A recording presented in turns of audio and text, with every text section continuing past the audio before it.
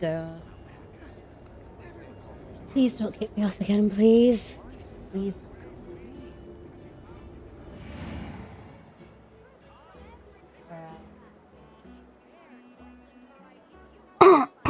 Excuse me.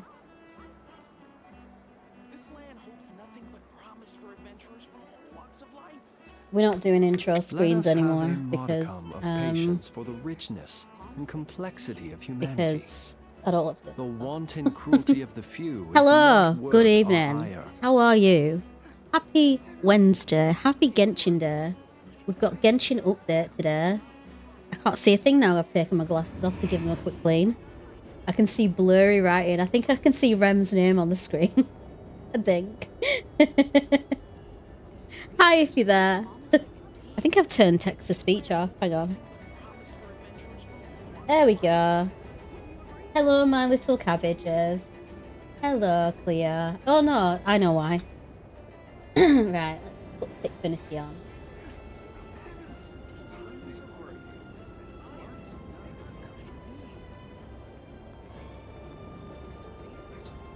Okay, that's what I can see now. Right.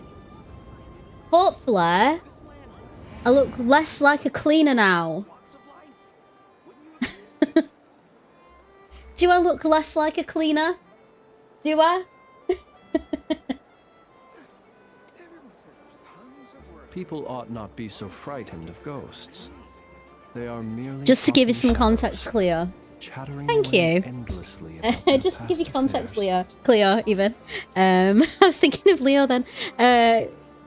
Just to give you context, I was cooking my dinner earlier and I put a live on, and some guy just came in and went, "You think you're a princess? You look more like a cleaner." I was like, okay, cool. Awesome.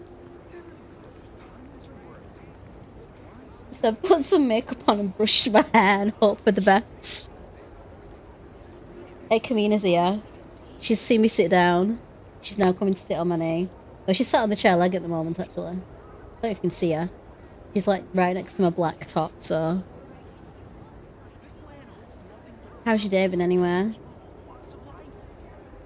Are you still in my world, Rem? I know.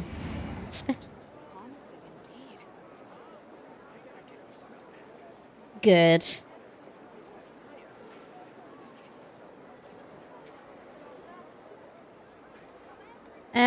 I probably won't need to like right away just because I think I can start story quest, can't I, without with you in my world. I think. The wanton cruelty of the few I think I can anyway. Not worth right, we've got 3 of Cups in reverse. Probably means I look like a cleaner. I'm not going to forget that anytime soon. That's going to be on my quote wall. Never tried it. Okay, well, we'll try it now. You know what I've not done? I've not plumbing told social media that I'm online and I'm doing it. What kind of silly streamer am I? I completely forgot that part. I was just like, oh, have I got enough time to get myself online?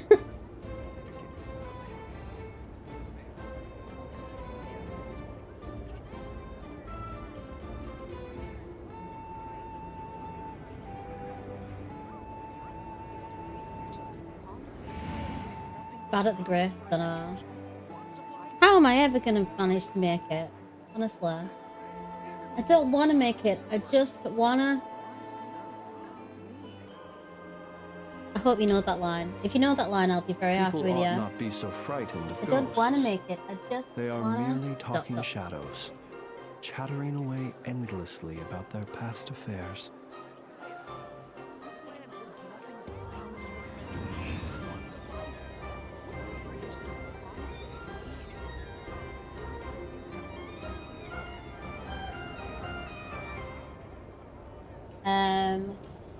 I'm seeing if Cleo knows, because Cleo's in the same age bracket as me, so you're more likely to. Okay, well I'll tell you then. It's from I'm Not Okay by My Chemical Romance. It's from the music video.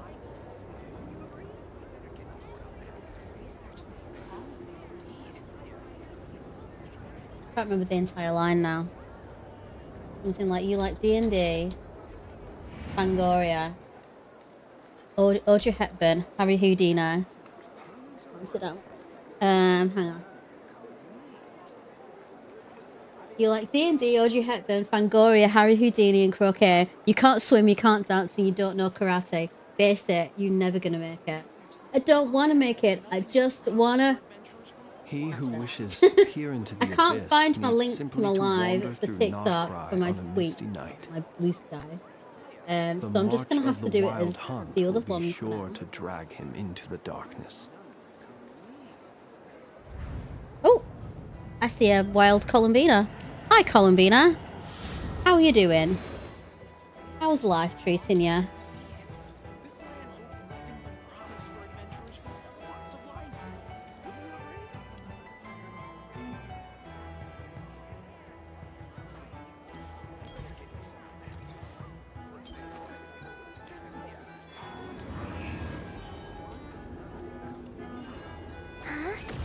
Check her out. Did you just plunge me?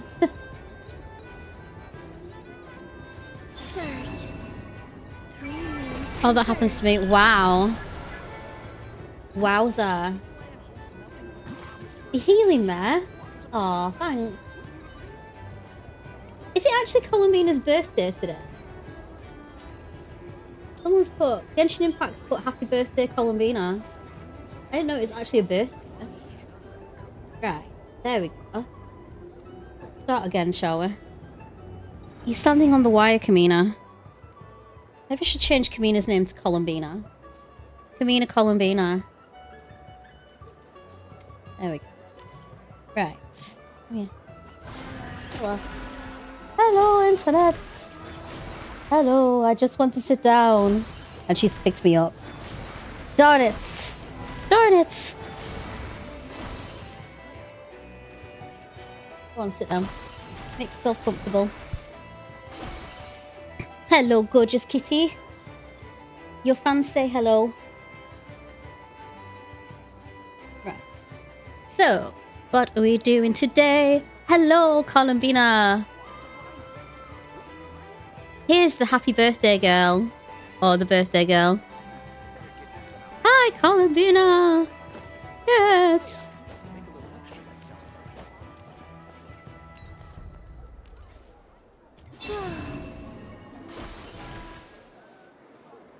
She's so pretty. Oh, she's got one of those. She's got a moon on her back. Let's just showcase the lady for now. Want to fight a boss and test her? Who would she be good with? I better get me some alpacas. She's so little. Actually, she's not that small. Clinton and Effa. Oh, have you got an Effa? Or do you want me to get her out?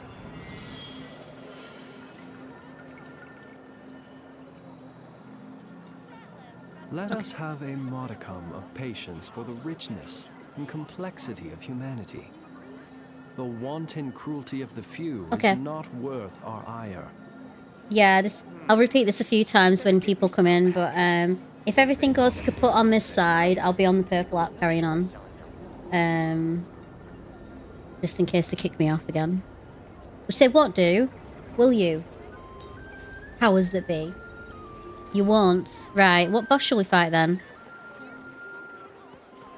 Ineffa! Hello, friend. Enna. Let's have a look.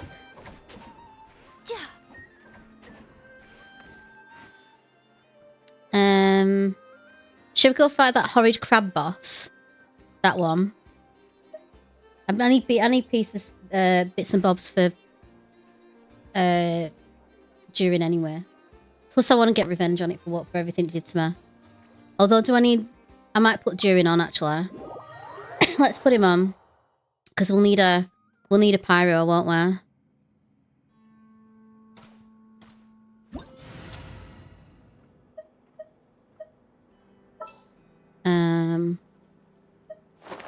Where are you? There you are. He who wishes to peer into the abyss needs simply to wander through Nodcry on a misty night. Oh, the march of the comfortable. wild hunt will be Let's sure play some to drag Genshin. you into the darkness. God, it feels like it's been ages since I've been sat like this.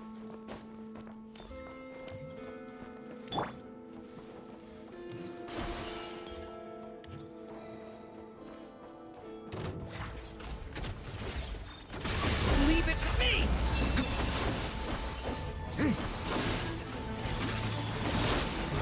Decay! New life!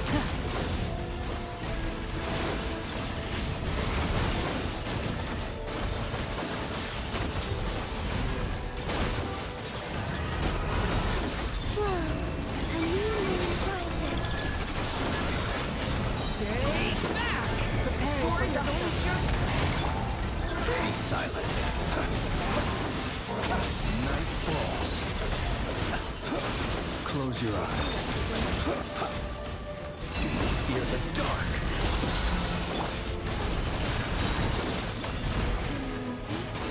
Allow me to step in.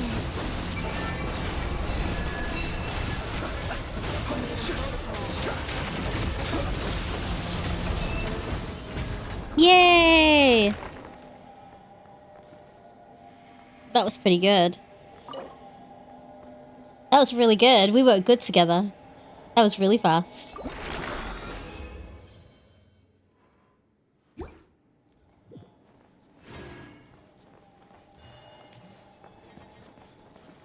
So does enough for shield work on all of us?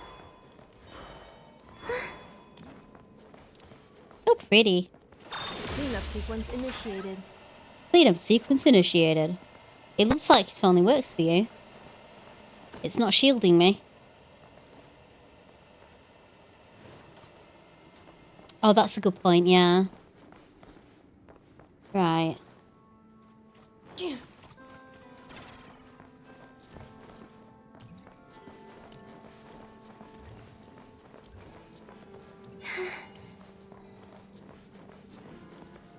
I don't even know the way out. I don't even know where we are. How do we get in here and how do we get out? I can't remember. Besides, like, walking out, I suppose. I do still have a bit of a tickle in the back of my throat, by the way, so if I start coughing, then I'm okay. I'm just kind of... What do we do? I'm just kind of, like, still recovering, I think. It damages your throat, doesn't it, after having a bit of a cold?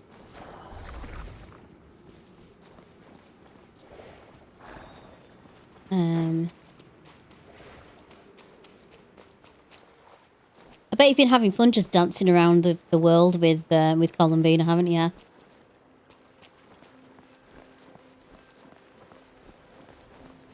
It's the word. Right. Have you got all the flowers, by the way?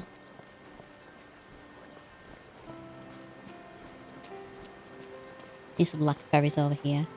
Which flowers are there that she needs?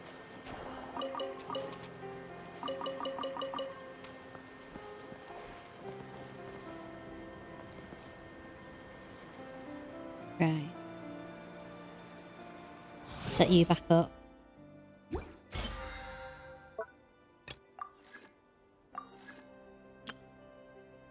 Winter Icelia.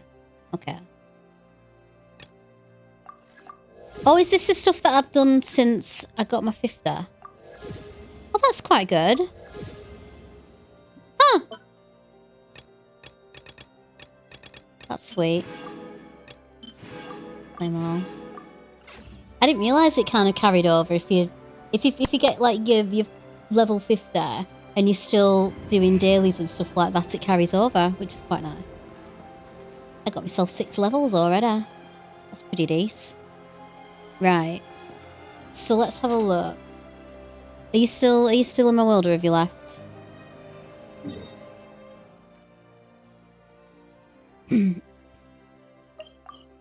I'll go back to Nash Town and start from here again. You left. Grand. Okay, I'm just gonna put myself back in single player mode.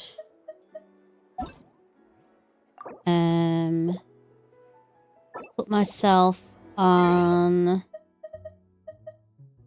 silent mode. And we can crack on. Righty then. First things first.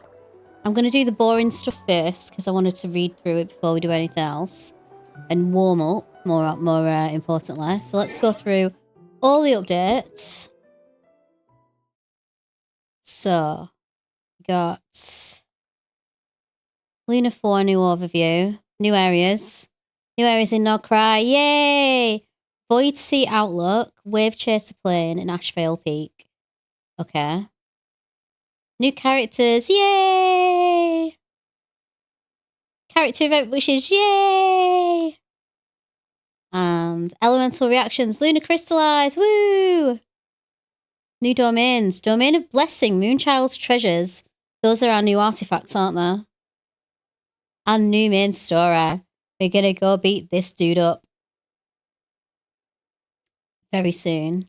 New enemies. The Doctor. Looking majestic. His hair flowing behind him as well. What else have we got? Update summary. Nothing's happening there. Where the Moon returns. Now live. Oh, participate to obtain Primo Gems. How? Limited time web event. This be it. Oh gosh, what's going on here? Right. May fortune find you. Spring's premonition event. Log in to claim Primo Gems times 1600. Intertwine fate times 10. And other rewards. During the event, fortunes come in daily login event and serene Moonlit Nights Lantern Right gifts will be available. These rewards. This is our 20 wishes, isn't it? So we've got Crown of Insight, Sanctifying Elixir, Dust of Enlightenment, all the good stuff. Okay, and that is... These are from... Oh, these are coming as mail. Oh, these are login, right. Okay, Lantern Right gifts. Login, and these are our 1600s. Okay, cool. I think I know what I'm doing with that. Shutter Flash Memory Hunt event. Capture the moments that make them who you are. This is from the 16th of January to the 26th of January. Complete the Archon quest Incandescent Order of Resurrection. Oh, that's from ages ago. Okay, cool. Shop. Right, we've got the first important thing we've got to do. We've got to buy this, and I have topped up my Primo Gems today. I did buy some today because I thought I'll try and match what I've earned, and I also wanted to get Nivolette's outfit, so we're doing that first. So let's do that. 1, 2, 3. Purchase. So it's 1350. It would be remiss not to return the sincerity of the Melizine's thoughtful gesture. I shall procure suitable gifts as thanks. Yay. What a thoughtful gesture. Okay.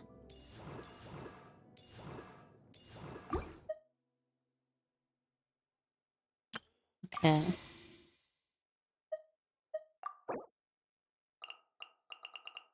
What have we got here? Oh, we got our new picture as well. I'm going to put him on.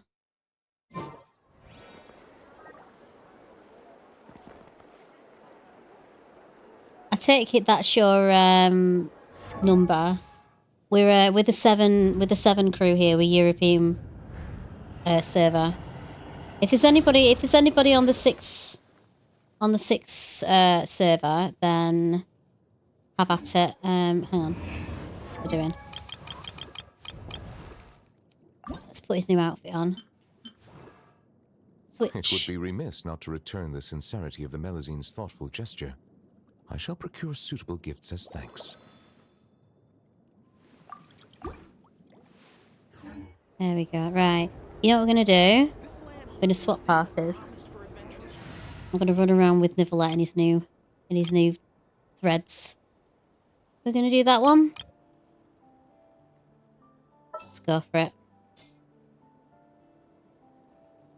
Although, why I don't know why Farina's in that slot. I'm going to have to turn someone off. Let's just put you there. By your side. And then put Shongli there. Nice. And then... I have a high That's hope for better. this journey. I have to do things in a certain order.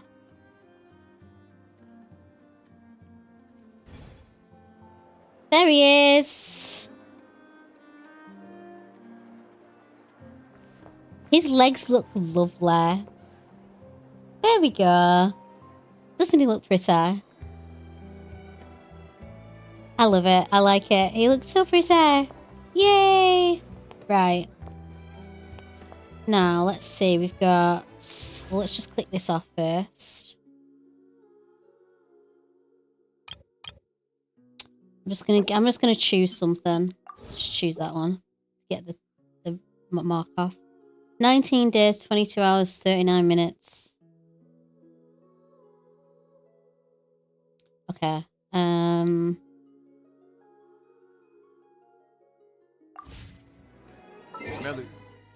gonna look at the events as well. So we've got Temper Thyself and Journey Far. We're halfway there. We're getting D-Lukes this time because we have the choice of D-Luke, Jean, Tainara, and Chi-Chi in my pots. So D-Luke gets first dibs. Traveller Winter Night. Oh, we get 560 primos for this one. The Lament of the Cliff-Shadowed Hollow. Climb the tower that stands unbroken from the pioneering age. Gaze upon time-worn wilds. Gaze upon the time-worn winds, as the first Ratniki once said, and the mountains that have endured the passing years. The blood of bygone battles remains, and the quiet tale continues to resonate among the ruined walls of the lakeside palace, as old enemies regroup beneath the dark leaden clouds. Dark leaden clouds. I like that. The restless north winds carry the marching songs war once more. Okay. And we've got our test run. Oh, I can just claim these. Oh wow. Just claim. Because I have Sethos. I've got Aoife. Why can't I claim Aoife? Oh, complete Aoife trial challenge, apparently. I've already got Aoife, but go on then. Let's try her. Let's have a go. Let's see if it sells her on me. Or sells her on... Yeah. I know what I'm trying to say. Columbina is an off-field damage dealer who enables her teammates to trigger Lunar Charge, Lunar Bloom, and Lunar Crystallize reactions, dealing various types of lunar reaction damage. After casting her elemental skill, Columbina summons a Gravity Ripple that continuously deals AoE Hydro damage to nearby opponents. Whenever nearby characters trigger lunar reactions or deal lunar reaction damage, Columbina will accumulate Gravita.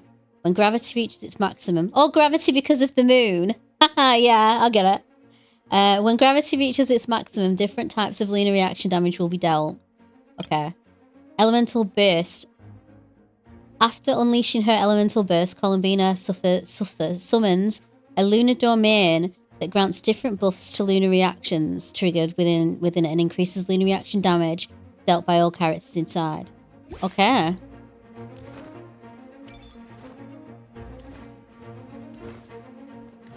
Whee!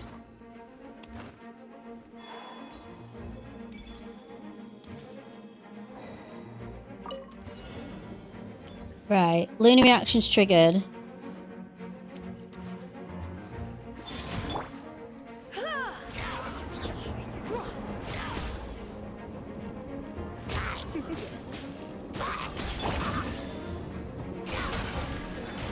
Okay, I think that's easy enough to figure out. Right. Oh, so we've got Inephaloma and Sucrose. Better hold back this time. Poor lost lamb. Thank you. Swirl, Mark 2. A new moon rises. Forest, protect us with one one heart, we pray. Jeez. Yeah. Defensive mode engaged. Preparing for dust up. Absorption test. A moonlit night for Go for another one. Wow, well that's pretty cool. I like that. All right, let's collect that. So does she basically make every battle easy as pie? Aoife's elemental skill causes him to hover and move swiftly with Kakuku's help. During this time, Aoife will fire tonic shots that can heal all party members when he taps or holds his normal attack. Please will you sit down, Kamina? Nice! Congratulations! His elemental burst fires a therapeutic sedative that explodes upon hit, pulling nearby objects and opponents in and dealing AoE animal damage. When therapeutic sedative hits an opponent affected by... I don't know why I'm reading this. I don't know why I'm... Hang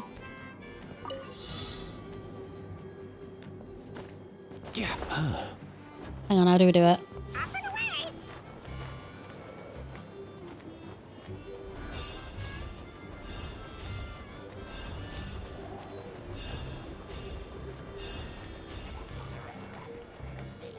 Mind your step. Dude, like, hang down. How do we do it? Right, there we go. Go. You're free now. No, my sword. Elder doesn't know how to do this. I summon thee. Ring cutter. Come here, you little rascal.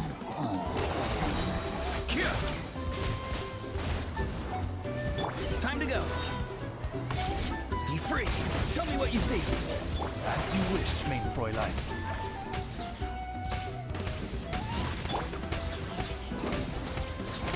Nothing personal. Witness the power of the walk. Challenge completed.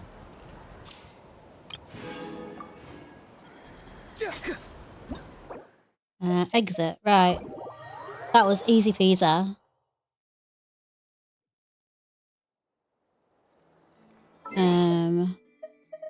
Right, let me go back to events, see what else we've got. A gift from the sea spirits. Confirm.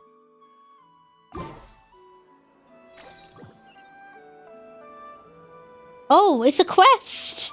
Ah, okay. I'm not doing that now. But I will remember to do that. Remind me to go do that, the gift from the sea spirits. Wonderland treasure, stars of auspicious fortune. I can't talk today. This is why we're doing the Archon quest today. Right. Now the other thing. Right, let's go and do...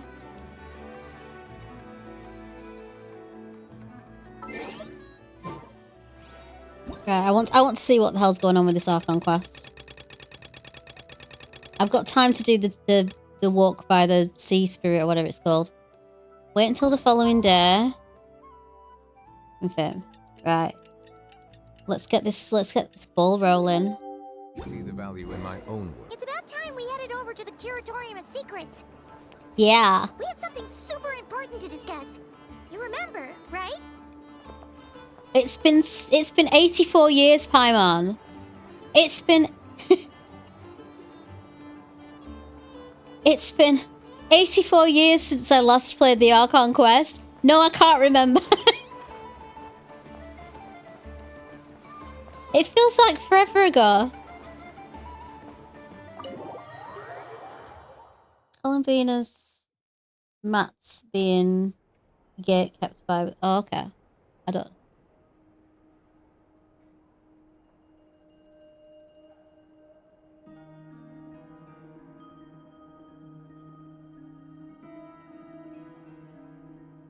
Looks like the gang's all here.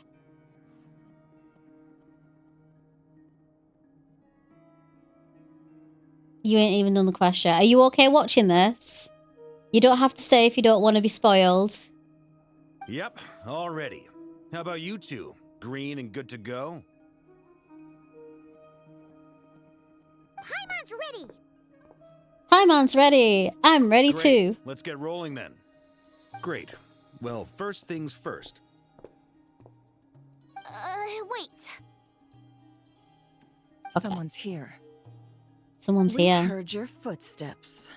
Although... You've been here for a while now. I take it you followed the Traveler, but I don't sense any ill intent in you. Come on. Who is it? Is it an NPC? Probably. Oh, it's got funky hair. I figured it wouldn't take you long to notice me.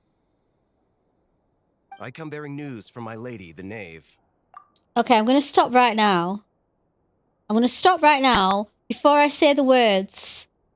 If it happens, another one, I'm going to be really, really annoyed. You know what I'm going to say. I already like this NPC.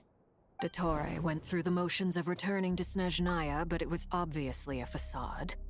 However, he has not returned to the Kuvaki Experimental Design Bureau, nor has he made an appearance in Nasha Town. Well, in that case, he'll be in his lab way up north.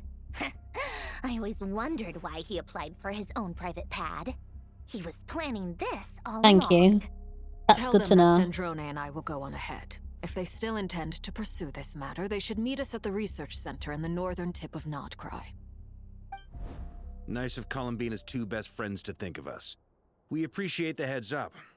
Our sincere thanks to the Fatui for your aid. Lady Damselette may have left our organization, but at least some of her colleagues remain genuinely concerned for her well-being. What you making? Not to mention that the doctor's increasingly cryptic conduct gives us great cause for alarm. We have crossed swords many times before, but it's not personal. We're just on different sides. We don't lack humanity. And so, as fellow friends of Lady Damselette, it's only right that you should be in the know about this. Arlecchino's situational awareness has saved us a lot of trouble. I'll leave the map here with you. If you do decide to head to the research center, please proceed with caution. And remember, at least while you're in Nodcry, Lady Arlecchino's subordinates are your comrades if you want them to be. This is very accommodating of you. We can't thank you enough. Just doing my duty. I shall take my leave now.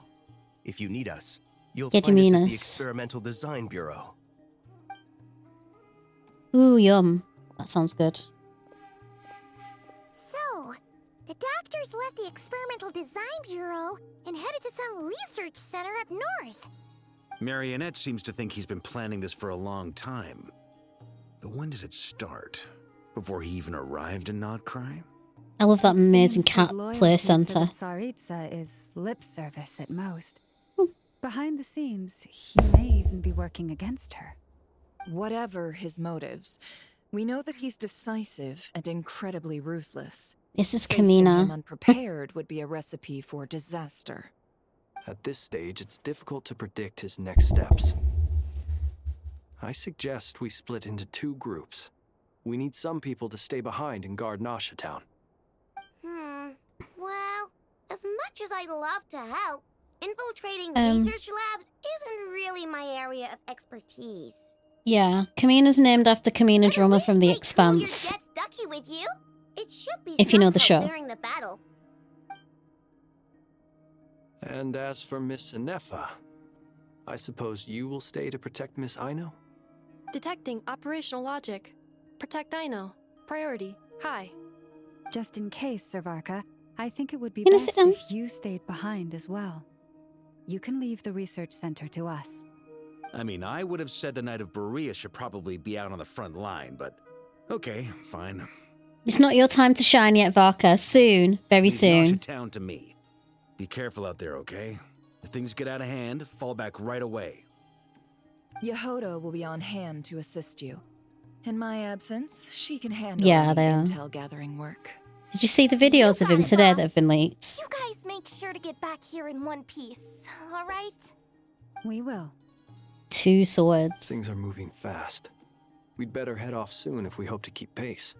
This is going to be a very... Yeah, apparently he wields two great swords. in his animation. Come on, sit down.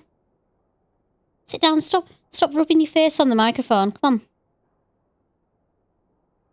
There.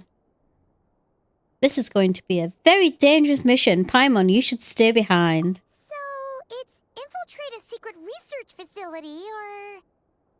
Yeah, alright. Paimon... Oh my god, are we having a Paimon-less mission? It's gonna be a pretty intense fight. We all have to bring our A game here. So, anything you need to wrap up before we leave? While the Archon quest is in a special phase, certain systems and functions will be unavailable. To ensure you have the best experience, it is recommended that you experience the next part of the story when you have ample time to complete it. You bet, that's what we're here for. It is only 6:30. We got all night. We got all night long. Then you'd better get going. Very well. This Archon, this already feels very special, and I'm enjoying it. All these we can go till 6 a.m. on the ground. Someone got here before us. Could it be Arlecchino and Sandrone?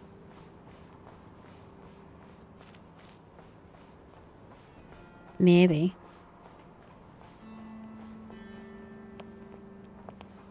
We can't explore at all, can we? No, we've got to go straight in. I like how we're going straight into mission mode. We're not even like hesitating right at the beginning. We're like, right, we're going to infiltrate. We're going to go get this dude. Oh, we've got Flynn, Slammer, and Nephra as well. And me. Does that mean that my... Have they given me my good level... Oh yeah, they've made me level 90. They've given me the prototype rancor. They've given me all of the gladiator finale. Yeah. Yeah, they've done me right. That's good. I don't want my half-built crappy traveller being the... being the player character. You can't even leave. That's what it meant, was like, we are in deep focus mode now. Cool.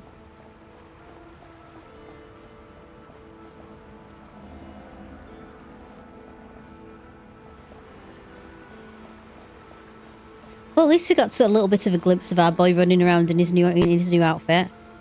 So that's good.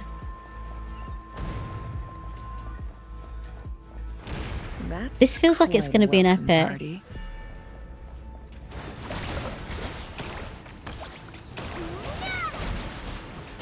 It all adds up. Oh, hang on. Leave this place. Seek within. Can't hide the truth.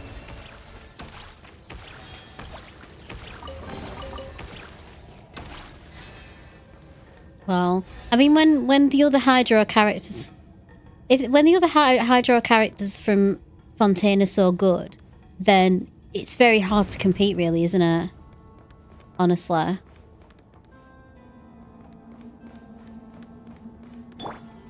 Got to say. What are the moons at the bottom? Is that Lauma?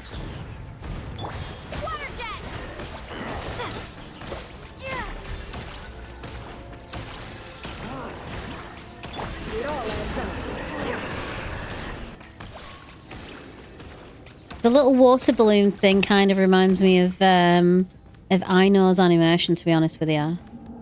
Get back! I said get Okay. back! Do you hear me? I apologize for the bad fighting, by the way. I'll get used to the team dynamic. I'm just kind of I'm kind of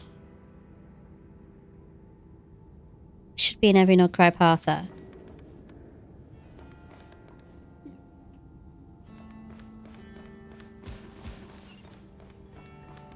Well, it's a bit... I feel a bit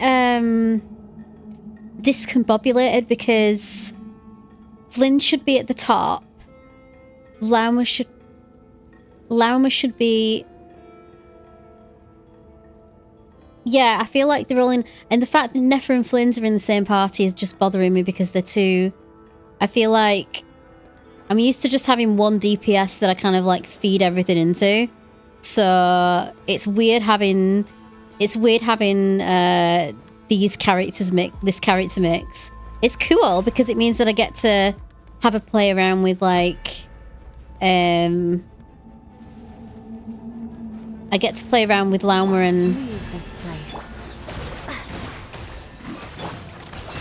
I mean, I don't mind not using...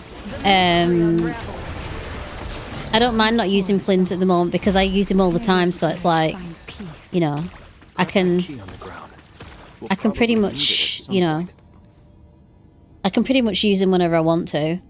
So it doesn't bother me too much, but...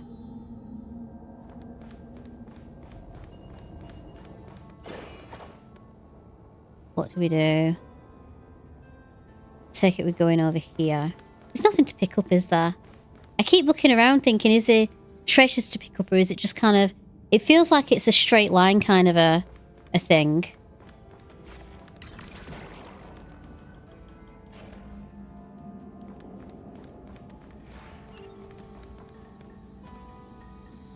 I can see why she's... Watch out. There's no way through. Let's go around. Let's go around. Okay. I'm liking the environment. It's really interesting.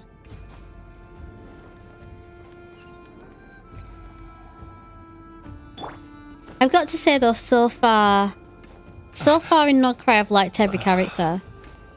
Like, I've liked them to different degrees. Like, my favourite's obviously Flynn's. I love Inefa. I like Lauma. I like Nefa. I even like Aino. And Yehoda. Nobody, there's no characters that yet that've come along that I've just been like, meh, I don't really care. I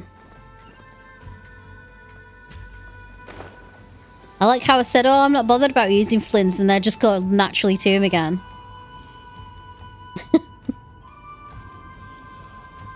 What the? Trespassers? Here? What's wrong with you people? We're looking for the doctor, and we understand he might be here. I see you're... What's wrong with you people? You looking to settle a score with the doctor? Good luck with that. I don't think you have many chances left. I like this guy. Perhaps.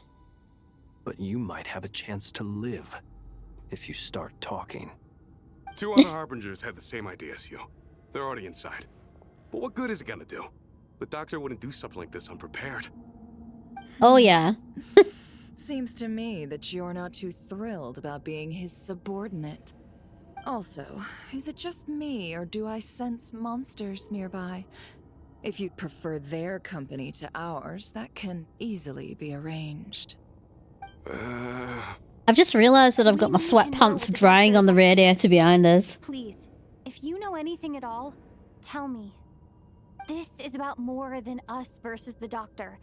His actions could have consequences for all of Nodcry. Yay! And perhaps even your homeland, Snezhnaya. Yay, we have Talking Traveler. Yay! I love Talking Traveler. He's building something. Ambitious doesn't even begin to describe it. Feels like this could be the big one. God knows how long he's been planning it.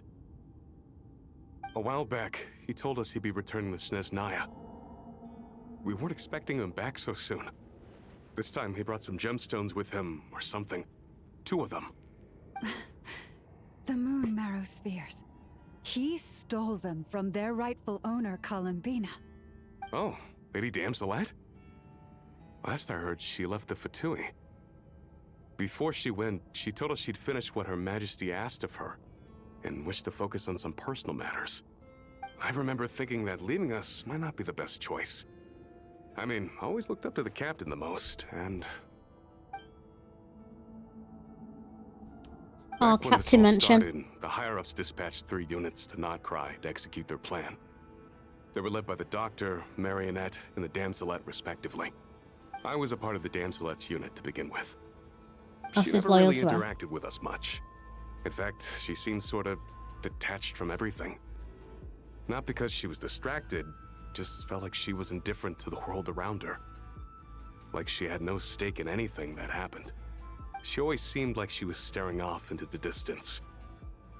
Almost as if she didn't see anything worth living for in the present, so she had to look further afield. That's right. She always used to stare up at the sky. The Doctor used to stand nearby and watch her. Apparently they got along well at first, but somewhere along the way, she grew wary of him. Started avoiding him as much as possible. After she left, everyone in our unit merged with the doctors. He's similarly indifferent to the world, except when it comes to the moons. He seems to have big plans for them. Right now, obtaining the 3 moons is his #1 priority. He even said, if he can only get his hands on 2 of them, he'll create a 3rd one himself. How would he create an artificial moon marrow? Maybe the knowledge he gained from the Hyperborean phantoms has something to do with it. Thank you for cooperating. We appreciate the level of detail. I get the sense that you'd serve under Columbina again if you had the chance. Would that be fair? No, she's no longer a Harbinger. As a member of the Fatui, my loyalty will always belong to the Tsaritsa. I'm only telling you all this because I don't completely trust the Doctor.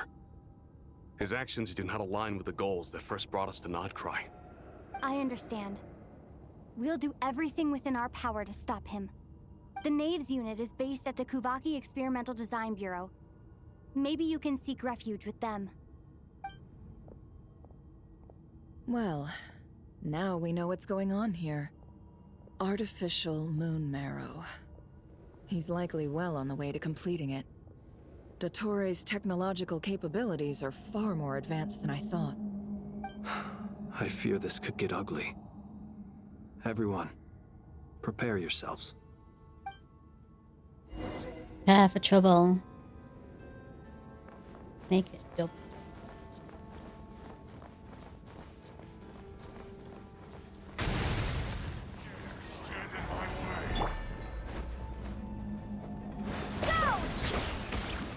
You poor lost lamb. For the everlasting forest. Be silent.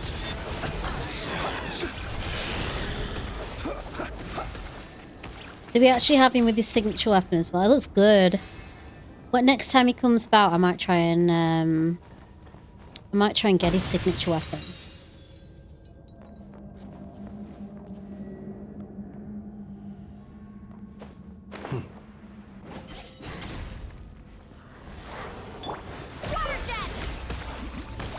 It all adds up. Seek within.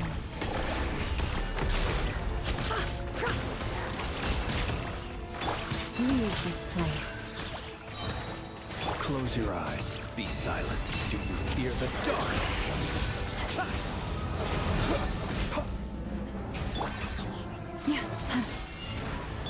Bombs away!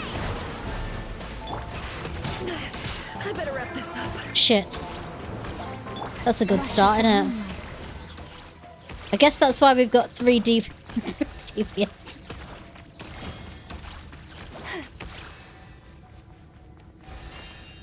There we go. Oh, Nefa. Oh, Nefa.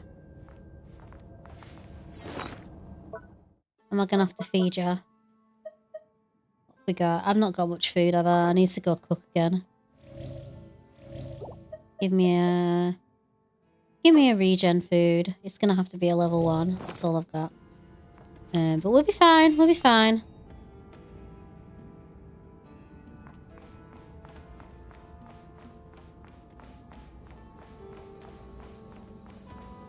Ooh, chest. Gimme, gimme, gimme.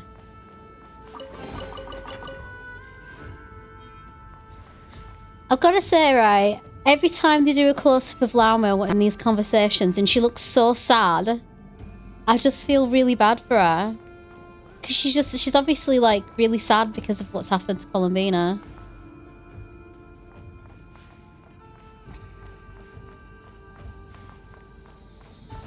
Bless her heart. I do love her design.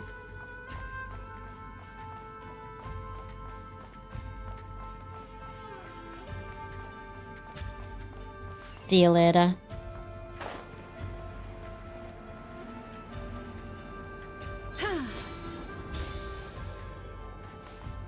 Ooh. We're already here. Cool. Cool. Are we ready for a monologue? We're probably gonna get one.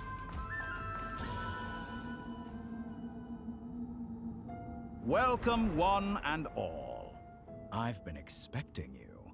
Yeah. I hope my humble research facility is to your I've been liking. expecting you. Yeah, we really appreciated fighting our way in through a horde of monsters. The gall. You expect us to believe you've just been patiently waiting for us? Of course I have. Should I be worried about something? Everything seems to be going quite smoothly so far, and you've shown up right on schedule. First Sandrone and Arlecchino, now you. Ah, quite a surfeit of guests I've had today.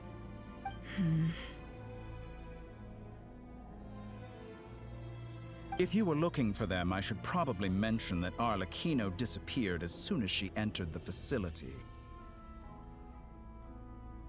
As for Sandrone, why, she stood right here only moments ago demanding answers from me at the top of her voice. Hardly out of character. She never was one for basic courtesy. But I have to admit, I was a little surprised to see her showing concern for someone besides herself. Does everyone you associate with undergo such a change in temperament? Speaking as a researcher, I have to say, it is not a change for the better. It threatens one's ability to remain objective. Well, since you ask... So you've got your hands on the moon marrow, and now you're claiming godhood. Don't you think that's a bit of a stretch, Dottore?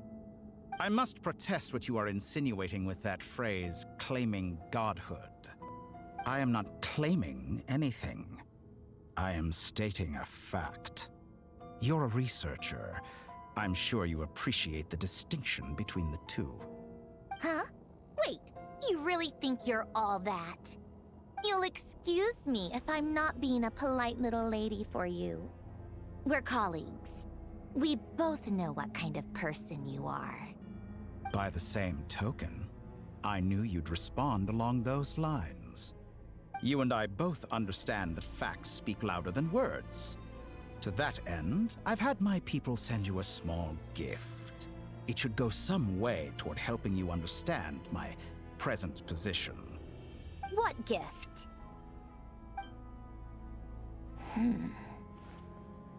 Where have all your troops gone?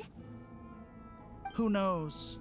Perhaps they are already marching toward a new world, following in the footsteps of an unknown god.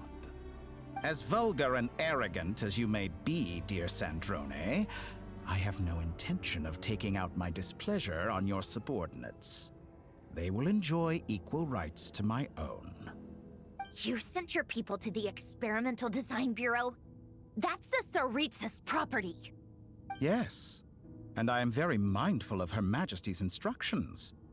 But you know full well that they do not conflict with my present goals. In which case, all I'm doing is conducting another one of my experiments. Is there a problem with that? Now then, you have a judgment call to make. Am I simply lying to stall you? Or is it possible that every word I am saying is the truth? In which case, your subordinates really are in danger. So now you've turned on fellow Fatui soldiers. You're completely insane. I have set a new rule for myself. Each person gets one chance. Naturally, that includes you, Sandrone. If you wish to leave, I won't stop you. We are colleagues, after all. Scumbag!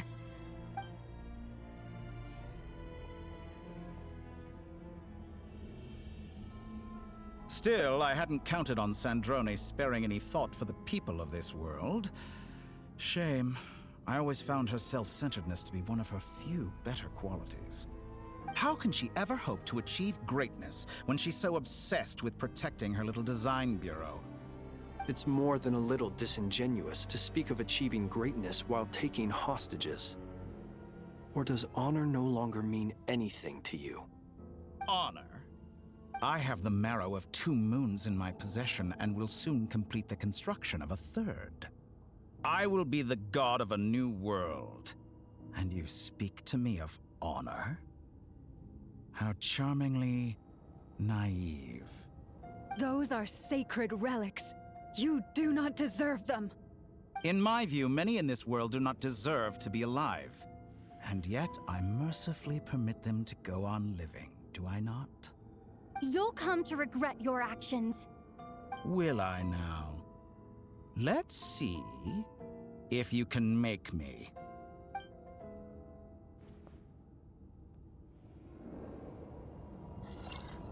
Yay! Water jet! Wipe out! You won't feel a thing. With one heart, we pray. The mystery unravels.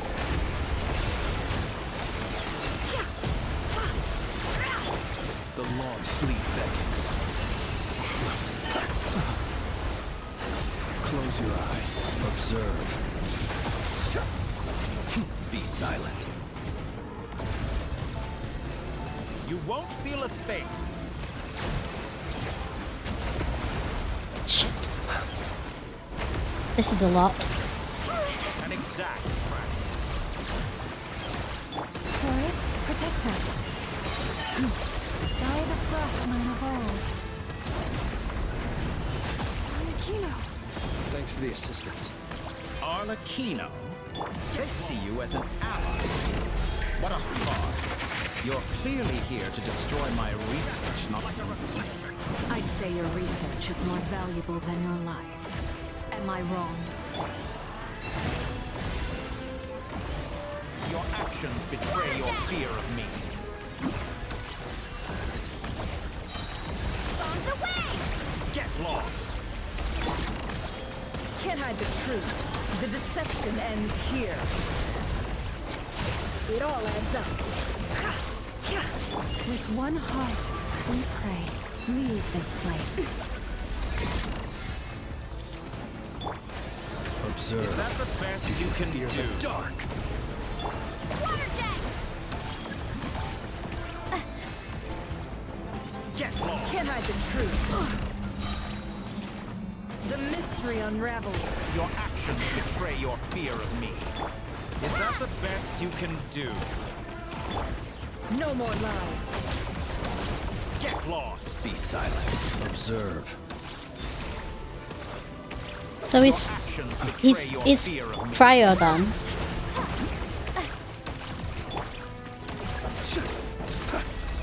Are you quite finished? Forest, protect us. It all adds up. Can't hide the truth. Get lost! By the frostman. Why isn't it working? Dottore is too powerful with the artificial moon arrow in his arsenal. Fighting him is futile. Quickly! How's this?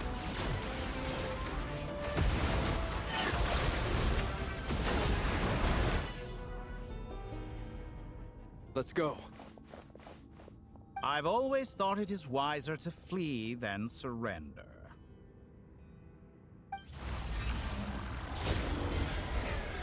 Watch out! What the? Oh no. Forget about me! You should... Where's the traveler?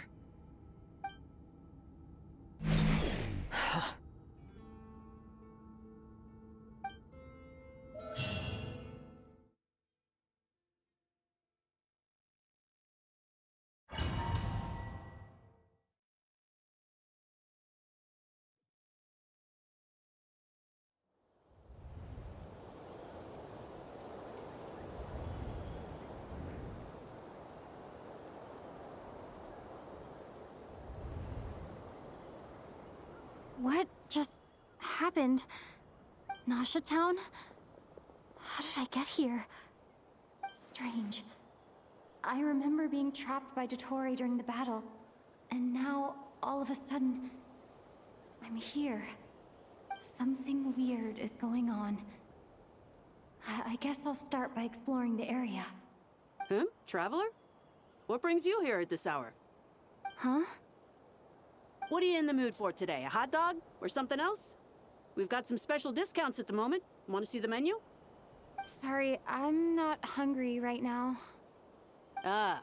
Well, feel free to take a seat for now. Let me know if you change your mind. Everyone seems to be acting normal. Am I just overthinking? Oh, darling, look who it is. One of our regular customers. Get the traveler something to eat, would you, dear? Wait. Why is he talking like that? Well, I'd love to, but can't serve a customer unless they order something. Anyway, I take it your business is wrapped up? Yes, thankfully. It was a long trip, and it's left me feeling pretty exhausted. But the upshot is, I won't have to leave again for a good while. We can have some quality time to ourselves. Wait. These two are a couple? I see some kids around too. I didn't know they had a family. Hey there! I haven't seen you in ages! What's keeping you so busy? I've been looking forward to playing with you again. You forgot already? You're silly. Daddy brought you over to our house recently. We had some snacks together. What is she talking about? We've had a lot of customers over the last few days, so we've been real busy. And like my mom always says, some people are more than just customers. They're friends. Oh, another customer's arrived. I better go see what they want. This is all wrong. I never once heard the owner of this restaurant talk about their family.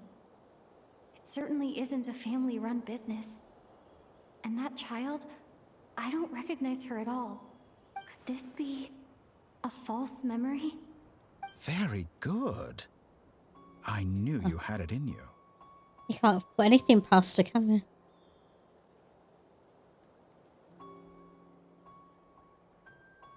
Aren't you going to try the house special?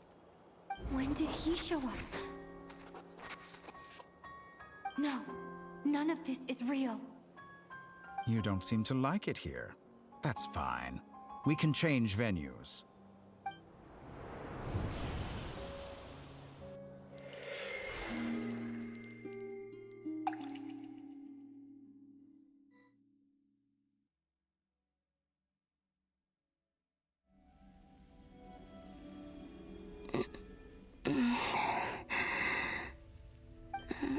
I'm still alive. Where is this place?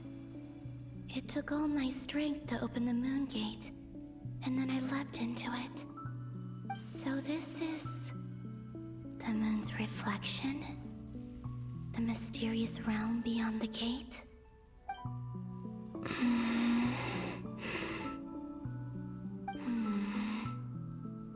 I can't sense anything. I guess I could try opening the gate once more.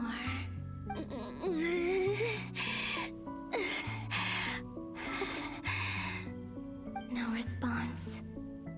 Maybe this space can't be opened from inside. If this was the space that killed both Revier and his lover, then why am I unscathed? Or... no, I'm not unscathed. Even the air here feels frozen in place. There is nothing here with which I can restore my power. I should conserve my strength and proceed with caution.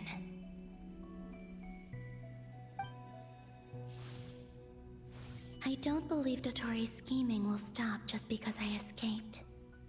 If there is any chance that I can get back to the others, any chance at all, I must return.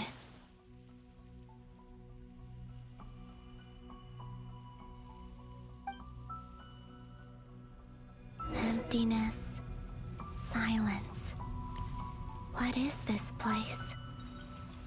Or maybe the real question is, what is it for? What's this? Looks like it responds to my power. Try using a charged attack. Golden. Like Kuvaki. Is it some sort of guide? And why does it feel so familiar? I might as well follow it. Let me have a look at...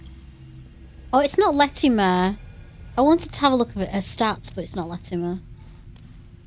That's annoying. Ooh. Where does this lead? Could it be the exit? That would make things too easy.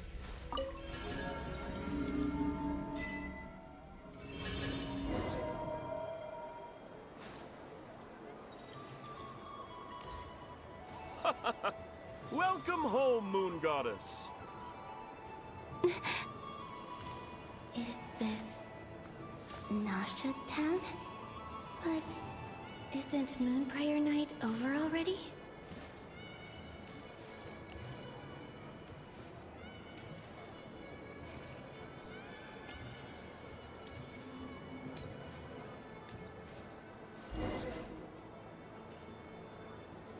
She's really nicely Goodbye designed. for now, Columbina. I hope you have a wonderful night. I will. I know you said idols, but in my head I heard eye holes. Me? I don't know why. My memories?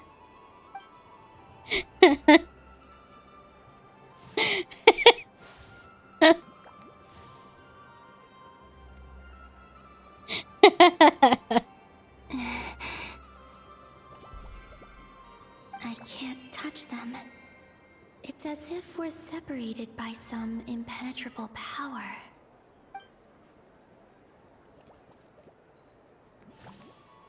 Over here! Over here!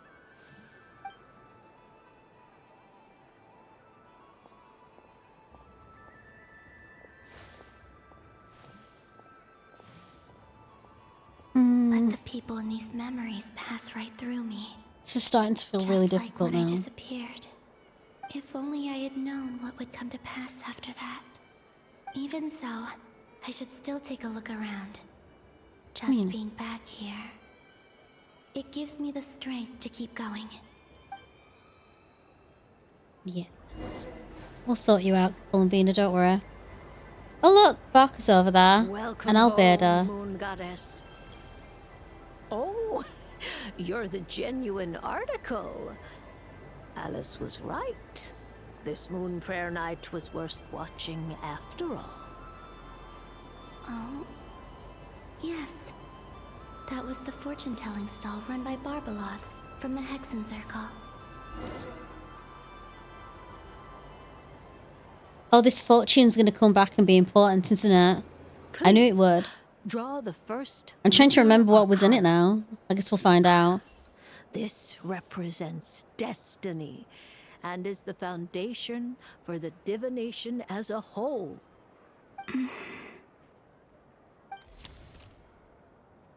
My destiny. I believe the card I drew was the moon. Now that I think about it, Barbeloth's divination was absolutely right.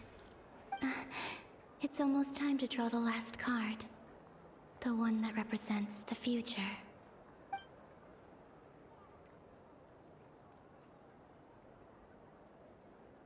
That was the card that popped out on its own. From here, I think.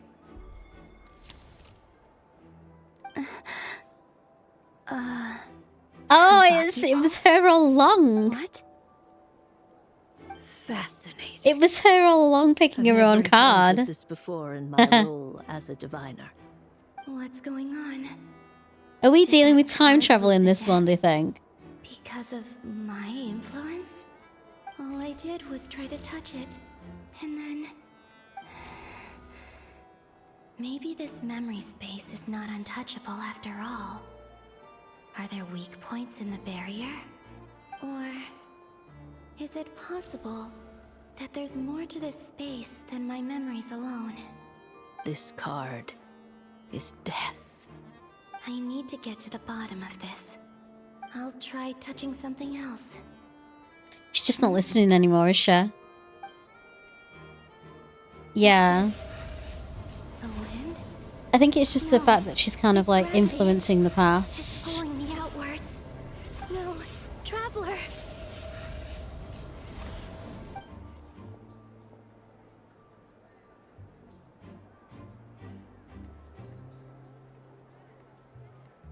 Or something. Or both, yeah.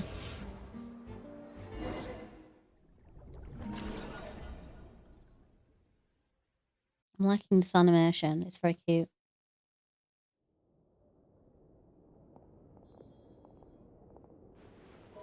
Paimon's freaking out now.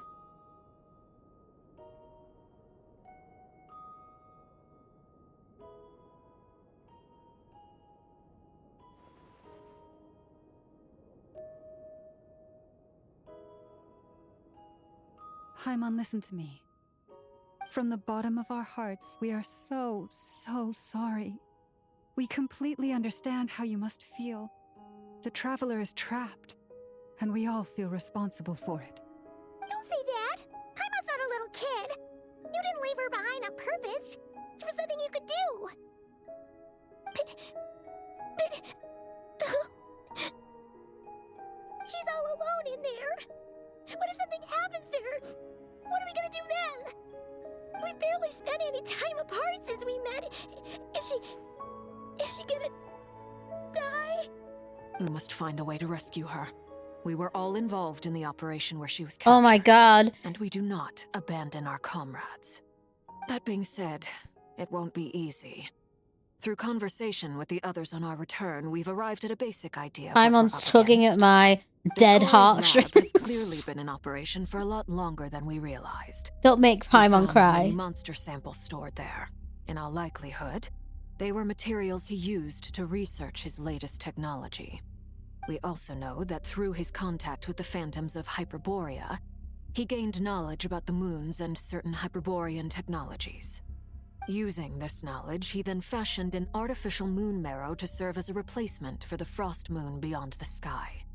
Unlike Columbina, Dottore is not being rejected by Teyvat. And even with 2 of the 3 moon marrows, his power far exceeds all of ours combined. Once his 3rd moon marrow is complete, Dottore will have completely seized the authority of the 3 moons. Teyvat's most primordial powers will then be in his grasp. Does that mean... I'm afraid so. No one could have predicted this level of insanity. Not even from Dottore. And unfortunately, his insanity is coupled with an intellect and ambition that not even his peers in the Fatui can match. This is dire. Sounds like the world is done for. The 3 moons' authority can influence the very fabric of time and space.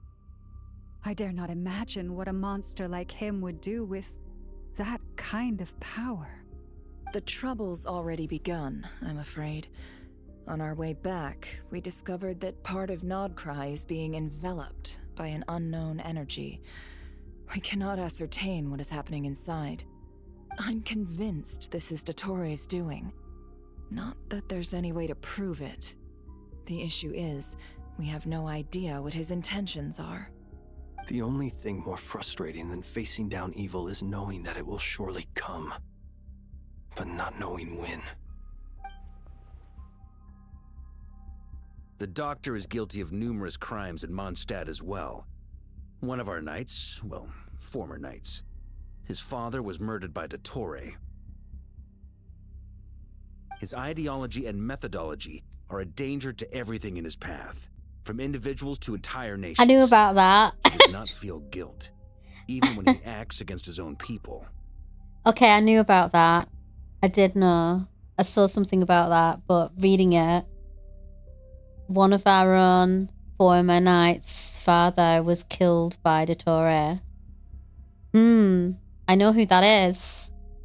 I know who that He is. doesn't see them as his own people. That's I've not why. read the comics, by the way, not People yet. like him Anyway, see I've been everyone meaning else to for a long as time, beneath them. but I know that it's part of the He views comics. other people only in I terms of how know they can benefit him. about that That's certain the person's basis of all his past. social connections. Granted, he's hardly the only harbinger to pursue their own interests. We all do, and Her Majesty is gracious enough to permit it. Still, her mercy has its limits. Dottore's actions have gone beyond even what the Fatui could have imagined. Usurping divine authority to become a god. For a servant of the Tsaritsa, that goes beyond being disloyal. It's treason of the highest order. So that's another Fatui gone. Him to heed the Another Tsaritsa's harbinger will out. once he gains the 3 moons' authority. Even we She's not gonna have any harbingers left. consider him the most self-interested among us. Poor Traveler. Of all the people to get caught by... We have to go save her! Right now! Please! We gotta find a way! Paimon, I promise you, we are with you all the way. I get how you feel. I do. But it's gonna take more than strong emotions to take down an enemy like Dottore. What we need now is more information. Right. We can't even guarantee he's still at his research center. Before we can think about mounting a rescue operation, we need to confirm the Traveler's location. I'll find a way. Paimon knows, but... She's so scared. If anything happens to the Traveler... She might be the strongest person Paimon knows, but she's still human. She feels pain and bleeds just like anyone else. Then think things through before you stick your neck out. Unless you want to lose your head. Sandrone. Miss Sandrone, you're okay? Put the stuff over there, and be gentle with it. Am I okay? As you can see, I've had to move my whole livelihood out of the Experimental Design Bureau. It's been swallowed up by Dottore's energy field. If I'd left it any longer, I probably would have gotten stuck there. Ugh, Dottore always goes a little loco when he finds a shiny new toy. Not that he'd ever admit that. But this time, he's gone full psycho.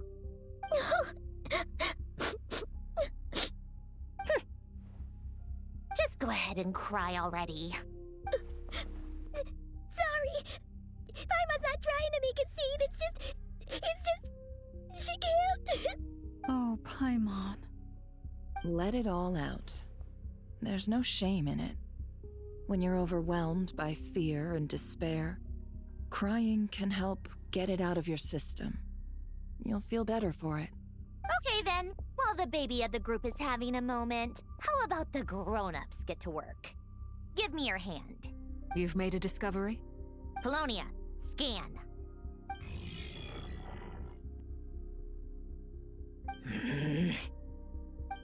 You, hand, now.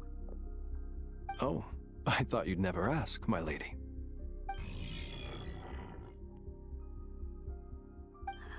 Curses! You're next, then you.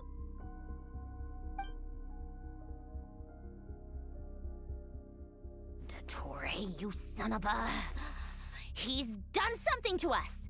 Everyone who entered his research center has been implanted with some sort of curse. I don't feel anything unusual at the moment. Does that mean it hasn't activated yet? Is there a way to figure out its purpose and what might trigger it? My best guess is Dottore Jesus, created Chat. it using the Moon Goddess's powers. 1 second, analyzing. Ugh! That friggin' maniac! So, what twisted game is he playing this time? The moment I analyzed the energy composition, some I like encrypted her. text appeared in my mind's eye. And when I deciphered it according to the Fatui standard encryption protocol, I got the following message. Feel free to run, or you will perish in nod cry. He's mocking us. Yep, he loves to toy with people. Only in this case, there might be more to it. But I didn't detect any murderous intent or malice either in the message or the curse's energy. As if this is him at his least malicious. Or perhaps all people are cowards in his eyes. Maybe he thinks the threat alone will be effective. What a despicable person. And he has the Traveler in his grasp. If I may, as unhinged as Dottore may be, he has always exercised great patience with the objects of his interest. I like the fact that all of the conversations we've had so far has just basically been everyone calling Dottore an absolute arsehole. It's just been, as despicable as he is, what a monster he is, he's such a shithead, he's such a knob, we freaking hate him. All I'm hearing is just like, Dottore's a wanker. It's great. It's like nothing, no one could say anything else. all we can do is just stand around and slag him off, and it's great. I love it.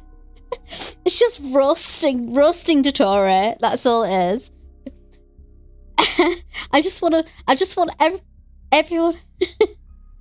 Everyone's just gonna walk in next time they confront him, and everyone's just gonna be like, "You're an asshole. We hate you. Go screw yourself." It's just like I can't stop laughing. It's just like, yeah, let's just let the next party that we have in Nodcry after the Moon Prayer party needs to be the Torre smacking party, and everybody just makes pinatas and things of the Torre, and everyone's just like smacking him with sticks. Candy falls out of his head. I remember a comment he made when we first arrived in Nodcry. He said, "This world is, on the whole, an exceedingly dull place. But at least there are a few intriguing features, such as the gods or the traveler. Presumably, they interest him because they're unknown quantities. He wants to understand as much as he can about them." Agreed. The Traveler is Tevat's fourth descender. All Harbingers are aware of this. Since Dottore took such pains to capture the Traveler, he is unlikely to kill her right away. Okay, but we still have to do that rescue operation. Of course. I also think we need to read between the lines with Dottore's message. If he's encouraging us to run, that means we mustn't leave Nodcry under any circumstances. My guess is, his curse will only trigger if we leave.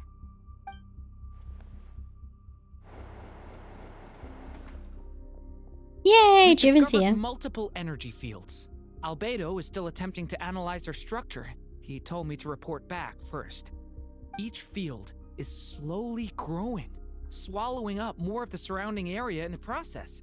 And the pace of their expansion has increased since we first examined them. He's probably trying to swallow Nodcry whole. His nefarious ambition knows no bounds. If this continues, the whole of Tevat will be in trouble, not just Nodcry. The loss of Columbina could not have come at a worse time. Do we think she's truly gone for good? She entered the space beyond the Moon Gate, knowing what became of Rerir and Thalindus. I'm sorry, but I fear the odds aren't good. Don't be ridiculous. If I know her, she's busy finding a way back as we speak just so she can annoy me. She isn't dead. Whatever has become of her, the fact remains that we are two comrades short on the eve of a decisive battle. We need to find out the Traveler's location, but there is also other work to be done. Agreed. Whatever Dottore's planning, we have to get the local populace somewhere safe. So, as well as a rescue mission, we have to organize a mass evacuation at the same time. It would be best if someone could approach leaders of neighboring nations and negotiate emergency asylum for Nodcry's inhabitants. Can anyone handle that? Snezhnaya is one option. I'll see what I can do. This would be so much easier if the Traveler was here. No! Stop thinking like that, Paimon. Paimon will join you. She's pretty well connected thanks to the Traveler. Maybe it'll come in handy. Either way, that's what the Traveler would do if she was here.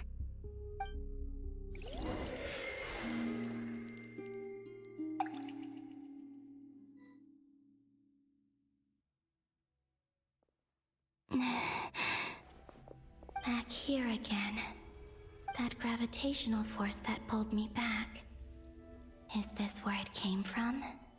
When I saw that memory of Moon Prayer Night, I think I influenced reality. Was it just a coincidence? Or... if only I could have sent the others some kind of warning on Moon Prayer Night. Maybe we could have stopped Dottore. I did, yeah. I tried it. I feel so heavy. I also did a boss battle with Rem before I streamed. Or at the beginning of my stream, I should say.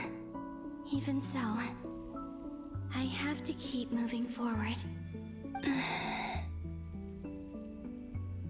Back to emptiness and silence again. I should try and find my way back inside that memory. Thank you.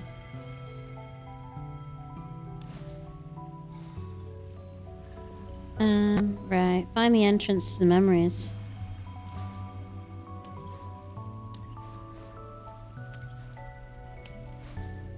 We did.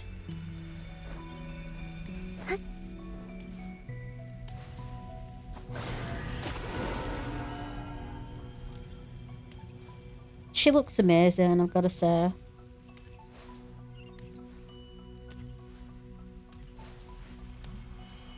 The entrance from last time isn't showing up.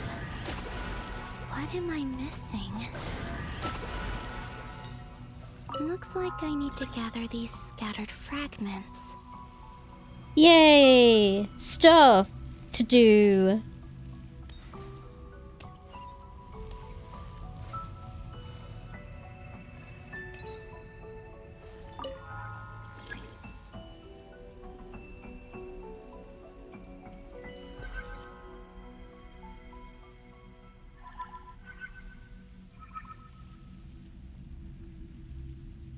Is this what I'm supposed to do? I'm holding R2.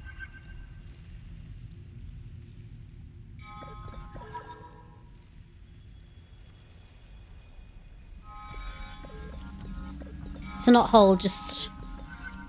Oh, I get it.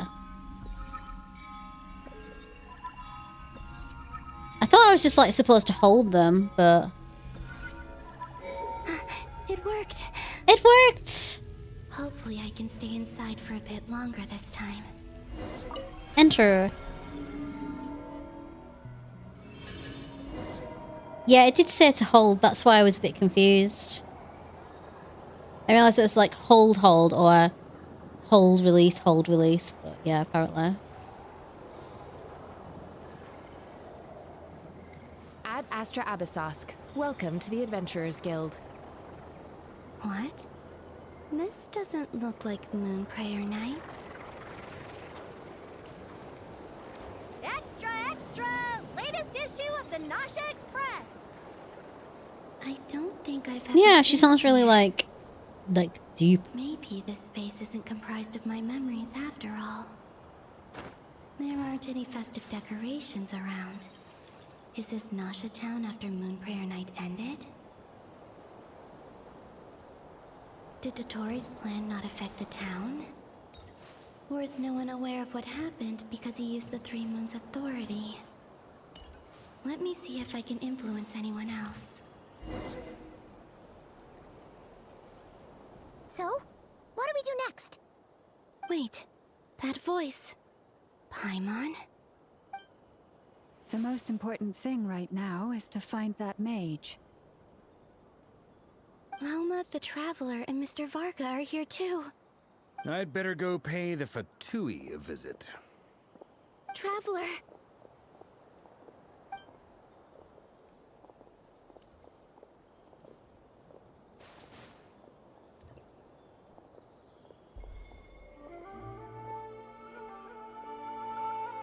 Huh?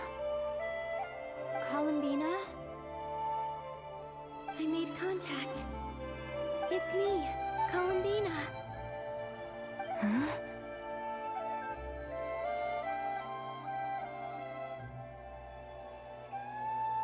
Traveler? Let's go! This is no time to be spacing out! Huh? Huh? Wait a moment. This has happened before. This is what happened when I disappeared. I stood right over there, thinking that no one would ever find me again. It was only when she called my name that I decided to follow them. But did she turn around because she sensed my touch just now? Is it really possible that from in here, I can change the past? If I keep following them, maybe... Huh? It's that gravity again.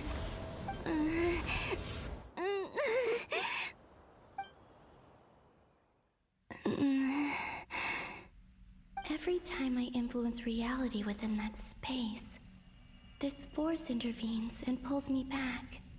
It's as if it's trying to stop me from leaving. I'm getting weaker and weaker.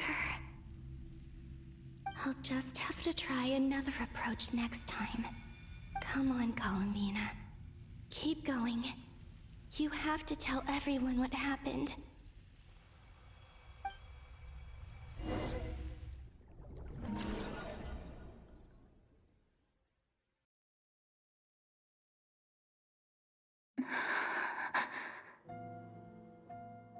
Suddenly, I've been plunged into darkness, alone. It feels strange, as if something has grabbed hold of me. Is Dottore now powerful enough to interfere with space itself? Look at you, standing so still in total silence. I almost didn't recognize you. Hello there, traveler. He seems to be in a good mood. Wait, what's that behind him? Ah, so you noticed. This is the completed Triloom. 2 Triloom. primordial moon marrows and 1 artificial specimen. You are wary of it. Good. Maintain that reverence. You performed well in that recent battle. Brave and reckless as always. Courage is the sign of a true hero, and impulsiveness is the hallmark of those who strive to advance. Sitting in the real I wrong say this not place, to belittle. Mina. Most creatures are far more timid by comparison. 3 moon marrows. Does that mean the artificial one is now complete too? Well spotted. What do you think? For a replica I built myself, I Is he dare reading a say mind now? looks the part. Dottore, are you planting illusions in my mind? I have no interest in fooling your eyes. On the contrary, I hope to show you the true essence of all that you see before you. Is this not a beautiful city? People live in peace and find joy in their work. The streets are safe. People can even leave their doors unlocked at night. You might say it is the Elysium everyone dreams of. All available data indicates your values and worldview conform with the mainstream. This kind of society should be quite to your taste. False beauty is deceitful. Lies are to no one's taste. I wonder, is it your moral standards that are too high? Or your expectations of reality? Answer me this. If someone existed in a sweet dream from the moment they were born, a dream in which they never once felt pain, which do you think they would consider superior? The dream or the reality? That's pure sophistry. It has nothing to do with your actions. As I suspected. You have yet to understand all of this for what it really is. What do you want from me? You sound impatient. Do you think the only reason I'm keeping you is because I want something from you? If it's not, then why haven't you killed me yet? No one can stop you if you're as powerful as a god. I'm delighted you recognize that fact. I believe we last squared off in Sumeru. Ah, the memories. How time flies. You and I have both grown. I'm not surprised that Arlecchino and Sandrone worked with you. You've always a way of slowly but surely ingratiating yourself with all levels of society. People laud you as a hero, but I suspect there's more to it than that. Oh, but to be clear, I don't say that to flatter you. Do you always give your opponent an appraisal before you deal the final blow? Call it a long-time habit. I'm a researcher, and one of my duties is to give an objective assessment of my subjects. But you misunderstand. We are not opponents. Not at this moment. I just want to talk. Think back to Tartaglia, Arlecchino, Capitano, Columbina, and now even Sandrone.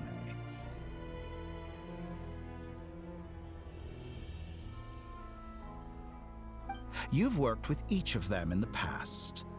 I believe you can work with me as well. What makes you so sure? Well, why not? Should the good associate only with the good and the bad befriend only the bad?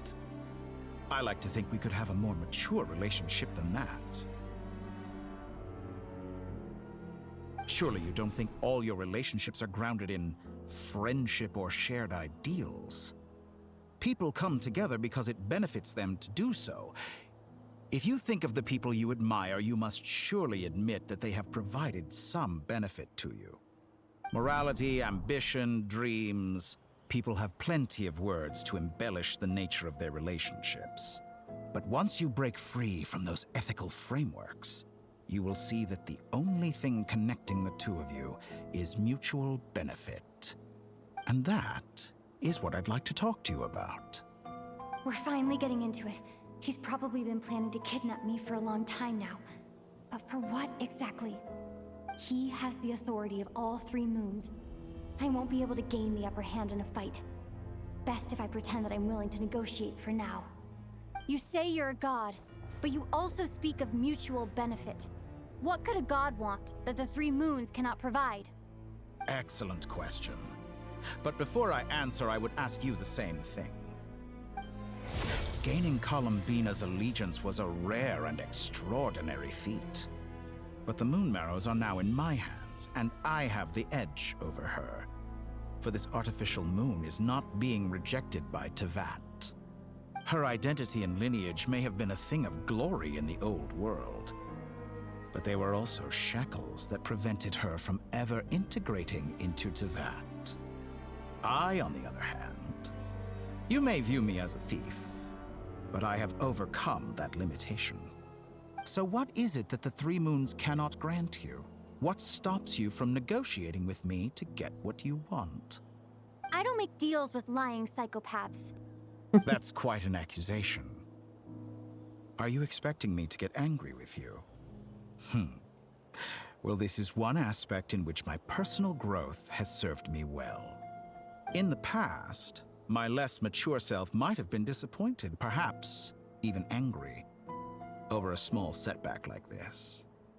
Like when you and Lesser Lord Kusanali joined forces to oppose me, for example. But things are different now.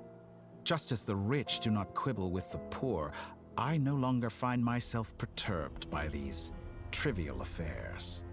Human relationships end with conflicts of emotions and interests. But relations between humans and gods are different. And ours is even more unique. I have ascended to the highest heights and laid claim to unprecedented horizons. And you were no ordinary person to begin with.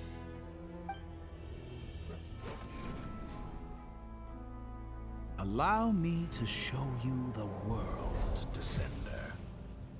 I can show you the world. Oh no! Is he gonna like... I don't know. Is he gonna like persuade her to marry him or something? A whole new world.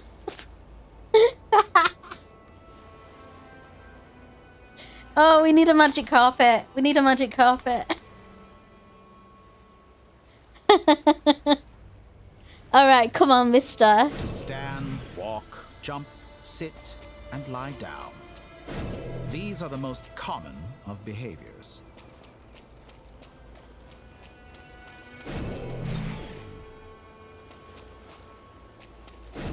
Have you ever wondered why we were born following such laws? Who stipulated that we could not fly instead of walk?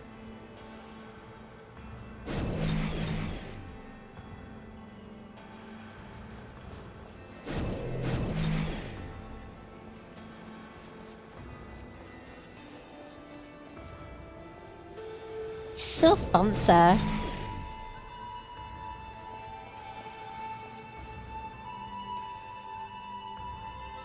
Someone of your talent and experience must surely know of the 4 great rulers who serve the heavenly principles.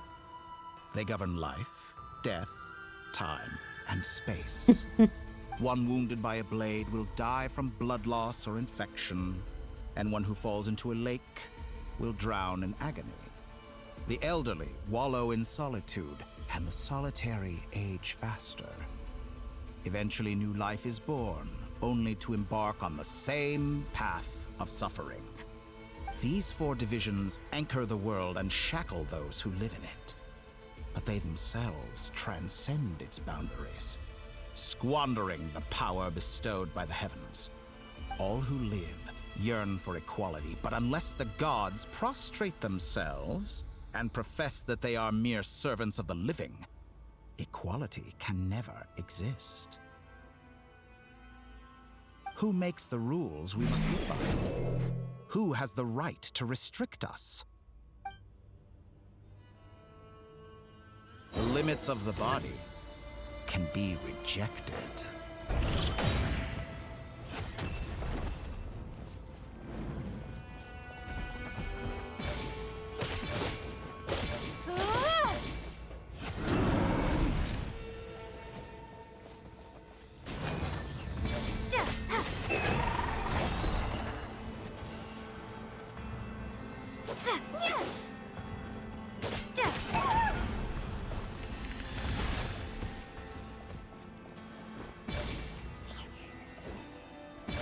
How does it feel to be among those with absolute power?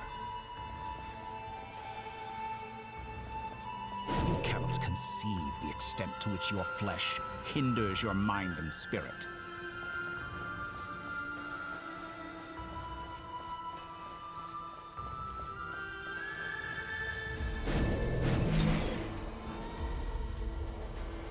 Only by discarding our useless, primitive eyes can we perceive a new world. You need to start singing at me, Tore. How narrow-minded we all were in the past. Why should the final answer of the world not be the power that predates those of life, death, time, and space? The power of the Triloon. A whole new world. New experimental a new fantastic point of view. Suppressed, authority exiled, souls controlled. No one to tell us no, or where to go. You know, I heard recently that a group of critics reviewed countless stories and drew an interesting conclusion. They found that it is more often than not the villains who strive tirelessly to push the boundaries of progress. In fact, long before this, someone voiced a similar idea in an academia editorial. I felt a great affinity with this perspective. I have never been afraid to step up and play the role of the villain. Fanatics are trampled down for their transgressions, and those who transcend are rebuked for their audacity. And so, the majority of creatures are too timid to follow my lead. But all sacrifices made during my experiments have been worthwhile, as you can now see. I can offer you something new, something unique, precisely because I am a villain. Yeah, well, by the end of this quest, trust me, next lantern rite, you'll be stood on the pier making balloon animals. Honestly, that's what's coming. We are eternally bound through mutual interest. Can you truly say you would never turn to malice if it could give you the life you dream of? After all, what value do perfection and purity really have? They are fragile and feeble things, utterly tedious. I say, better to be governed by a flawed humanity than a gnosis. The true seeker of knowledge is the villain who undergoes countless tribulations in pursuit of their goal. I'm sure many people have told you that you're different. Because I'm a descender? Exactly. Very clever. But what has that got to do with you? I do not conceal my wicked deeds, my selfish desires, or my greed. A true researcher must act as I do if they are to understand and speak of the truth.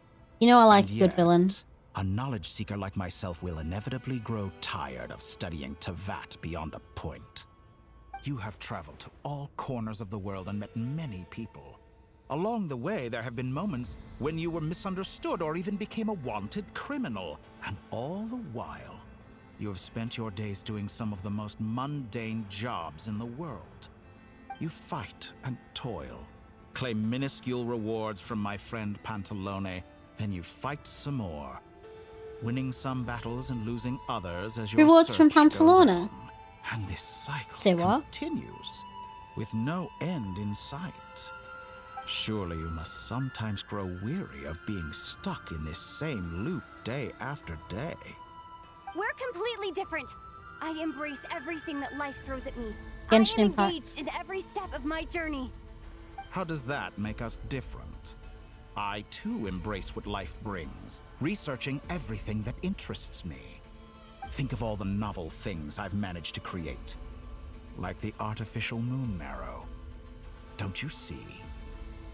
As unique a specimen as she was, even Columbina is not irreplaceable. Take that back. She's gone because of your actions. I didn't say that to anger you. Though admittedly, I don't see what there is to be angry about. Anything Columbina could do for you, I can do better.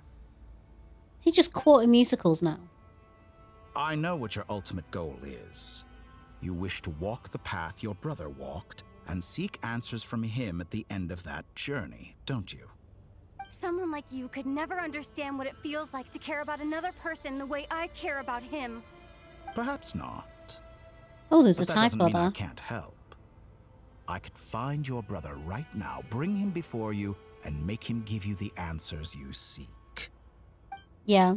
Don't be so presumptuous. You'll never begin to understand the situation between us. Oh, no. This is no presumption. I'm only offering what I know is possible with the power of the Trilune. But it seems like you would sooner continue with your journey through this world. Why? Do you truly desire this journey? Or is it simply a necessary process from which you cannot escape?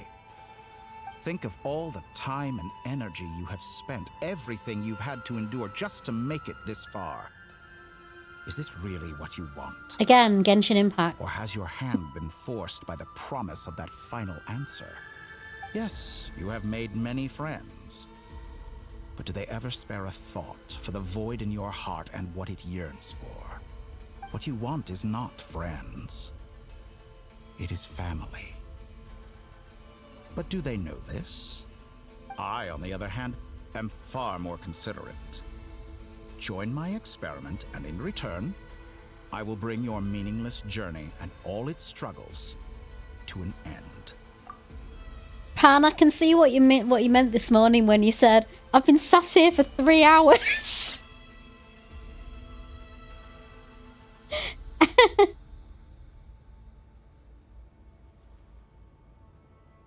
I'm like, I remember that this morning, I was like, it's been 3 hours. How long? I'm like, this is the longest conversation I've ever had in this game, I'm absolutely sure. I want to come in.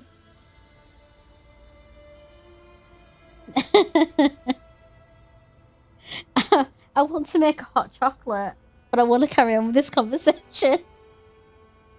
Oh god, I need to move because my legs are starting to go asleep. Sorry, Kabina. Go down.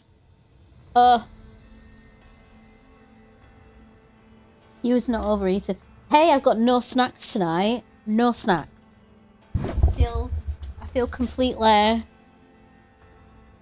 Yeah, I know, right? Does anybody mind if I go and make a hot chocolate now?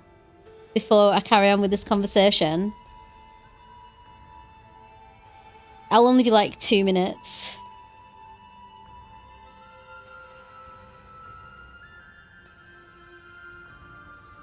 Oh, thank you for the likes. I didn't realise. Yeah, welcome, welcome. The star of the show, Il Dottore, everybody. You're an excellent villain. I'm really enjoying this.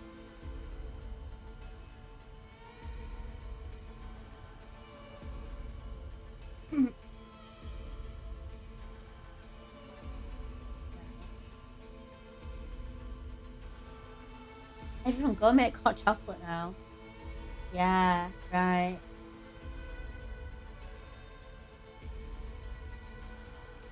Okay, I will be 2-ish minutes and then we'll be back. You can watch Dottores face for the next 2 minutes because I'm not gonna put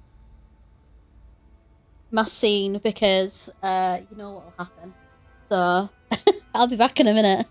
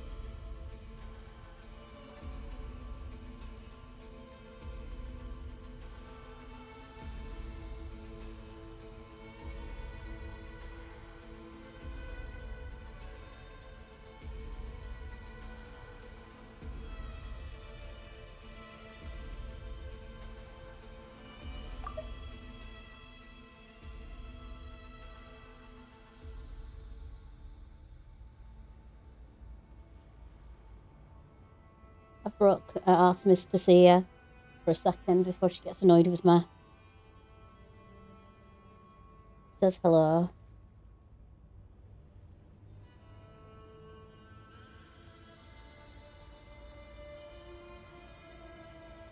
I know, I'll leave you alone in a second, I promise. You can go back to sleep.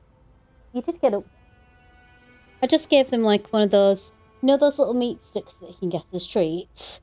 I gave her one of those meat sticks. Like broke some up for her and Kamina. And now she's decided to get up. It's not supper time yet, sweetheart. Not quite. Okay, go down.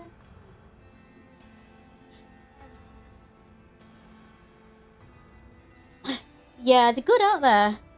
They're really just nice little snacks for them. Oh.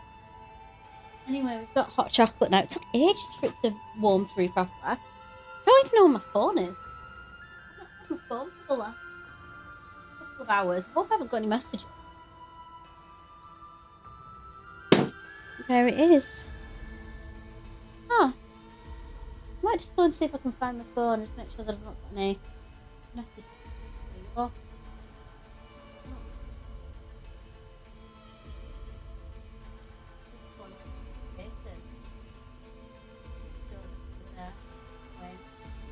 Hey, Elder.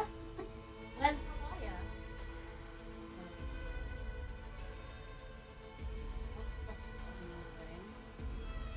She's angry that I've deceived her.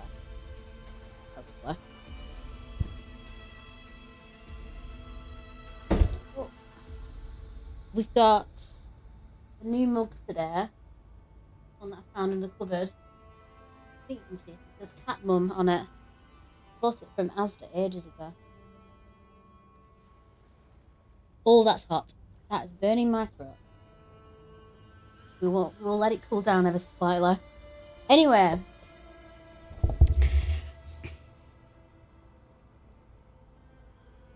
Would you care to have a look at the screen for a moment? Yeah? What am I looking at? Am I looking at the handsome chap? With the mask on his face? He needs to take his mask off so you can see his pretty. Ooh, thank you. Thank you very much. That's really kind of you. Thank you very much, Ildatori, for the gift.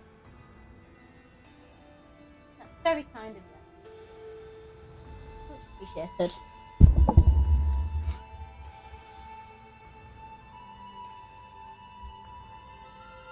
Anyway, he's fast becoming one of my favourite villains.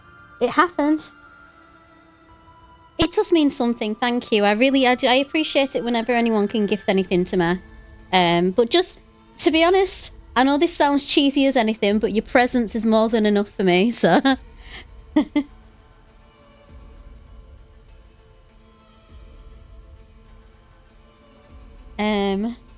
But yeah, I just saw my cat in the corner with my eye then. Yeah, I'm kind of loving him. I'm not gonna lie. I think I like him more. I think I like him more now than I did in Sumeru. Because I hated him in Sumeru. In Sumeru, because I don't like what he did to Wanderer / Scaramouche / Kibukimono. But I do like him. I've got to say, he's very interesting. And you know me, I love my villains. I'm not a Sephiroth fangirl for nothing. And Kuja and yeah, we like you, Doctor. We like you. This is a malicious attempt Anyway. to manipulate me. But at the same time, he's stating some very human truths. Yeah, thanks for the follow. He's right about my predicament. How can I deny it? I have faced ungrateful strangers, never-ending troubles, Oh no. an endless quest for We answers. really hate Umbridge. I want to see him. After everything I've been through, words can't describe how much I miss him. How much I want to be reunited with him. Wherever you are right now. If Dolores Umbridge and Jason from Stranger Things had teamed up together, Oh, that's nice. I'm gonna save that picture. All right, everyone. Maybe. Our next mission is clear. We need to contact all the major organizations, explain the situation to the public, and then begin the evacuation. The residents of Notcry are quite dispersed. The two most populated areas are the Southern Isles and Pyramida. Miss Lauma, I will leave Hisi Island and Nasha Town in your hands. I will liaise with the Fatui and Pyramida. Agreed. We will reach out to Natlan and Snezhnaya. Anyone found north of the Experimental Design Bureau should follow the Fatui to Snezhnaya. As for those dwelling south of that line, I will ask the Voynich Guild to help persuade them to leave. Then I, Mr. Varka, and the Frostmoon Scions will escort them to Natlan. The Voynich Guild has dealings with the Curatorium of Secrets. I will send them a letter vouching for your credibility. Yehoda, you should help Lauma. This is too big of a task for one person. My wish has come true. You're willingly lending me your most capable employee for the day. Well, good for you if all this only takes a day. Of course, if it takes any longer, I'll be charging a fee. Charging a fee at the end of the world, Nefer. Don't I get a say in this? No. Oh, I'm sorry. Something to add, Yehoda? I want to pay a rise. No one's more important to me than you, boss. And remember how Lauma healed your eyes after that big battle? I think that's worth at least 2 or 3 days' work for the Frostmoon Scions. Are you completely incapable of acting in your own self-interest? Or do you simply devalue your own labor? Are you sure you don't want to come with us? Who will see to our other work if we're all busy evacuating residents? Sandrone insists that Columbina is still alive, and we have a traveler to rescue. There's much to be done. But boss, I'm just worried that... Well, Nefer, I'll link up with you once my tasks are complete. What makes you think I'd need you to do that? I'll need it. And considering the way you approach certain matters, I think you'll be better off with me present. That's quite enough. Just focus on your work first. I bet we're in for an uphill battle here. But we can help out too. Inefa and I are gonna help Nasha Town's residents carry their stuff. Loading schedule. Store essential local research data and technology samples, then escort the people to Natlan. Understood. I will execute this to the best of my abilities. Great stuff. Thank you, ladies. I've contacted the Lightkeepers. A colleague of mine will join us shortly. I will persuade them to conduct a thorough search of the region to ensure that no civilians get left behind. A colleague's coming, huh? I guess I'll be making an early return to Sumeru. I think it's Nobody cares, important that Dora. someone informs the Dendro Archon of what's going on in Notcry. Roger that. Someone should inform Mondstadt, too. Mr. Duran, can I trust you to handle that? I think you fly faster than any of us can run. As an added incentive, get there fast enough and I'll see about getting your gliding exam waived. Really? Ha! Mission accepted, sir. I intend to stay behind and help Miss Sandrone with her research. She has some alchemy-related questions that she'd like me to explore. She recognizes your expertise, then. I wish you a fruitful collaboration. Oh my god, Albedo and Sandrone together. In truth, I was Is surprised this- to hear her express an interest in subject matter outside of machines. I believe she has been investigating some Fontanian technology recently. She made a point of bringing the relevant materials with her when she left the Experimental Design Bureau. She's sorting through everything in her room as we speak. I should mention that we have one other friend who isn't present. He hasn't made his position in all of this clear. But if we know anything about him, he's likely investigating on his own. Paimon's been very quiet today. But I know how Who's the other close she and person? the Traveler are with the Natlanese. She should come with us That to the Albedo border. mentioned. Okay. Paimon will do her Would that be best. Alice? Make sure to heed Sandrone's warning. Hmm. Many of us have been Good cursed. point. Good point. I forgot about As Wanderer. such, under no circumstances should anyone cross national borders. Remain within Nodcry. That aside, personally, I have faith in Columbina. Things look grim, sure, but who knows how it'll play out. Same goes for rescuing the Traveler. Both Yeah, as soon as you said it, I was like, oh, of course he's in the background. Intel on them, Miss Neffer. Oh, wonderful. You're all here. Nicole, I think. That voice again. Nicole? Whoa, that was loud. And it came out of nowhere. So mysterious. Sorry, this is the only way I can speak to you all right now. Please accept my apology. Anyway, time is short. I'll cut to the chase. We're still facing quite a catastrophe here at the world's borders. Alice has roped in every Hexenzirkel member she can get a hold of. Except for me. She told me I had to come and help you all out as a matter of urgency. I quote, "You love talking, don't you? Well, now it's finally your time to shine. Take these. Make sure the whole party gets one each. You'll be in charge of making sure everyone stays connected." Huh? Is this a Dodo communication device? A Dodo phone. Unknown device. Analyzing. Unknown device. Conclusion.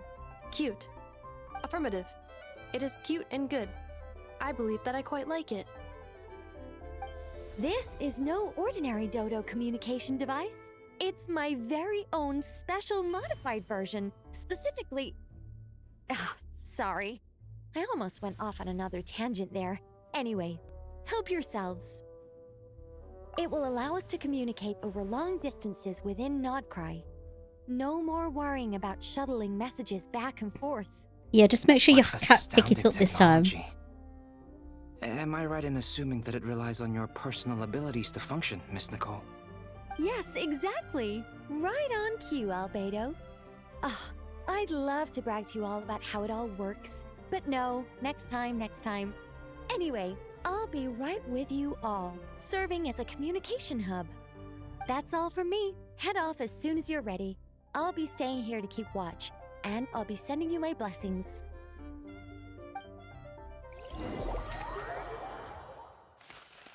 Huh, okay. There's a lot going on. Contact the Lightkeepers. Yay, we're doing Flint's first. Oh, look! I wonder who that is.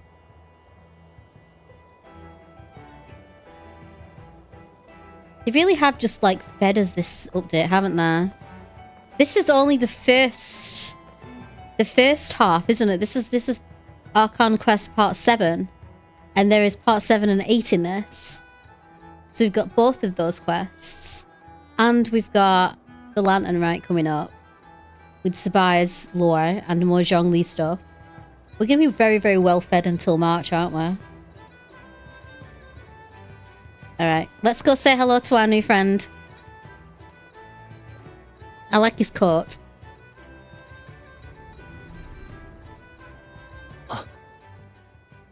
Realo. Ah, Sir Flint. Perfect timing. I just arrived myself. You are most considerate, Master Ilua. But in fact, I know you have been sitting here for quite Ilua. some time. I've been calling him Iluga. Why didn't you say something? I was curious to see how long you could sit still for. Also, shouldn't you have managed to sense me approaching? Nice. That would be a first. You always seem to appear out of thin air without making a peep. Also, how many times do I have to tell you not to address me as master? I don't qualify. I beg to differ. Why should a young man so well versed in social graces as yourself not be worthy of that title? Please, Lord Flint's... Sir Flint's.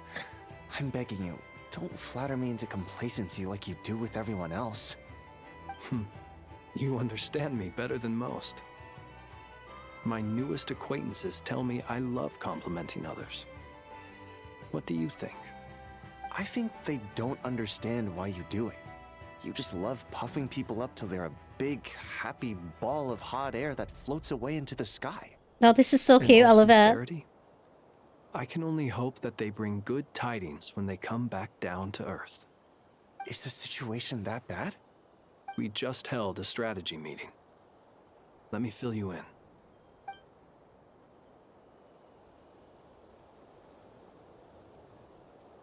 In short, we need everyone gone from Pyramida. We also need a team of Lightkeepers to scour the more remote regions of Nodcry for civilians to evacuate. I only hope we have enough personnel. We do. Old Man Nikita will definitely help, and we can recall anyone out on patrol to focus on this instead. Good. I'm sure you and the others will make short work of this. Now, don't forget, once you've completed this task, make sure you and the rest of the team evacuate to either Snezhnaya or Natlan as well. Flint? If you've got something to say, Master Ilua, why not guess what I'm thinking right now? You mentioned that you have something else to deal with later. How difficult is it going to be? I doubt it will be easy. I know you're a Lightkeeper, and it's your duty to protect others in times of crisis. But I have a feeling that you'll be walking into grave danger. However bad things have gotten in the past, Nodcry has never faced a mass evacuation before. But from the sounds of it, you don't intend to come with us. I don't mean to pry, and it's probably none of my business. But whatever it is you're intending, you don't have to go through with it, you know. I've been afflicted with some sort of curse, and I'm told it may well trigger if I set foot outside of Nodcry. As such, I cannot leave. I have to act, if for no other reason than to fight this curse. What? No. Why? Why would anyone want to curse you? There are plenty of people out there willing to trample over others in pursuit of their own goals. Frankly, Sir Flint, I am furious. You're making light of what is an incredibly serious situation. Indeed I am. And? And what? I told you, I'm furious about this. Nothing I can do about it, I'm afraid. Things happen, and we just have to deal with them. If you find yourself feeling angry, perhaps start by drinking a big glass of water. Oh, hot chocolate. You mean you're completely unmoved by my anger? I'm devastated. Then allow me to express my sincerest regret. He's furious. Come by the lighthouse sometime. We'll catch ourselves a few fish, have a little barbecue, play some cards, and bask in the sun. That's a date. Maybe I need to spell this out. Lean in a little, Flint. Oh my, this doesn't bode well. Word is that you were caught up in a real horror show recently. People were amazed that you returned safe and sound. They've been debating whether you're even human. I've returned safe and sound from plenty of crises. When you say people, do you mean other people? Or do you just mean you? Fine. I'll be frank. You're not human, are you? Heavens. Now that's a horrifying thought. You know what? Forget it. We'll revisit this once it's all over. A sound plan. Albeit a little ominous sounding. Just promise me you'll come back in one piece, all right? For you, Master Ilua. How could I refuse? Also, please pass my regards on to our colleagues. Tell them, thank you all for your assistance. Please put safety first as you proceed with the operation.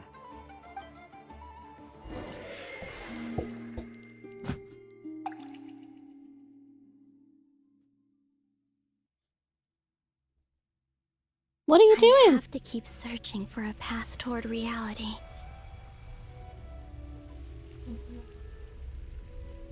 Yeah, I can't just jump in a box. Oh, she's doing something to it anyway. I can't see. I'm not getting up again.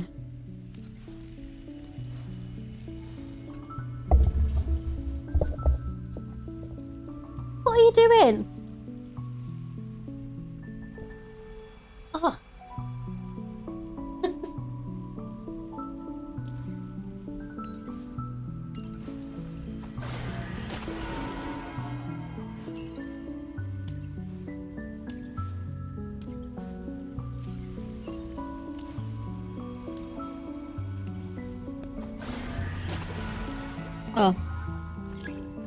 hold to channel your power. We're doing it again.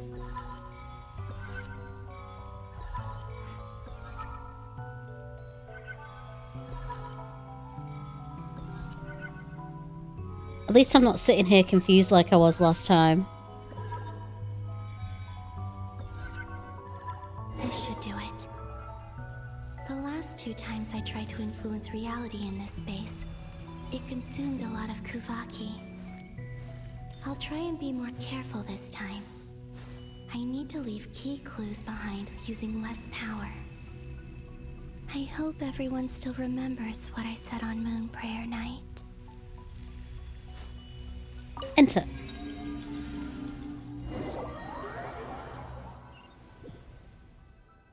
Is that because they're not as pointer? I don't know. I kind of like his outfit. I love his hair. Either. Or at least like it's the hair framing his face. I know the hair is controversial. Flints? Ah, Miss Nefer. What are you doing I'm liking here? Flynn's appearing in so much in this. I just spoke with Itlua about arrangements for the search and came for a walk nearby. As for you, why would... Huh. It appears we think along similar lines. And neither of us likes to accept things at face value. As well as figuring out how to gather intel on the Traveler, I wanted to confirm some of my own suspicions. Also, we'll need to bring a lot of force to bear against Dottore. Even if we're only looking to rescue the Traveler, we can't leave anything to chance. You don't think Columbina perished either, do you? I'm merely considering the possibility that she survived, just as you are. How much can we really know about a deity like her anyway? Do you remember what she said on Moon Prayer Night? About using moonlight to send messages to us? Of course. I think that's why we're both here. Where have you checked so far? I've been focusing on the outdoors. Anywhere the moonlight shines. I checked most of Nasha Town, but didn't find anything. I checked the Curatorium of Secrets, and a few rooms where I thought I might find some leads. But no luck here either. The only places I haven't looked yet are the rooms in the flagship. But process of elimination isn't the only thing that brought me here. Oh, really? What's your other reason? After all that build-up, our mystery ally never showed up even once. Huh? Am I imagining things?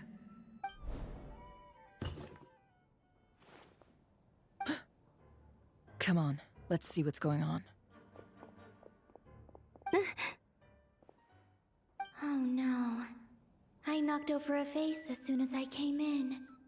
It must have been caused by a Kuvaki fluctuation when I entered the space. Although, it seems like I'm not about to be pulled away this time.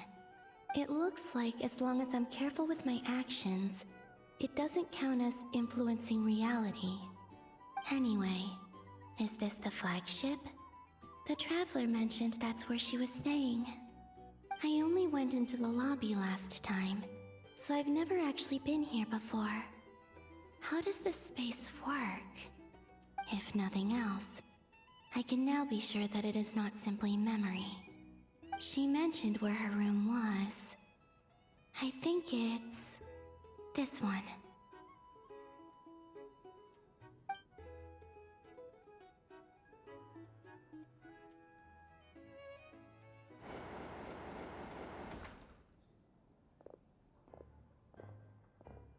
The door is closed.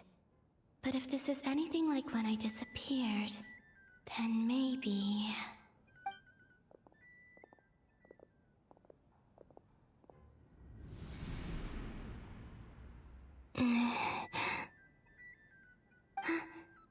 I'm in.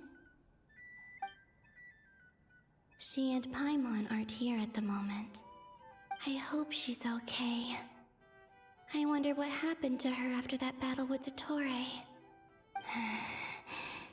Best not to dwell on that for now. I need to try and leave them some clues.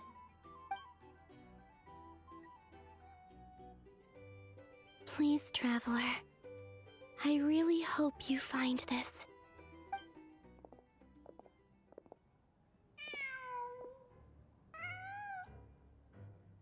Huh. Just a cat. Nothing else here strikes me as noteworthy. Didn't you stay here for a couple of nights once? Before Rerir showed himself, yes. It's also where the Traveler and I first met. Did you notice anything unusual during your stay? I remember thinking how much noisier the flagship is at night compared to the graveyard. Other than that, no. The Traveler and Paimon were most congenial neighbors. This is where they've been staying, yes? Over here? That's right. I wouldn't usually condone breaking and entering, but we can make it up to them later. Focus now. I have to write a message on the wall using Kuvaki, just like I said on Moon Prayer Night. Simply open your windows on nights when the moon shines bright, and the moonlight will naturally flow towards the words I have written. Thank you, little brother. Here goes. Wow, 22,500. That's amazing. Thank you so much. I don't think my sounds are working. I'm gonna have a look, actually. I've just noticed my sounds and animations aren't working on the thing, are they?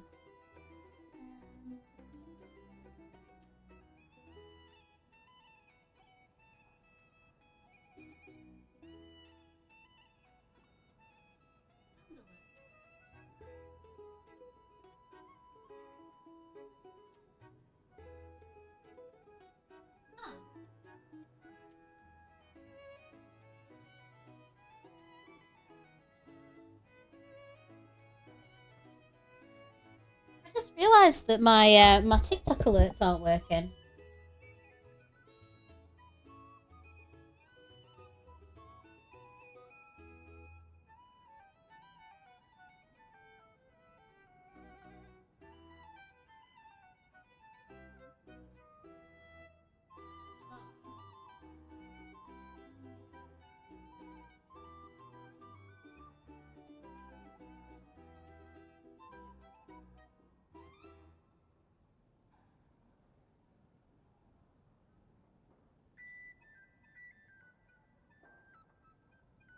That's working.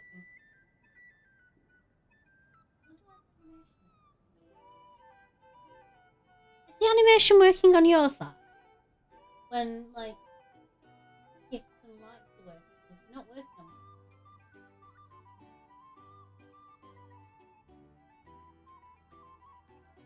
mine. I only just noticed.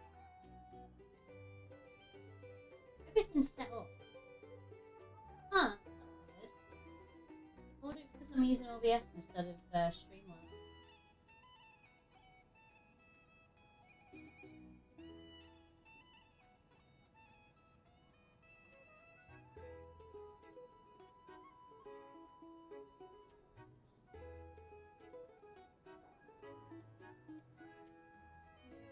I'll have to look at that.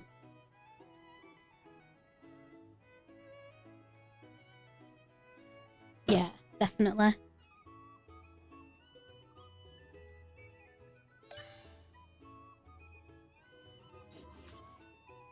Oh, this is like the fishing game.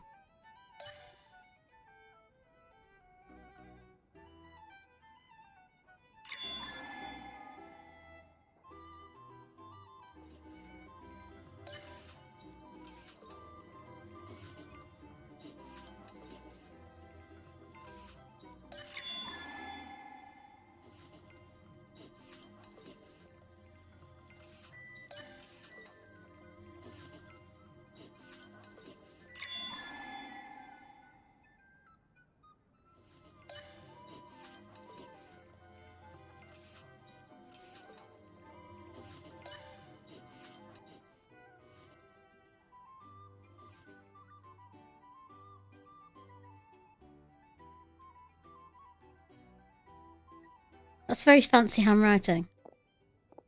There's a noise outside the door. Is she back?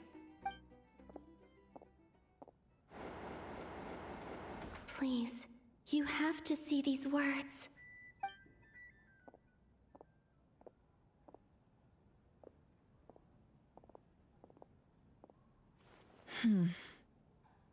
Well, do you sense anything? Unfortunately, no. And this place was our last chance. Not necessarily. We've only looked in Nasha Town so far. Miss Columbina said she would leave messages at her friends' dwellings. It's still worth checking where Miss Lauma lives and where I live. Let's try and make some time to look into those then. Wait. What are you waiting for? Oh, Paimon might have overeaten slightly. What's going on now? What's that look for? This is a victory feast. It's normal to eat a little more than usual. The Traveler in Paimon. It's really you. But why are they talking about a victory feast? What's going on? You worried Paimon sick while you were out there That's fighting Rare. worst. I've got whiplash. Take it up to her, all right? Wait. So this is the night after the battle against Rarier. How did I end up here? That's quite a long time ago now. Wait. Time. That's it. Every time I've entered reality within this space, it's been at an earlier point in time. Every one of those points has been before I fell into the moon's reflection. And everything I've done to affect reality really did happen in the past. Does this mean that within the moon's reflection, time flows backwards? Starting from the moment I fell in? Not long till Moon Prayer Night now. It's gonna be even livelier than tonight. Although, it's gonna be sad saying goodbye to the damselette. She seems like a really nice person. Paimon. No, I can't. Even if I make contact, they probably won't understand what's going on. And in any case, I'll likely get pulled away again if I do. Instead, I have to find a way to get them to notice what I've written using the moonlight. Wait, even I hadn't thought of doing that before Moon Prayer Night. They'd never conceive of that possibility. Is there truly no other way? Don't lose heart. We'll find a way somehow. Huh? Oh, you say that, but the Frost Moon is beyond the fall sky. If we wanted to go visit her, how would we make it through to the other side?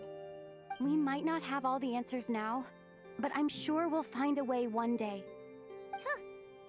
Guess someone's gotta be the optimist. The present. The future. That's right. There are still things I can do. What's your plan? Flins, when you were staying next door, did you ever open the window?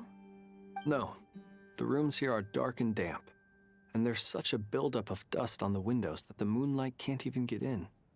I didn't think it was worth the trouble. The moonlight? I think I see where you're going. One moment. I'll see if the owner is available. Don't bother. Time is of the essence.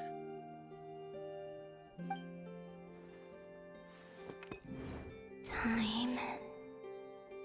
Even if no one sees what I've written at this moment, maybe someone will remember what I said after Moon Prayer Night. I need to write down as much information as I can. And maybe one day...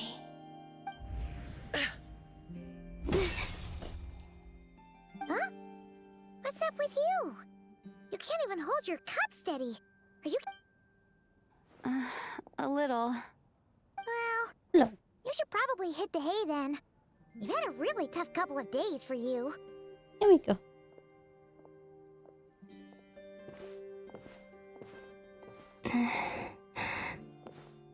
You truly have. You helped defeat Rarier, helped me reclaim my name, and you helped the others organize Moon Prayer Night. Wherever you are right now, I'm sure you're still fighting against the injustices of fate. This is all I can leave for them. How I wish I could stay here. But it's time for me to go. I hope to see you again in the next time, and if the opportunity presents itself. I will surely return to your side. Huh. Columbina. She's alive. Not only that, but she's left us an entire wall's worth of clues. She even wrote down what would happen on Moon Prayer Night. It's just a shame we found it too late. I am here. Time in this place flows backwards. I am constantly moving forward. It sounds like she's found a way to influence the past using Kuvaki. But her future is our past. So, these words have been here ever since we defeated the Ray hero Solnari. We just never discovered them. Which came first, the chicken or the egg? Do you ever mull over questions like that? Only when I'm in a good mood, and at leisure. Well, I never do. Everything that has happened already belongs to the realm of fact. As a business person, and especially an intel broker, what I do is extrapolate from those facts to try and read the future. An admirable philosophy. It's a means of survival. Let's go. We have a wall's worth of clues to share with the others.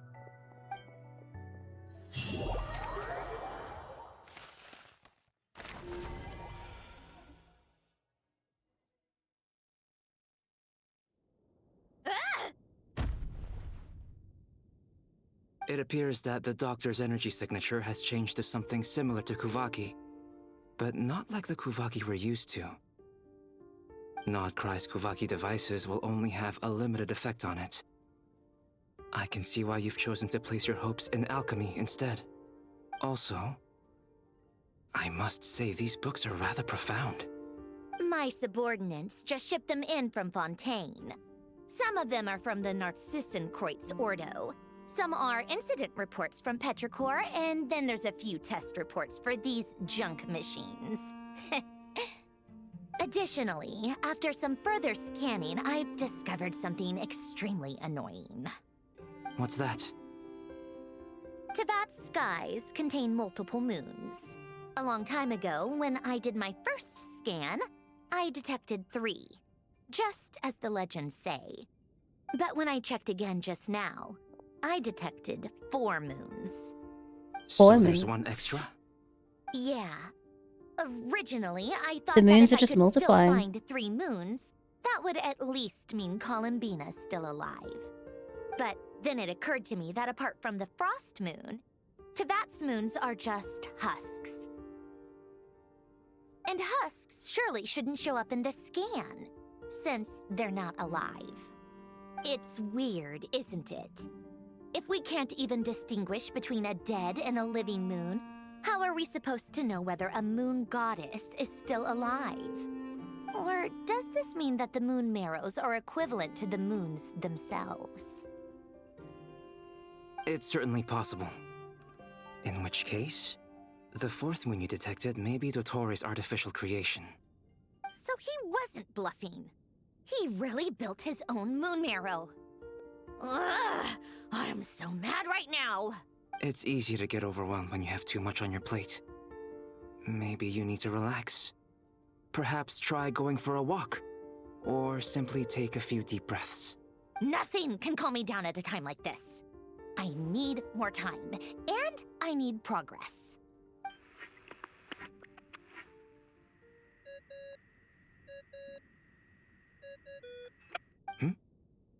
It's Mr. Flynn's. I really hate that ringing tone. Ugh. First the 4 orthants of the Narcissenkreuz, then moon marrows. Now what? Oh, sorry if we're disturbing you. Might I ask what's troubling you? What do you want? We're busy. Are you still at the Curatorium of Secrets? Yeah. Look, everyone else is still out, so there's no hurry. Plus, I'm busy, so I would appreciate if you gave me some space. Even though we have crucial intel to share? Fine, I'm listening. Do you intend to share it via the Dodo communication device? Ordinarily, I would, but this is a unique situation. I think it's best that we discuss it in person. See you at the Curatorium.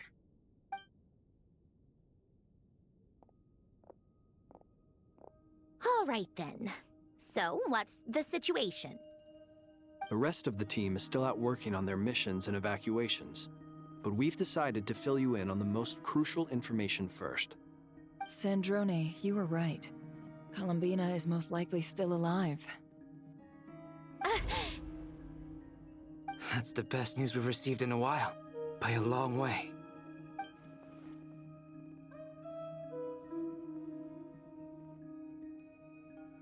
Random locations.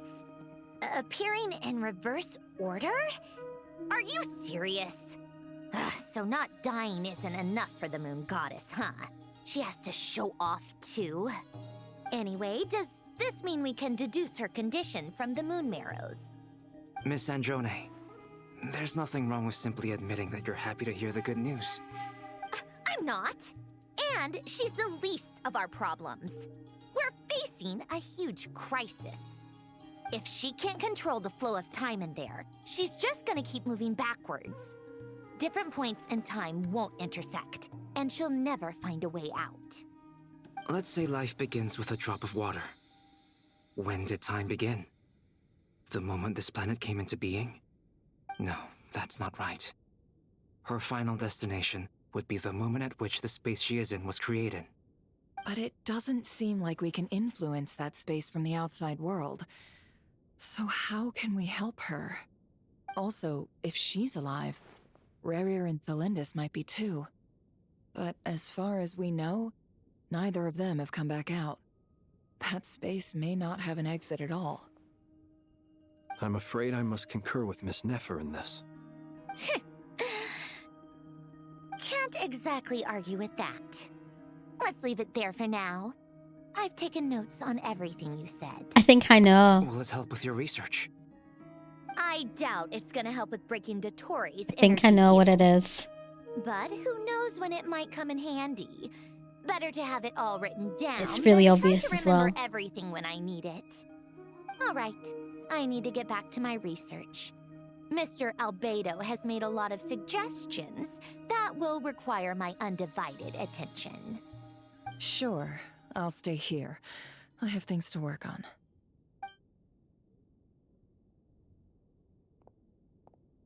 Yeah, I think I know what the fourth moon is. Paimon, are you there? I might say it to I might say it to Pan in private, and then I'll say it to Pan in private. Her and the traveler's luggage. You don't have to tell me if I'm right, but I just sort of want to like Speaking of the say it, and then where could they be? And then There's a note. No. From Paimon. Paimon here. Not in at the moment, but if anyone needs to borrow her stuff or the travelers, go ahead and help yourself. Paimon won't be mad.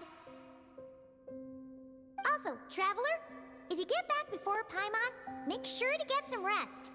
Paimon misses you a lot, but put your health first, all right? How sweet. Well, since you offered, Paimon, don't mind if I do. This is the traveler and Paimon's luggage. All the items they use day to day are here. It's well organized. I wonder which of them is responsible for that. What do we have here?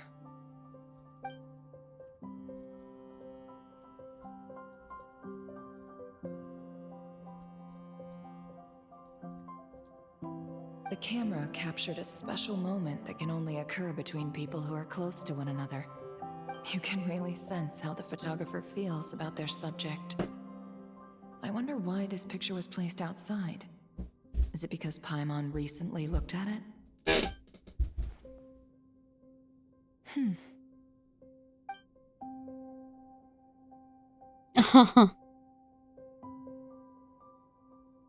This must belong to the Traveler.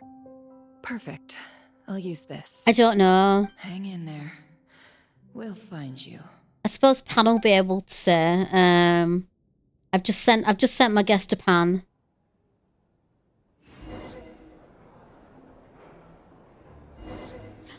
Oh my god! Search keyword world formula and bring me all relevant books. Ah! I'm Polonia! Ah! Yes! Yes! Oh my god! This chapter is so good. This entire region has been so good. I want to play it again. It's been that good. I wish you could replay our conquests without having to start an entirely new. This is awesome. Polonia. I love Polonia. What an awesome design. I am going to go over there in a second. I'm just... Oh my god, please don't. I'm so excited. This is awesome. Scan. Yay, reading!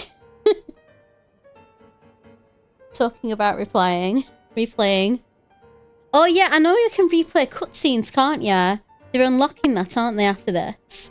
Where you can go back and watch all the cutscenes from previous chapters and everything. Yeah, I saw that. Right, let's... Oh my god. Okay. There's an events tab too. Oh, okay. That's interesting. Right. Will they be adding events? Possibly. I hope so, because I really want to play, I really want to play Albedo's. From way back when. That was the first one. Anyway, I suppose I should read. I'm going to read. I'm going to take speech off so I don't get distracted.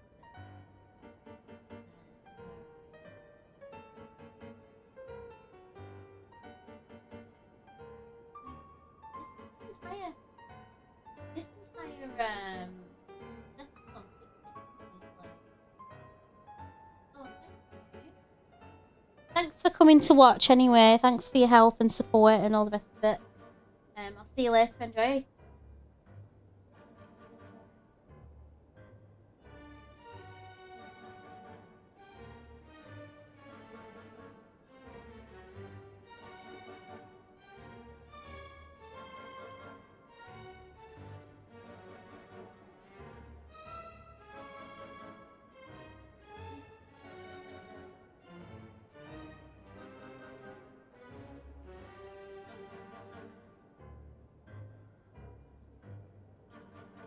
Right. I'm going to try and read this now. As fast as humanly possible. We were assigned the same lab. I was nervous at first since everyone said he was a child prodigy. Since the disaster, such people are more precious than ever. I thought that an institute star recommended by higher-ups might be more full of himself. But he's much better than I expected. He's just not the most sociable sort. No obvious symptoms.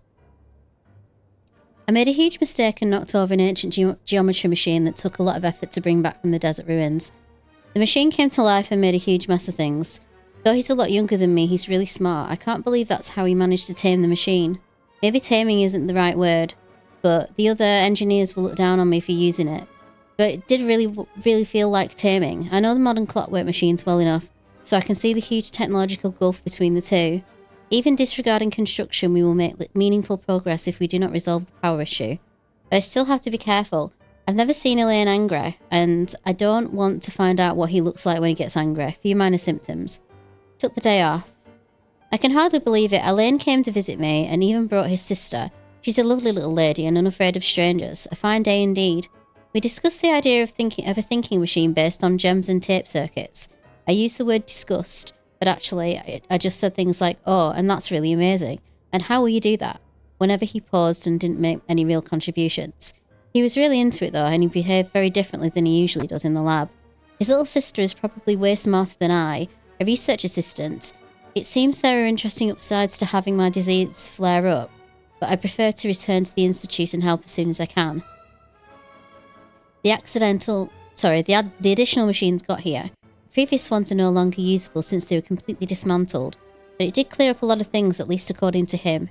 Something about being driven by the elements of the ley lines, an interaction we cannot recreate with our current level of industrial precision and material science. I helped to compile the report, but there's so much I couldn't understand.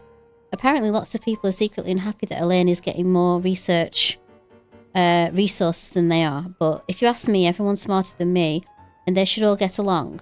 We'll make a world a better place that way. Sister said that some of their friends will be joining the Institute. I'm looking forward to meeting them, no obvious symptoms. Join the lab as new partners, but now their conversations are doubly confusing. Oh, I understand every word of it, of its own just fine, but once they string them all together, I can't make heads or tails of it. Jacob is really the only one even close to being on the same level as me. I feel ashamed just writing that, an adult looking for reassurance from a child as young as he is. I feel like I've lost all the self-respect a grown-up should have. Based on the research in Prime Machinery, seems like they decided to adopt this name. Elaine and Renee are thinking about trying to use the characteristics of Usia and Numa to construct a new kinetic core. A few minor symptoms. I may have contributed, well, maybe. I went on a picnic with Elaine and his sister Renee and Jacob. It was technically supposed to be field research, but the idea came from Elaine's sister and me. We thought they all lived a little too outside of their research, so we asked the Institute's director to arrange something. Petrichor's not exactly the most exciting place, but the scenery is quite lovely since you can see the great waterfall. I brought a camera from the Institute to take photos for them. I do hope there'll be more outings like this one, especially since that means more opportunities to take photos of his sister. After all, Elaine is also always working. Given how he will not be with his sister as she grows up, these photos will come in handy later when he begins to regret not spending more time with her. Then he'll be able to see how she was at different times and it won't sting quite as much. If only my family had enough money for the camera, and if only things hadn't gone so wrong. I'm sure my mum would have taken lots of photos of me. Rennie and Jacob like Elaine's sister a lot too.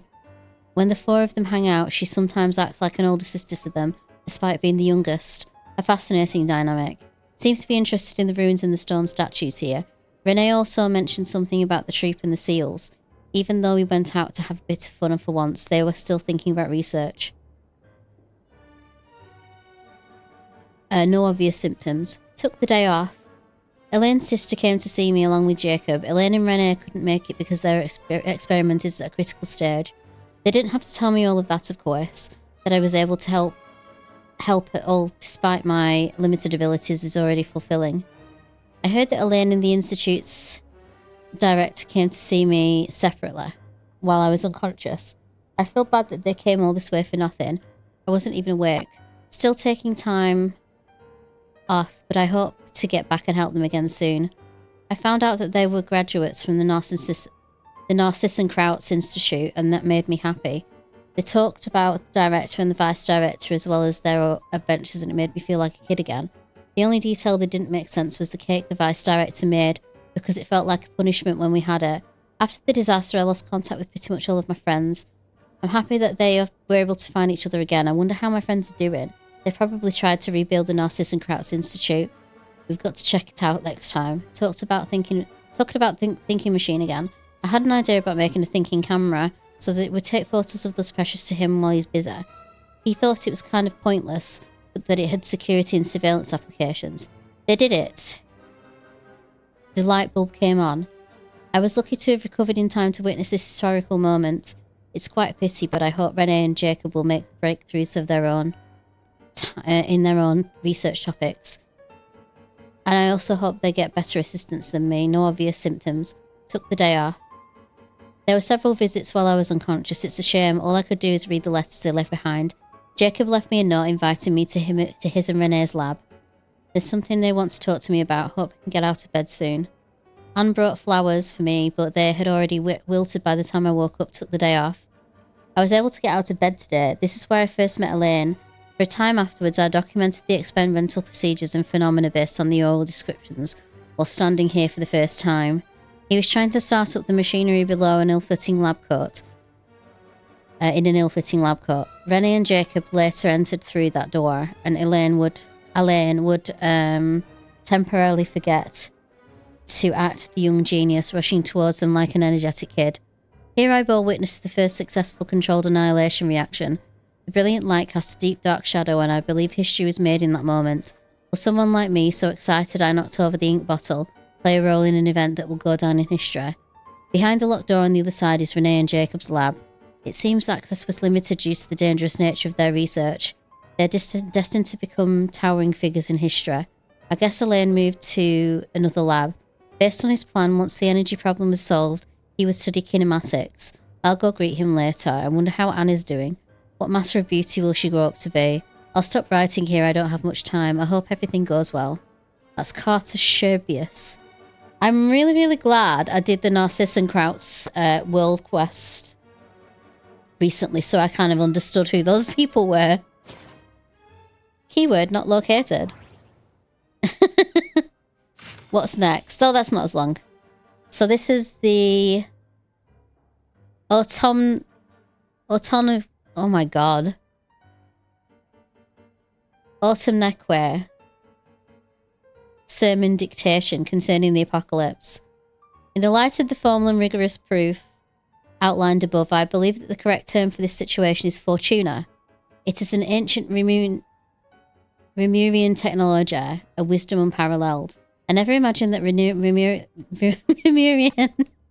ideas would be so similar to the computational graph that I have named the world formula. This is strong evidence. Human civilization is bound to lose its potential amid ongoing exploration and evolution. Humanity's decline is in truth unfolding at this very moment. But to put it bluntly, ladies and gentlemen, the apocalypse draws near. This is not hallucinatory babbling of some wandering monk from Sumeru. Rather, it is a logical deduction grounded in reason and natural philosopher. Please take a look at this diagram. Beneath the most hidden of the hidden, number of cycles, that is, the number of higher particles, can now only be 4. No new world cycle can be generated through reconciliation. In other words, the end of this current samsara is the end of infinite light. The sparks of civilization are all but extinguished unless we begin to consider introducing variables beyond the existing system. After all, the world itself is an external manifestation of a dream, and therefore... ...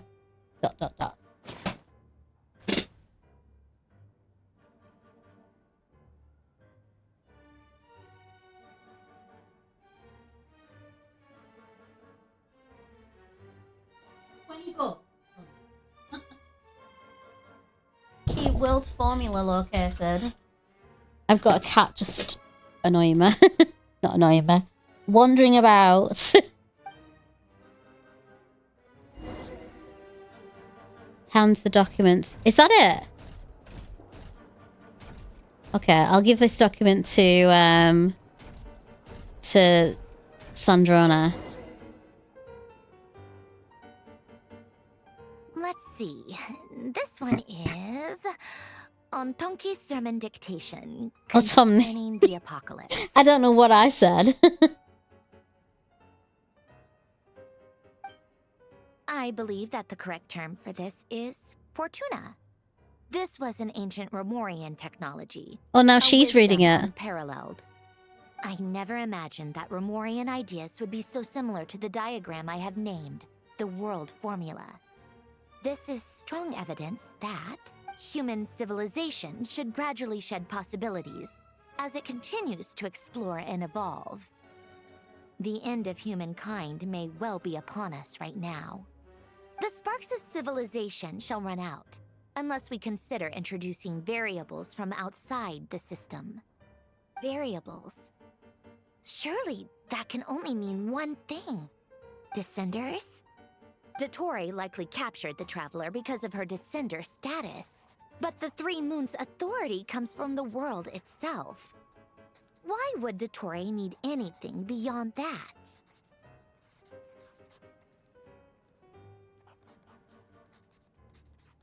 Where does this variable factor in?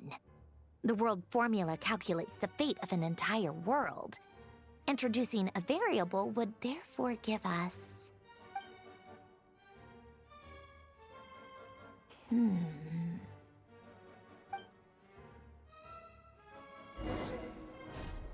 Wait for the next director. Search keyword pathway and bring me all relevant books. More reading. This is like... Polonia is just like ChatGPT, isn't it? I'm going to start from this side this time. Alright. First of all, I'm going to put the... No, I'm not yet.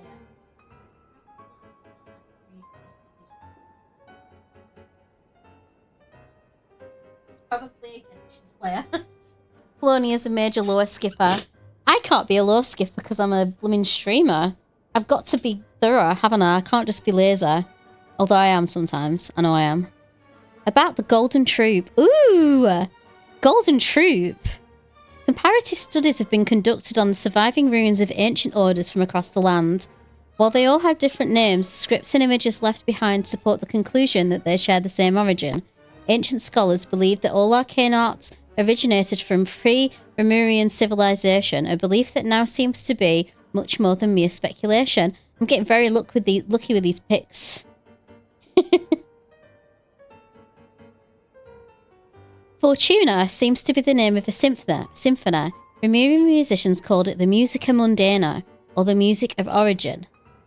In their eyes, the rise and fall of civilizations, as well as the fates of mortals, are all orchestrated by the movement of a symphony, and while the civilization perishes, a new one is always born in its wake. Their philosophical system is complex and enigmatic, bearing almost no relation to the modern Fontaine's natural philosopher. However, this is hardly surprising. According to the historical records, after Lemuria was brought to ruins, the refugees fell under the Lock Knight Erinnies' sway. Erinnies, that's it. They willingly forsook their actions, their ancient faiths, tongues and writings, embracing a life of devotion to the gods as our forebears once had.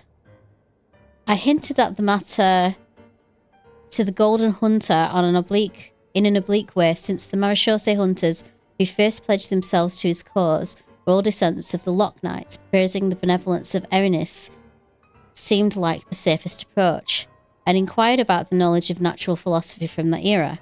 He was silent for about half a minute, then told me not to probe too deeply into those ancient philosophies, saying that there was a reason they had been forgotten.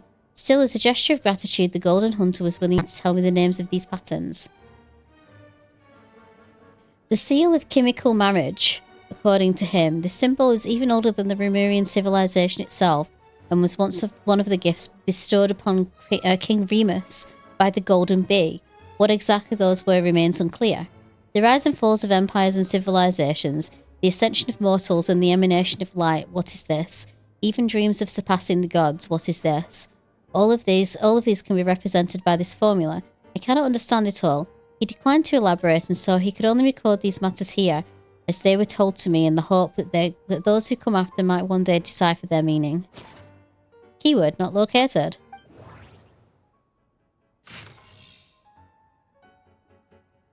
This might be it. This is it. This is it. Right. Automec. Yeah. Sermon dictation. Explications on the chemical marriage. Fundamentally, what the ancient orders designed as marriage was, in essence, an interpretation of ontologically distinct orthons. As you can see, it is magic set in motion by the three particles above the kingdom. Yet its metaphysical origin lies in the emanations of the four particles beneath the firmament. The alchemists of Camria are prone to disregard metaphysical sentiment and affect, pursuing instead the gold of the ignorant within the material world. It is for this reason that their crude inquiry can't be compared to the great undertaking that we are to achieve today, one that is founded upon ancient Lemurian-style theory. 3 pertains to appearance, while 4 pertains to the intrinsic. 7, obtained through their overlap, constitute the number of paths for vertical transience. We designate this process of overlap as marriage. For the union of the two through meditating medium is akin to the matrimonial covenant of those bound in mutual love. Observe and compute the pathway displayed in the guidance diagram. Deconstructing and reversing its effect could generate potential ideas. Nevertheless, there is more. There is one thing everyone must keep in mind. Solve the first half of the equation, leaving the second unattacked. But you have all the clear light and some through, though not at all in the dark. This is not because they possess any sanctity that renders them untouchable, but because they offer no benefit whatsoever to the world formula. Only mediocre minds foolish beyond a certain measure would actively seek to trespass upon such prohibitions, because in the eyes of the ignorant, taboo and precious are semantically identical. They fail to recognize that in most cases taboo, like convention, lacks merit for deeper inquiry. Take heed. What we speak of is the act of overlaying your dream upon the dreams of gods, of overlaying your law, your will, and the starry sky upon ineffable sacrifices and despair. We do not speak to following emanations to achieve ascension into the ranks of gods. This is a base dream doomed to perish within an eggshell. What I aim to teach you all is the principle of transcendence, the infinite expanse, and the innumerable stars within it. You too must act in this manner, unbound by any constraint. To choose division for the sake of convergence is a necessary path of marriage. At its core, magic is the science and art of effecting change according to the consciousness. Marriage is the instrument through which the art is realized. It is neither the subject that creates art, nor the object that art is created upon. The subject is always, and can only ever be, consciousness itself. One who is free from the weakness of consciousness bows neither to the gods nor death. Okay. Key passage, yeah. Oh, thank you very much for joining, Datora. Datora.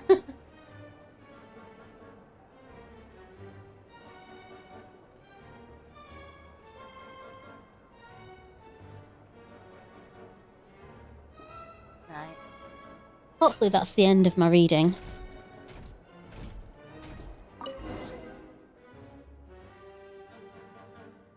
Otonki Sermon Dictation. Explications on the Chemical Marriage. These titles are pretty esoteric. Observe and compute the pathway displayed in the guidance diagram. Deconstructing and reversing its effects could generate potential ideas. So, it's one of Renee's draft lectures. Deconstructing the pathway. I suppose that could lead to a breakthrough.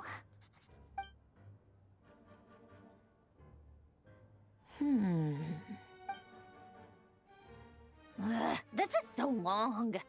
This guy sure loves showing off his knowledge.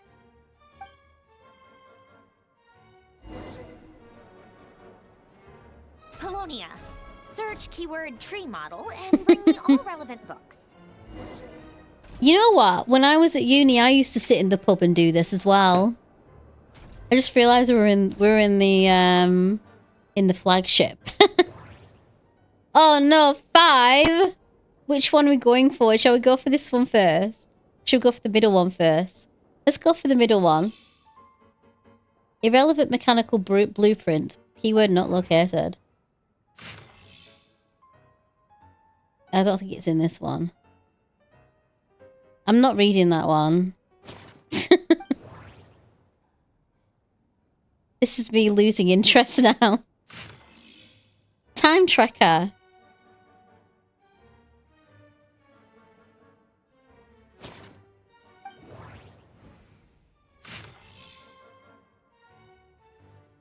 This is the one. Okay. I'm going to read this one.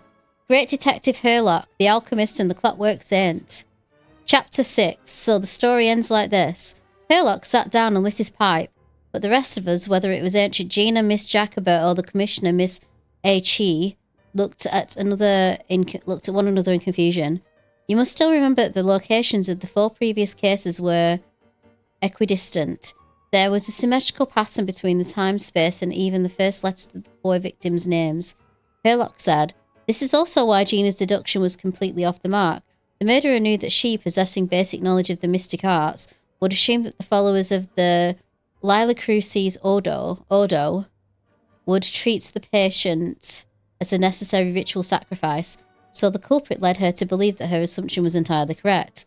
But when Duke St. Germanus departed, he clearly said that everything was beyond redemption, and the next case would also. Ancient Gina protested somewhat reluctantly.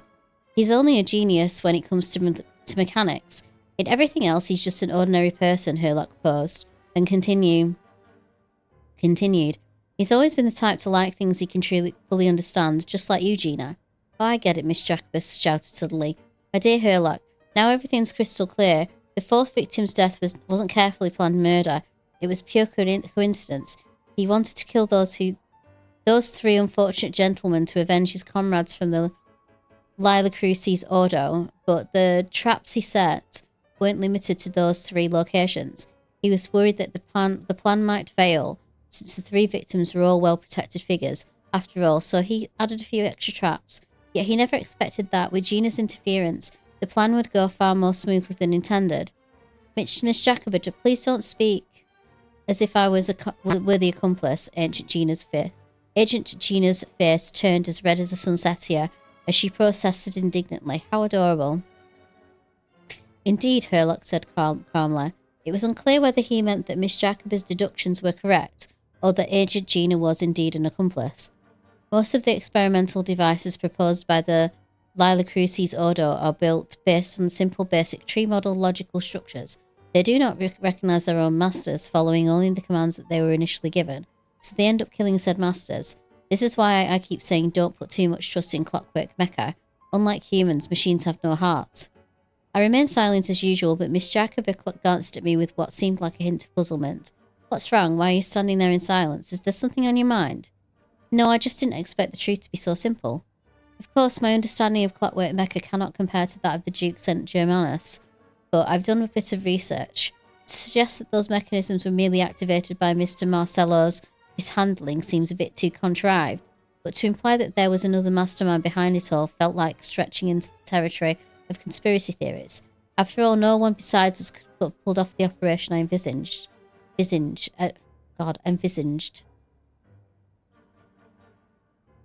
So I decided to... I'm not sure if I'm saying that word right or not. So I decided to abandon further speculation, choosing instead to enjoy the reactions of the adorable Agent Gina. This is why you don't understand deduction. Agent Gina seemed to have regained her confidence, not to mention her mild sense of superiority over me. Excitedly, she raised a finger. Isn't there a saying that goes something like, when you have eliminated the impossible, whatever remains, however? Stop right there. That's Fanto something Miss Rob something's story. We don't have the publishing rights from their publisher. Herlock took another drag of his pipe. He seemed to be lost in thought once more. Regardless, this case came to an abrupt close. A person who did not manage to witness the end, a person who did not manage to achieve his ideals, a person who indulged in fairy tales, who dreamt of following the hero he admired, yet never saw his dream fulfilled. Someone who had everything, someone who had lost everything, someone who woke up, someone who would never wake again. Unstinted in sacrifice, unflinching in farewell, undaunted by pain, yet in the end the sacrifice remained only sacrifices, the partings remained only partings. Clocks tick through tranquil years, fish swim in crystalline springs. No matter how grand a dream is, it will fade away like this, forlorn, wordless, silent. And after that...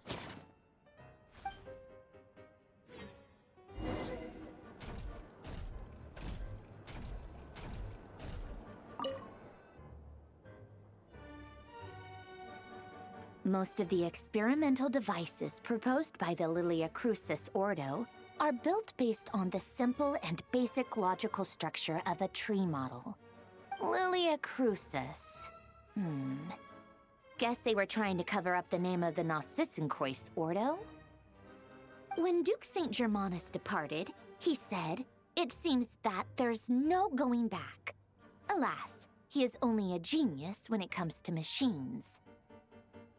In all other things, he is but ordinary. Excuse me? I'm sorry. That's just ridiculous. What kind of book is this? Great Detective Herlock, the Alchemist and the Clockwork Saint? Isn't this a novel? Come on. Still, the author swears that they knew Renee well. Whatever. I guess it's not beyond the realms of possibility that Renee would say nonsense like that on occasion. Memory, wishes, souls, and persona. Frankly, this sounds more like occultism, but if Albedo vouches for it, I suppose there must be some alchemical basis to these techniques. The way Alain Guillotin saw it, the world was comprised of machines. The universe needed machines, and thus his technologies were created. That's why I was born. René, his full name was René de Petrichor, if I recall correctly. Sounds like he and the town must be intricately connected. That place was also the source of most of our information regarding Remurian civilization. Seems like some of his projects were based on their technology. The cutting of souls and storing them in vessels. These seemingly unrelated techniques underpinned René's research. Assuming that the 4 orthants correspond to alchemical categories. The chemical marriage model? Alain would have scoffed at that. He never would have let those theories or parameters anywhere near his mathematical formulas.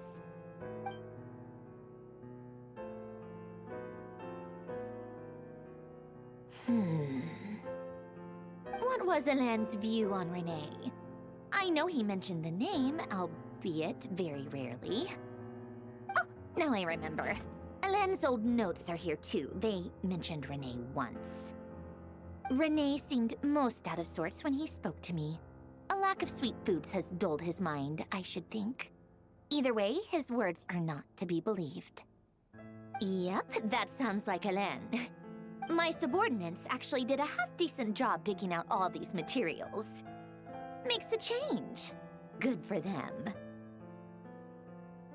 Some of Alain's old files are completely consistent with these records. He must have gotten them from the Tower of Gestalt. I never knew he got his hands on René's records that early. He may have kept them, but he never even attempted to use them. Didn't believe a word they said. Excuse me.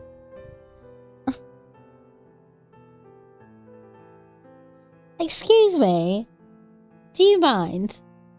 I'm trying to do something here. Can't see anything now.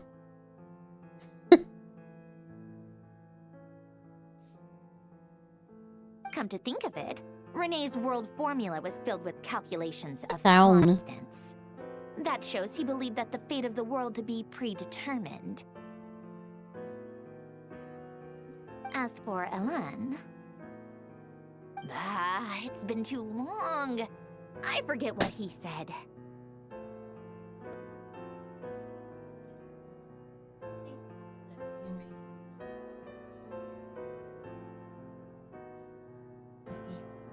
Right. This one. You little scamperoonie. I know you want some supper. I know that's what you're doing. What would he have said? A guy like him, fervent believer in machines, but not headstrong enough. The world can be changed. It is worth persevering. Yes, that's how he used to think at least. I know. I know.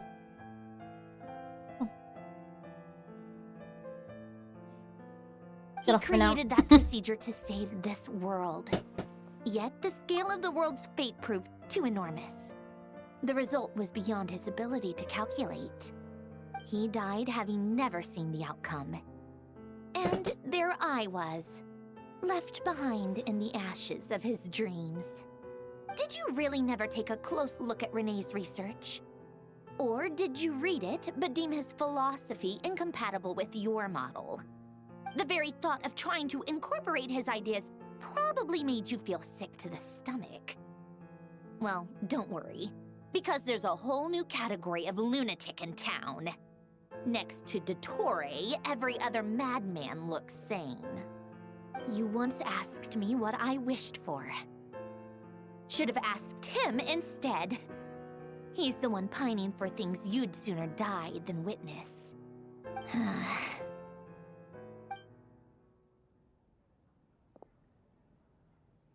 Even the tiniest variable can make big waves in the present. Now then, allow me to put these incompatible fragments together in your stead. First, establish and verify the existence of the Great Circle. Absolute nihil on one end, absolute reality on the other. Now, Search between these two extremes. Then, the construction criteria. Variables. The sparks of civilization shall run out unless we consider introducing variables from outside the system. Input variables. Traverse the world, space-time, and civilization. Then extract the essential nodes from the records to determine which variables they point to. The primordial power that differentiated itself from the void. The power of light. Yes, light. Records. Hyperborea. This is horrendously complicated. After all that, I'm still missing a few variables. I need to think this through again. How do you think it looks, Polonia? Like the frenzied scrawlings of a madwoman? Fine, keep it to yourself. It's not like you can talk anyway. I'll assume you gave it a passing grade. I jest. But true madness does often start with trying to save the world. What would Arlecchino and Columbina think if they saw this incomprehensible hen scratch? They'd probably have me institutionalized. So would Rosaline. She's been dead for a while now. When I close my eyes and think back, I can still see her face. And that enormous dress she used to wear. Such a bizarre choice. What possessed her? Oh, and the clack-clack of those heels used to drive me insane. No one's asking me, obviously, but I hope you all know that I never wanted to save the world. I'm not crazy. I don't have delusional ambitions, and that's a clinical fact. The world needs a solution, but I don't need the world's validation. It's the world begging me for answers, not the other way around.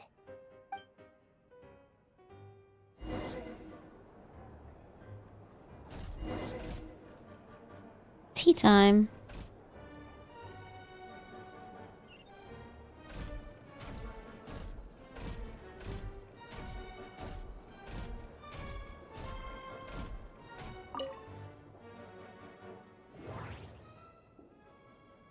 Really?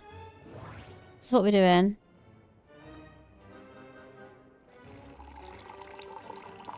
We're making tea for Marionette. This is the weirdest section of this quest so far.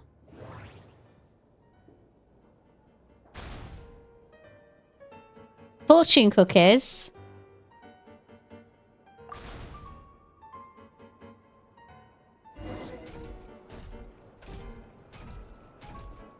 A day in the life of Polonia.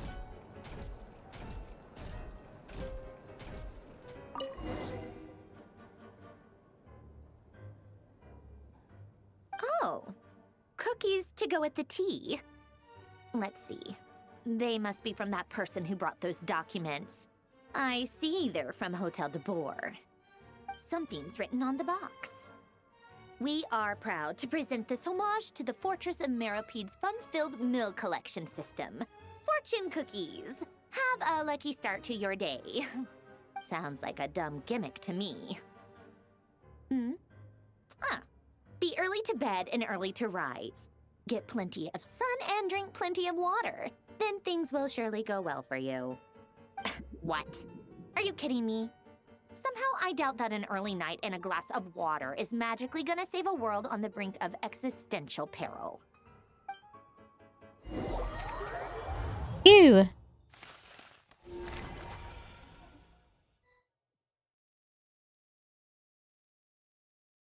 Lady Arlecchino, word has reached us that Lady Marionette's troops are all in position. They are ready to act as soon as the order is given. Excellent. The only thing is, they are fewer in number than we expected. It looks like many of them must Oh, have is lost this their our lives at first the view hand of the new monsters released by the island? Doctor. Can't be helped.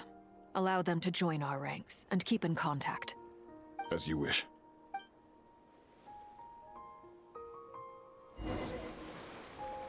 Right, first things first, can I switch on this? Will it let me? No, it won't. It's been a while, Arlecchino. Oh my god! Look who's here. Another one. Did Dottore really have to build his lab right on the sole path between Snezhnaya and Nodkrai? Had to go on a huge detour to stay out of its line of sight. Sounds like an arduous journey. I assume you've brought word from Her Majesty? Of course, all part of the job. Firstly, the Tsaritsa has authorized Fatui Internal Affairs to review Dottore's case. They will reach a formal verdict on whether he has turned traitor and whether he poses a threat to Snezhnaya. While they're working on that, I've been ordered to come and receive the refugees from Nodkrai. They are nearby. My team will escort you to them shortly. Great. Aside from that, Her Majesty has a message for you and Sandrone personally. Huh? Where is Sandrone? She stayed behind to work since I was making the trip anyway. It seemed sensible to have one person on standby at base while the other came out to meet you. All right, guess that's just how she rolls. In that case, tell her that the Tsaritsa's decree this time is pretty awesome sounding. I think she'll like this one. Still, I wonder what... Wait, what's that? Did one of our troops turn into a monster? Take him out. Holy hell. Transfixed. Go on.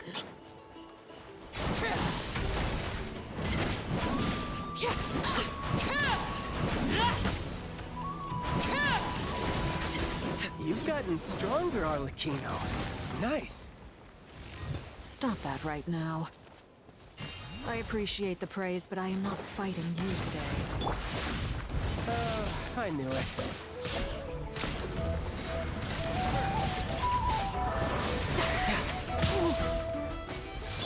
Everlasting as the moon! Overruled!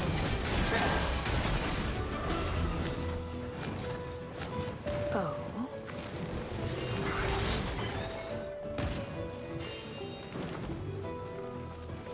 Not getting much health back, am I?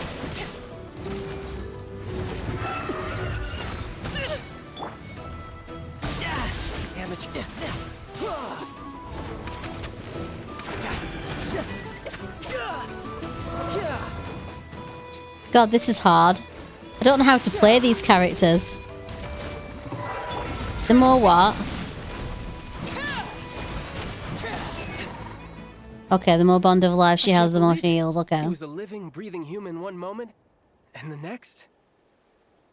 Another fine piece of work by our dear colleague, I'm afraid. What in the world has been going on in Nodkrai? A lot. But long story short, Dottore stole 2 moon marrows that should have belonged to Columbina, then built a 3rd moon marrow of his own to concentrate the Trilunar Authority in his hands. I see. What do you mean he built a moon marrow? People build roads and houses, not moon marrows. What's his next DIY project? He's gonna build a god? You could stand to be less surprised. We are harbingers. The work we are engaged in makes the creation of gods seem mundane by comparison. I tell everyone who asks that you once crossed swords with Rex Lapis while serving as a key supporter for Rosaline's plan. But right now, you're acting like a common adventurer. Thanks for speaking up for me. Those 2 really took me for a ride back then. Then again, surely no common adventurer would manage to get tangled up with them the way I did. That's gotta count in my favor, right? It almost sounds like you wish to repeat the experience. I might have to lower my opinion of you. No. I'll stop talking. Please, go on. Dottore is currently still experimenting with his newfound power in ways that continue to corrode the outside world. As for the human mutation, I believe this is simply a consequence of his experiments, and not a strategic move. That radiant beast was once a subordinate of Sandrone's. I suspect he was only allowed to live so that he could become an experimental subject. Also, those of us who fought Dottore have been afflicted with a curse. As such, I cannot leave Nodkrai. This is so much worse than I thought. No wonder Her Majesty's decree is so extreme. While these exceptional circumstances persist, the Harbingers are hereby authorized to use unilateral executive powers. Should Dottore pose You could have started with that. Arlecchino and Sandrone are permitted to eliminate him. My thanks to Her Majesty. I will pass these good tidings on to Sandrone. Her Majesty has also declared that she will refrain from launching an attack on the now evacuated Nodcry due to the presence of unretrieved research material. A wise decision. By the way, how's my old partner doing? I'm assuming they're with you? Partner? You mean the Traveler? I'm afraid I have bad news. She was captured after our failed assault on Dottores' lab. Her whereabouts are currently unknown. What? Why? Since when does Dottore have a bone to pick with her? That is indeed the question. I'm not sure he does. He must have some other goal in mind. This won't do. I have to rescue her. Aww. We have no idea where the Traveler is. Oh, he's so loyal. What am I supposed to do then? Stand here twiddling my thumbs? Sandrone is working on it. The best thing you can do right now is complete your mission. Fine. I guess I'll leave this to you then. One last thing. Tell the Rooster to get the message out to the gods and citizens of every nation in Teyvat. Beware. An uncontrollable pollution is spreading forth from Nodcry. The source of that pollution is a madman drunk on the success of his experiments. The Fatui and our allies will endeavor to contain the threat. However, if Nodcry falls, things are likely to escalate. Considering Dottore is one of our own, all Fatui stationed in Nodcry consider it our duty to stay and fight him to the bitter end. Whatever the cost. Hey, don't be too pessimistic. If it comes to it, I'm sure Her Majesty won't stand by and do nothing. I hope you're right.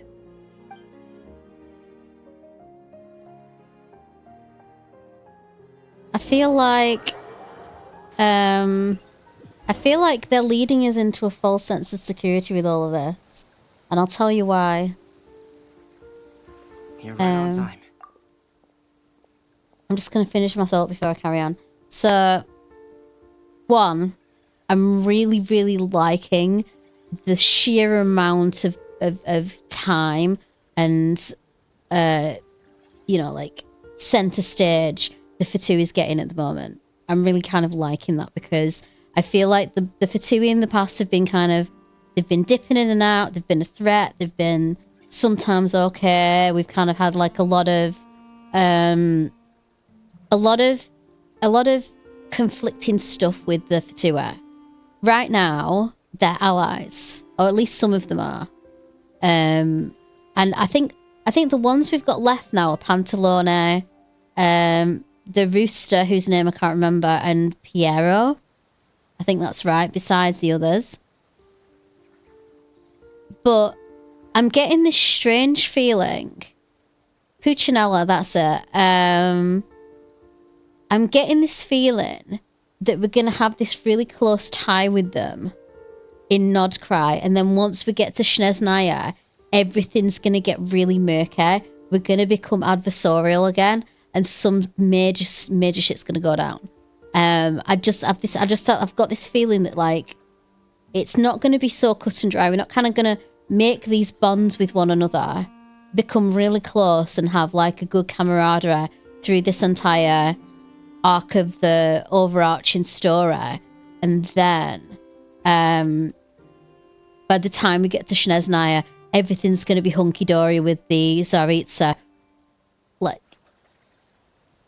yeah, because I think we've been kind of going through this journey against them and sort of like all the stuff with the Gnosis and everything else. That's going to be resolved later. We know that that's going to be resolved later. But I think we're going to get to Snezhnaya, and I feel like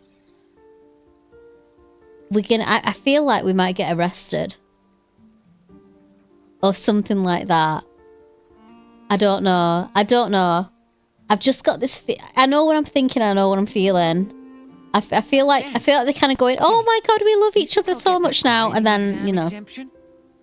I made sure I was on my best behavior in Mondstadt. I landed well outside the city and walked in through the gates. I'll help you apply, don't worry. For now, let's see what we have here. What are the Doctor's energy fields even made from? The usual attract and repel principles that govern Kuvaki don't pretty seem much. to apply to them. They are very mysterious, but ultimately, they appear to be comprised of energies from the 3 realms.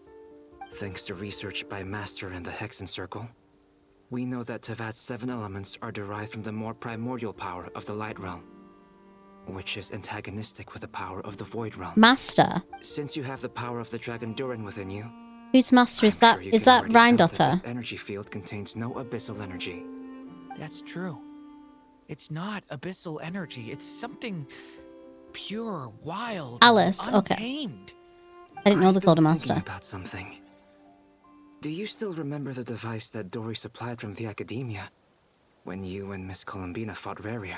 You mean the one created by a certain One of the Cavern? most marvelous feats of ingenuity I've ever seen. The design, the craftsmanship, the material selection.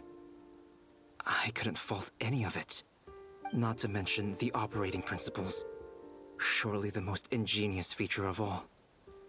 Dory didn't go into detail on how it functions, but I have a working theory. Okay, we need to get Albedo and Cave in the same room together. Somehow able to use the pyro energy that you provided, despite the fact that, as a moon goddess, she should only be able to use light realm energy in principle. Now, all elemental energy is, of course, derived from light realm energy to begin with. Hence, I suspect that the device works by restoring elemental energy to its original state. This presumes a theoretical model of the 7 elements akin to that of light refracted through a prism. Yeah, if anybody needs to go to Sumeru, it's It Albedo. is no mere analogy.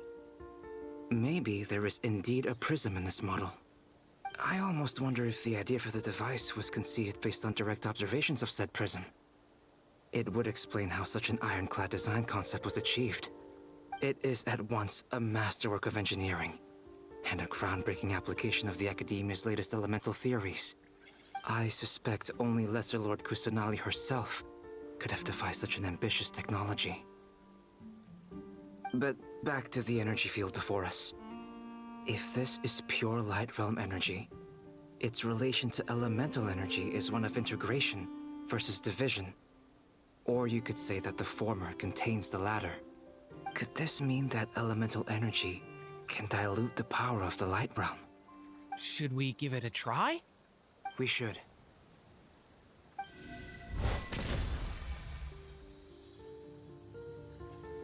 Ha! It works! Clear signs of disruption were detected at the periphery of the energy field. This indicates that elemental energy can disturb or even negate the field. Now you try.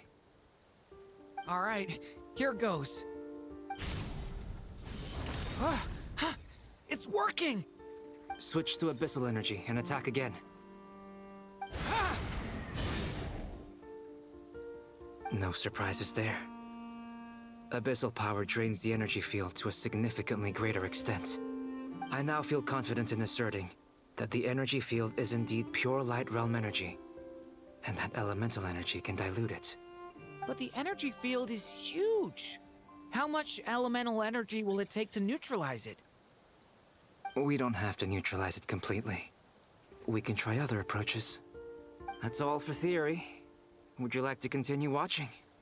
So you knew I was here. Huh? When did you get here? A while ago. But Albedo sounded like he was working on his thesis defense back there. Back in Sumeru. You can end a person's whole career by interrupting them mid-speech. Very thoughtful of you. I'm truly touched. Could I ask you to lend me a hand? With what? A little test. Try using Anima to unleash a concentrated assault with circular blades, with the goal of breaking through at a singular point. Nice! This time it tore through the field. Tremendous. This is a major breakthrough. Should we go through? We probably shouldn't risk having mutually antagonistic energies in such close proximity. Durin, you stay here and watch the entrance. Hat Guy and I will go in to investigate. Sounds sensible to me. Keep your eyes peeled, Durin. Don't worry, I got this. You two be careful in there. Just give me the signal if you need help, and I'll dive right in. What do you mean, signal? It's based on a new alchemical concoction I developed last month. When 2 bottles of it are smashed on the ground together, they emit a blinding burst of light. If it comes to that, remember to shield your eyes with your hat. Glad I asked. Thanks for the heads up. It all comes back down to that hat, doesn't it? Oh yeah! We're controlling Albedo now. Yay! Yay! I get to control Albedo. I'm the happiest person ever. Okay. Let's go. That's enough of that. Like I thought. Beyond a certain distance, we can't see the opening where we came in. Maybe that's to prevent people from escaping. Sounds like Dottore style to me. Not much has changed. Things are basically the same here as they were before the energy field appeared.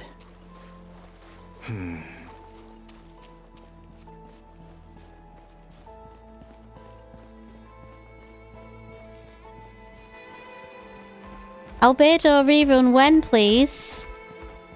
Albedo rerun. Elder wants Albedo. Everything's getting a bit static. Am I going the wrong way? Going the wrong way, aren't I? This way.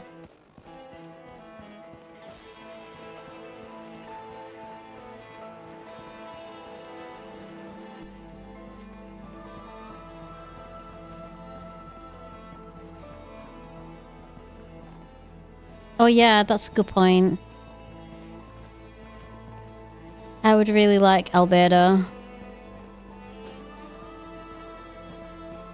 He is one of my favourites after all. They have no heartbeat and they're not breathing. We can only assume they're dead.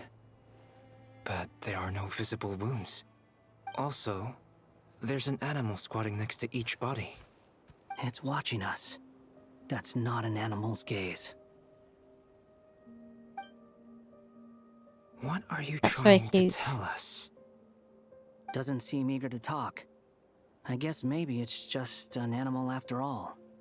Let's keep looking around.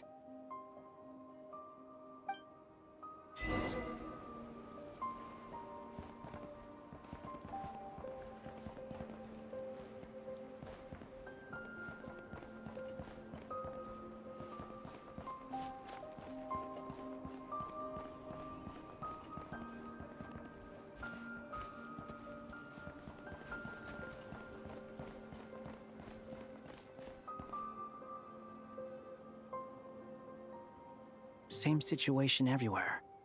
Not a living soul in sight. Just countless bodies with animals standing watch over them.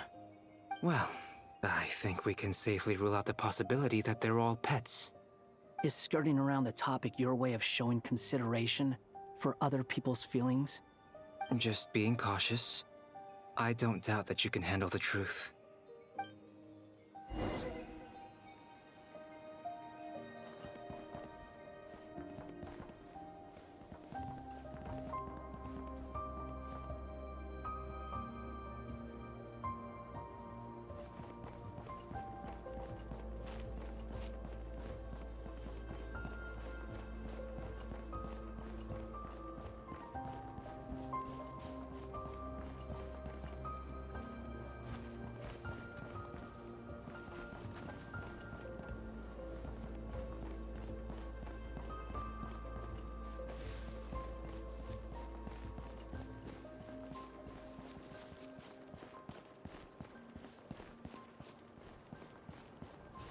Careful.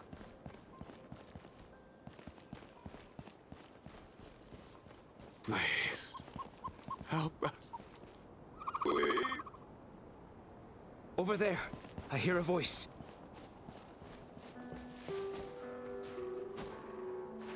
This up here.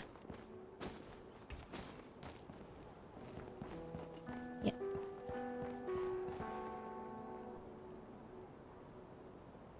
Please. not. Please. What happened here? I don't know. Suddenly, everyone collapsed. Then my line of sight got lower. I still have some of my senses left. I gotta get out of here.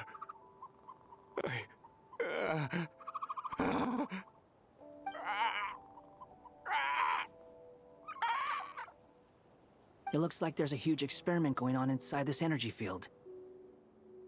Maybe each energy field is its own giant experiment.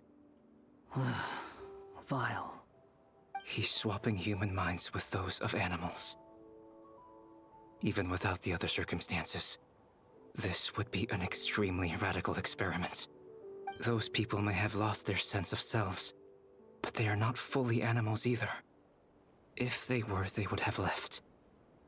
But instead, their instincts are driving them to remain by their dead bodies. We should go. No sense in sticking around here longer than we need to. Agreed.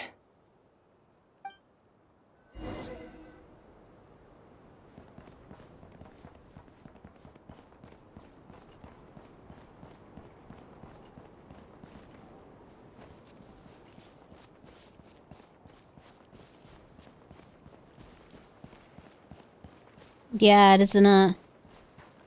Tori, you wackadoodle.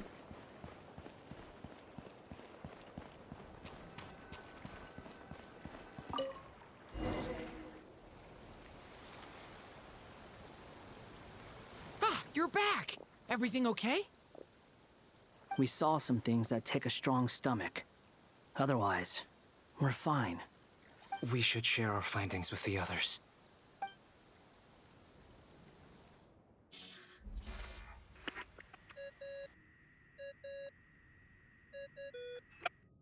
Yes? Who is it? Miss Nefer, it's me, Albedo. We found a way to break through the energy fields. With enough control, it's possible to tear them open using elemental energy. Also, we managed to take a look inside. Dottore is carrying out his cruel experiments on an immense scale. Any residents who have failed to evacuate in time will likely meet a grisly end. Sounds like he's living down to our expectations. Might I ask how things are proceeding on your end? I'm just about to get started. I'll be in touch once I have a result. Understood. Stay safe. I will.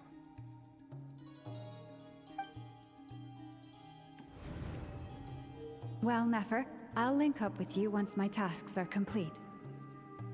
What makes you think I'd need you to do that? I'll need it. And considering the way you approach certain matters, I think you'll be better off with me present. Those two. Let's begin. Entering simulation mode.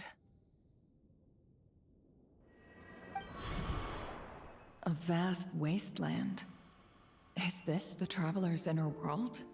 I was expecting something more vibrant, to be honest. Wait, someone's there. What are you looking at? In that case, I'll look at it with you. I want to know all about everything you've seen and experienced. Is there somewhere I should return to?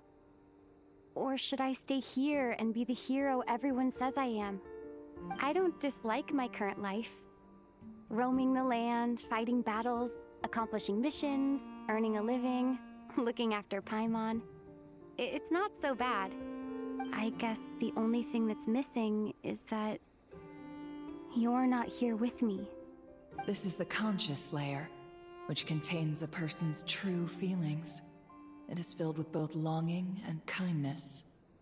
I suppose anyone who lives long enough ends up wishing for someone who can't be there. Maybe it's the only way we can feel truly alive. Time to delve a little deeper.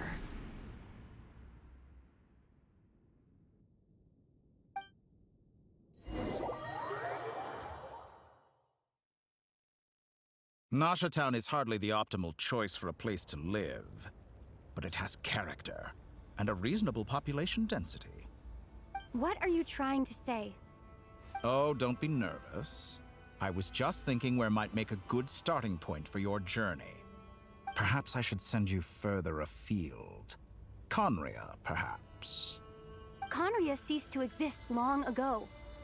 Once again, you fail to understand the possibilities that the Tri-Lune creates.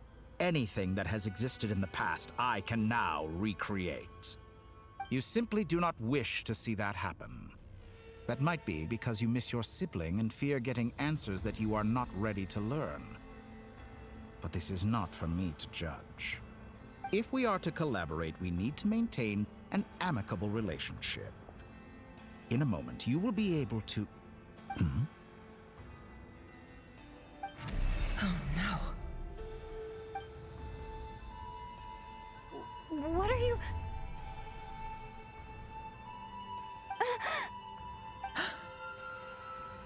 What are you gonna do? Don't move. Something unwanted has crept into... Oh? Gone as quickly as it came.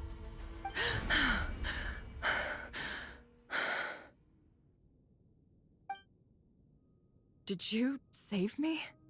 If I hadn't cut the connection, Dottore might have caught you from the other side and destroyed you. This was a good idea, but once is plenty. You were exceptionally brave. Excellent work. Thanks, but now's not the time for that.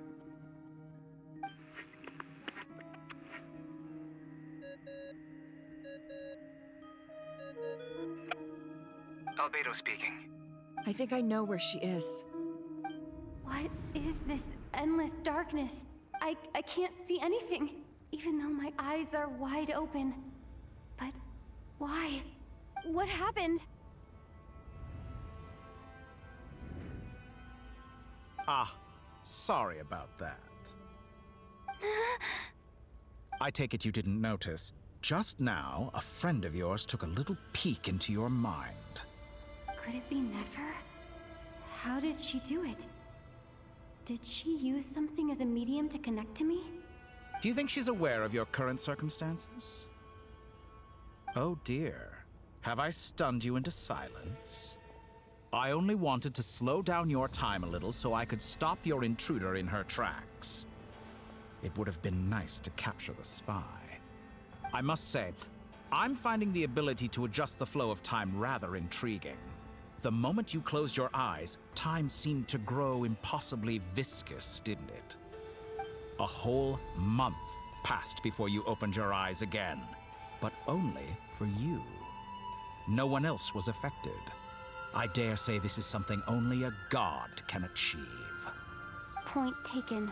You've proven once again that you have god-tier powers. Oh, you misunderstand. This wasn't about proving a point. I was testing things out. I find I learn best by doing, and I have to admit, time is not the easiest dimension to control. I only wanted to make you sleep for a short while, but it ended up lasting a whole month. Clearly some finesse is required to wield the authority over time as I wish. I hope you're not angry with me. It was only a month's discrepancy, nothing too serious. Had I been off by a year, a decade, or even a century, that would have been true. quite a different story. You could have frozen me for millions of years. So much for collaboration. You aren't showing much sincerity. Millions of years? To what end? I wonder if you don't understand humans all that well. They are very pragmatic creatures who understand only that which they can perceive with their senses. If I had you sit here for a week, I imagine people might sympathize. But if I left you here for 100, 1,000, or 10,000 years, the sheer size of that number would cause it to lose all meaning to them. They would not have the capacity to comprehend your suffering, and thus they could not empathize. Unfortunately, while gods do exist in Tevat, it is ordinary humans that account for most of the population. Their lifespans are so limited, their bodies so fragile. Did you ever really hope that they could begin to understand someone like you? Your long life and unique origins make you fundamentally different from them. How long will it be before they start to treat you like the alien you are? Before you are ostracized, outcast? Alien. Even I feel bad for you sometimes. This world has made you into a slave. So many times you have served its will, and not once have the powers that be ever thought to grant you the one simple thing you wish for. You have been treated most unfairly. I can change that. I will grant you special privileges, and give you back the status you rightly deserve as a descender.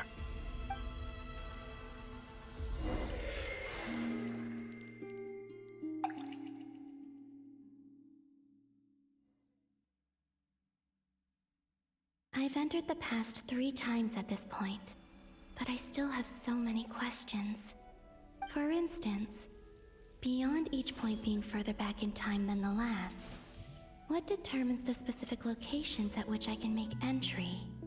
So far, the common thread linking all 3 scenarios is that the Traveler has been present. But it's more than that.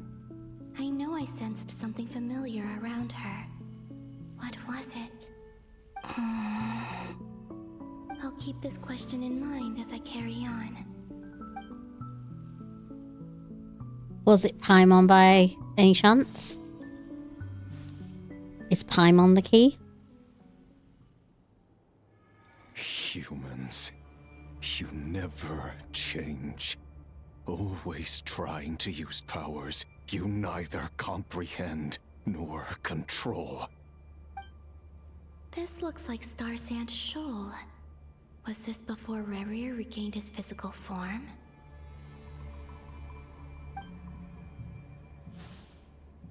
You've messed with the cannon again, huh? Sorry, but this round's not gonna go your way. The cannon. That's right. I was at Silvermoon Hall and I sensed an abnormal Kuvaki fluctuation coming from Nasha Town. And right after that, came an ominous power emanating from Star Sand Shoal. My body was once torn into countless pieces and hurled into the swirling chaos of time itself. But even so, my life and will were not extinguished. I wonder if I could try to prevent his resurrection. But how would I do it? What can I do, here and now? Traveler! Behind you! Look at that light!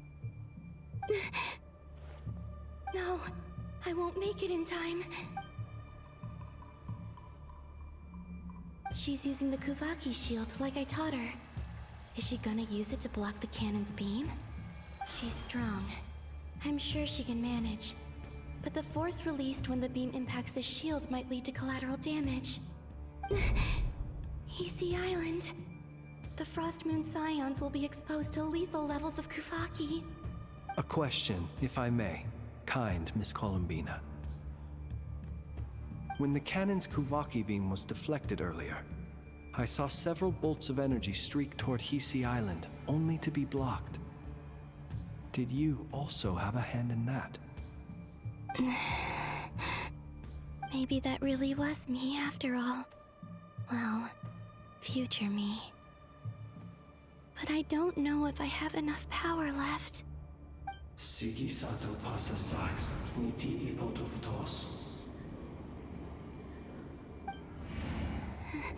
There's no time.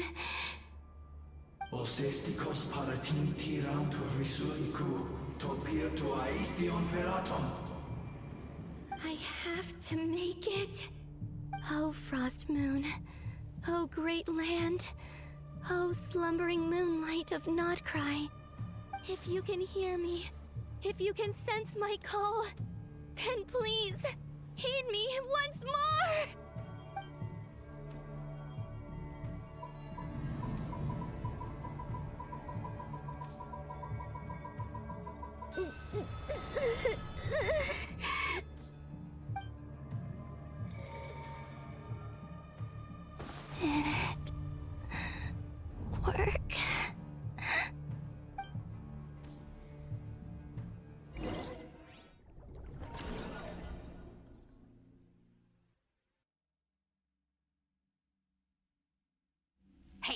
wake up. Hey, did you hear me? Columbina, I said wake up, now! Oh, good morning, Sandrone.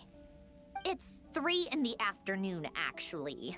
And could you kindly not use my quarters as your personal nap room next time?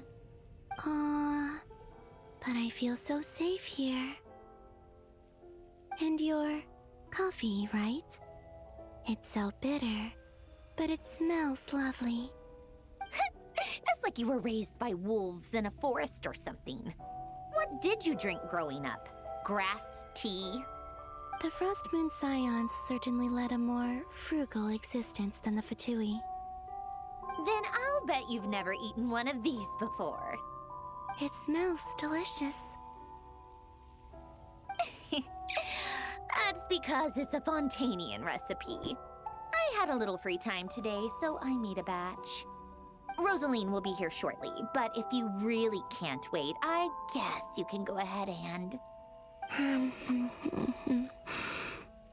Hey, at least let me finish before you start eating!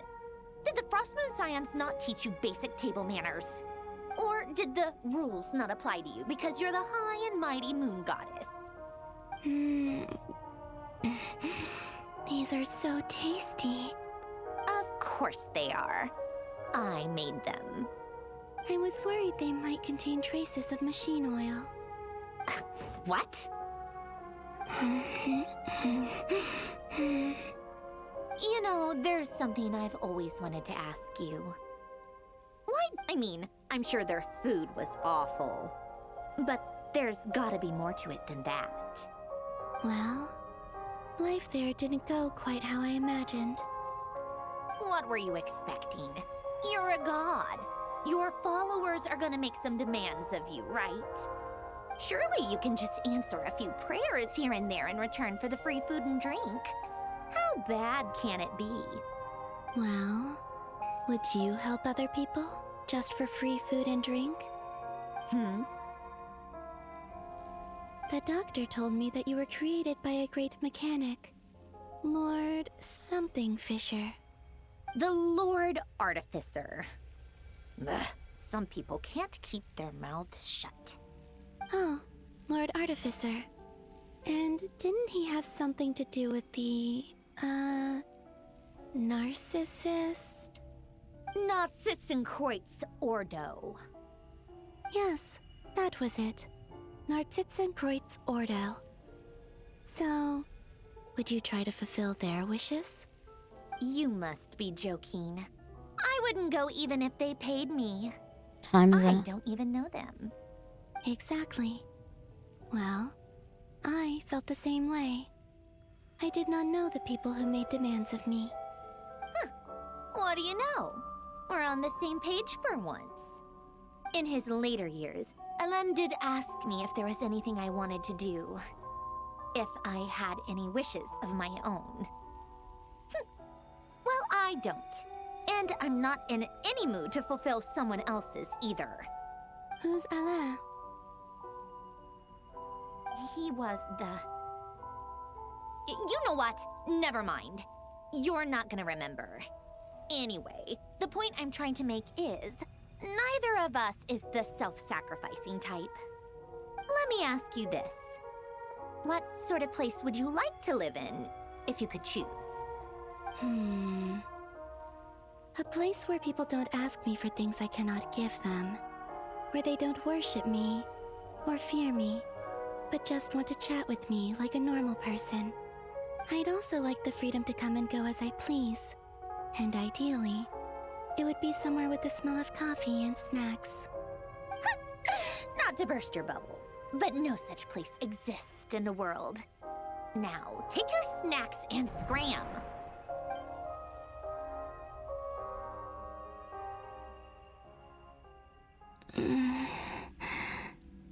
Did I pass out? Of course. I'm back here again. I dreamed of events from my past. Sandrone. Traveler. I miss you all so much. Back there. I guess I managed to harness all the Kuvaki energy on Hisi Island. But how did I do it? Time is flowing backwards here, and I can use that familiar power to enter the world of the past. That mystery ally everyone talked about. It was me all along. I can sense that there isn't much more power remaining up ahead. What lies at the end of all of this? Will time keep flowing into the past? And will I ever find my way back?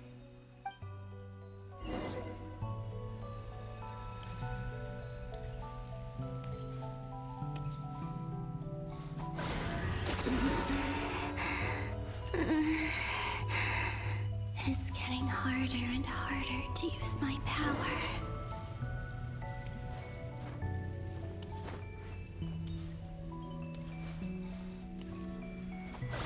I'm no match for the Abyss in this state. I need to avoid the contaminated fragments.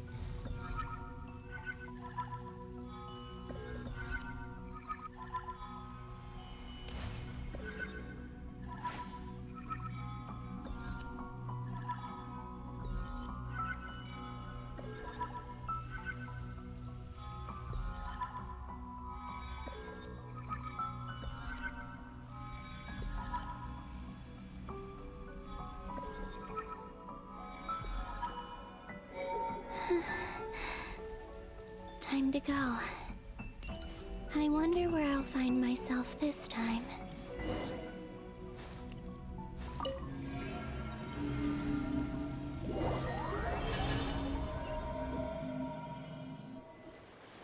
The Final Night Cemetery.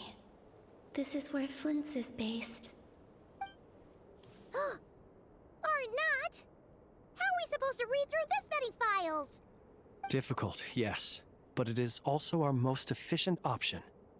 Seems like they're searching for information. Oh, I remember. Flint and Varga talked about some files on the Wild Hunt. Was this my doing too? To expose the true intentions of this Rarir, we need to dive into Notcry's history. Are my actions changing the past?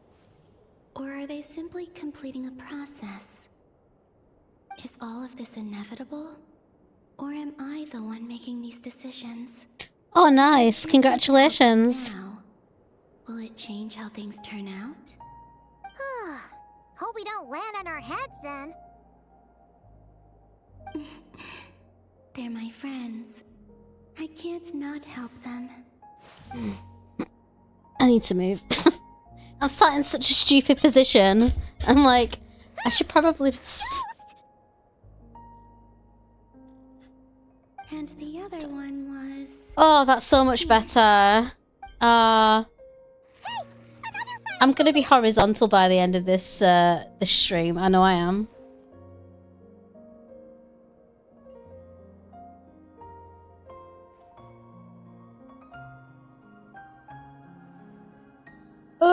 He needs to sit up.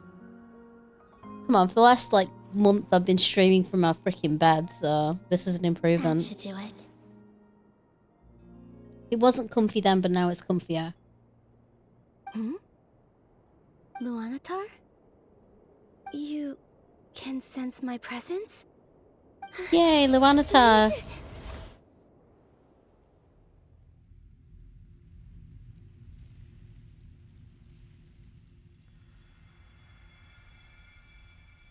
Luanatar. So she's that familiar presence I've been sensing all along. She's always been by the Traveler's side. That explains why the Traveler has been there each time I've entered the past. But why Luanatar? Is it because she has a connection to me as the Moon Goddess's familiar? If so, why not any other Kuhenki? That's...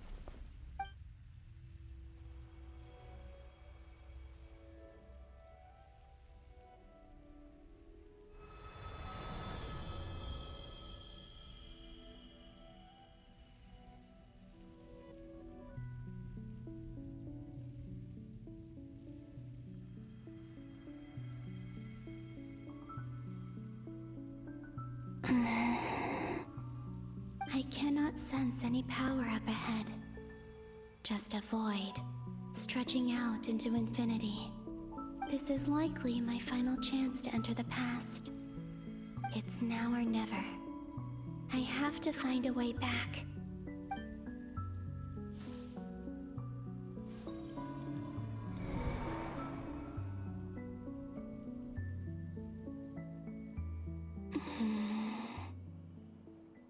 Easy Island?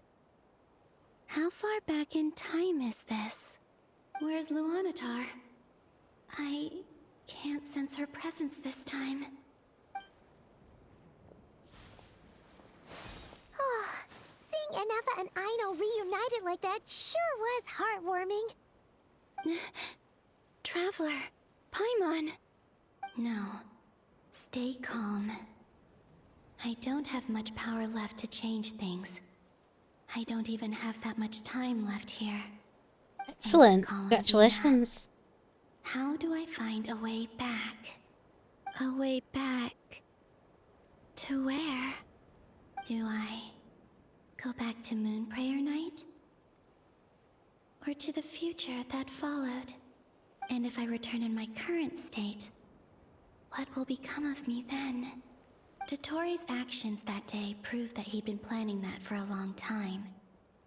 He had already seized the power of 2 moon marrows before capturing me. Even if I managed to get back, how can I fight against him when he wields the Tri-Lune Authority? I can't. If I go back like this, I'll be playing right into his hands. I have to find some way of rivaling the power he has usurped. Wait. Time flowing backwards. The Tri-Lune Authority.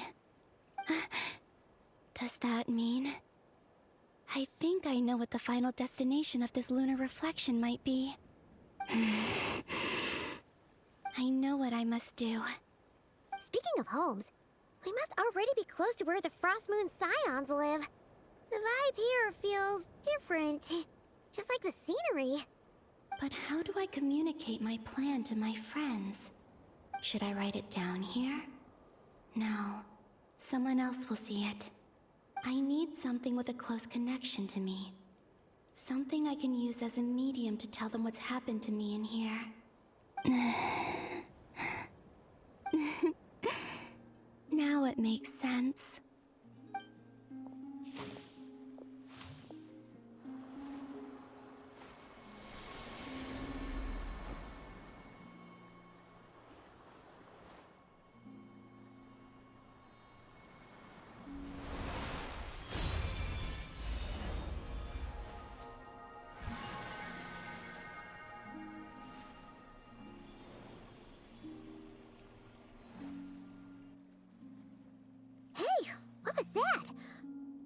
Some sort of breeze blew by, and then the petals suddenly turned into...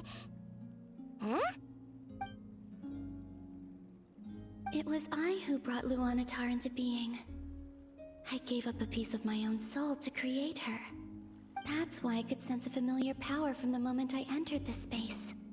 It also explains why she's been present in every past location that I've entered. Because we have a deep connection. Hey there! What's your name? And the reason why there are no more gates to the past after this point is that Luanatar hadn't been born then. No wonder I sensed the trace of a blessing when we first met. But I still didn't recognize the soul hidden within you. Back then, I was just a little lost dove. I had yet to become Columbina Hyposelenia. Go on now. We've got stuff to do. Best you find someone else to hang out with. Hey, you scared it off. I'll be counting on you. Remember to stay by the traveler's side, guide her, and help her in my stead.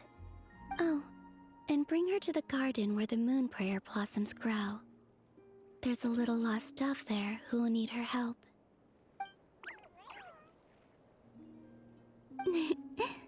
Go on.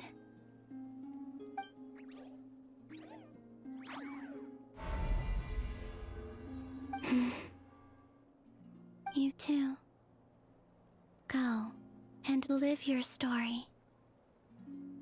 As for mine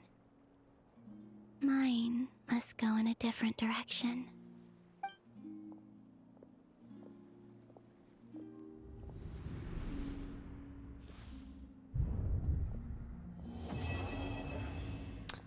Wow.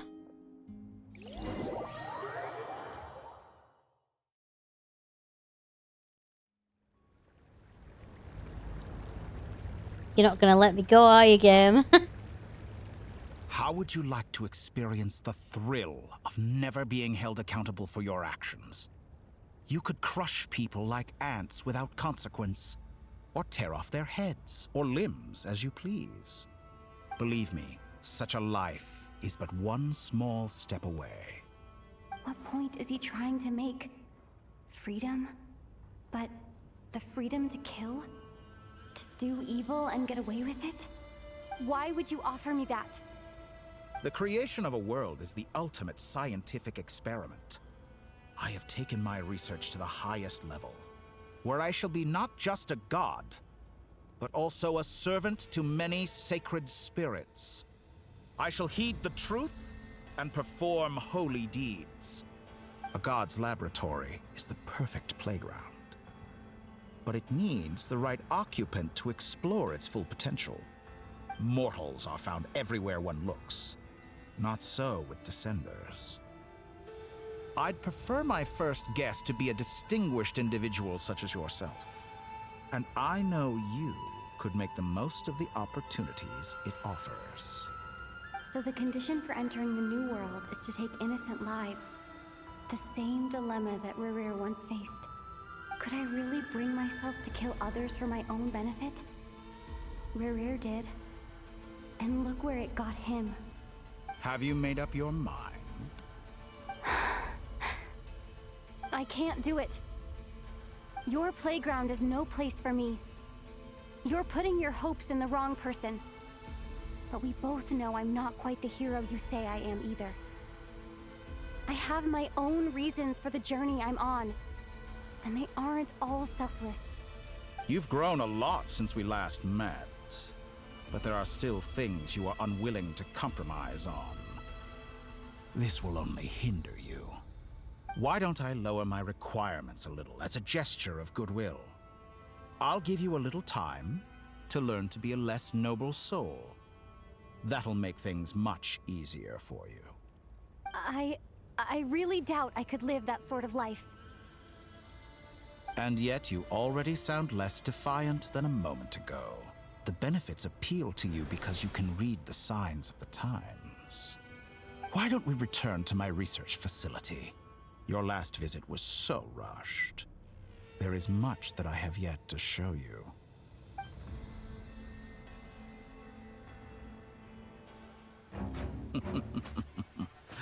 Now to that question,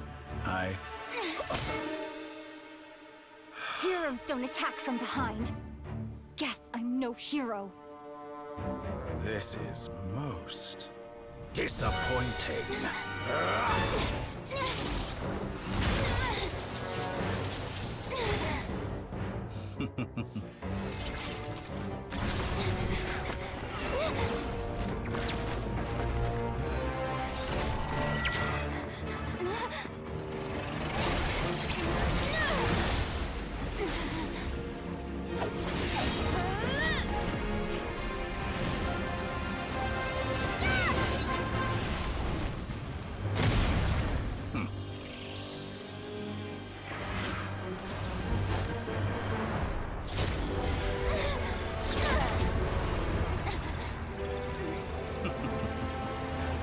Now then.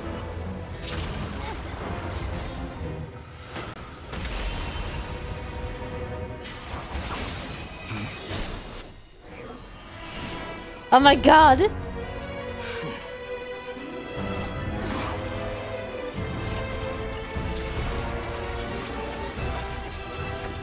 new face. Interesting.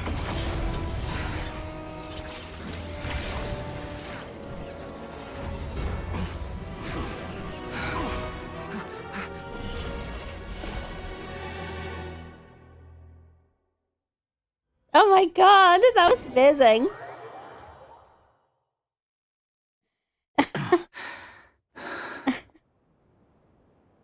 You're still gonna call me Hack Guy after that, huh? I didn't see anyone else in there who needed saving. Oh my god, that was amazing.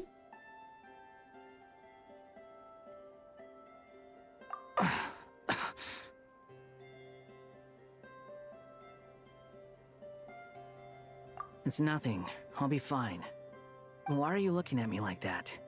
Is it that shocking that I'd come to your rescue? I owed you a favor back in Sumeru. Now we're even. Distracting Dotori was tough. I won't lie.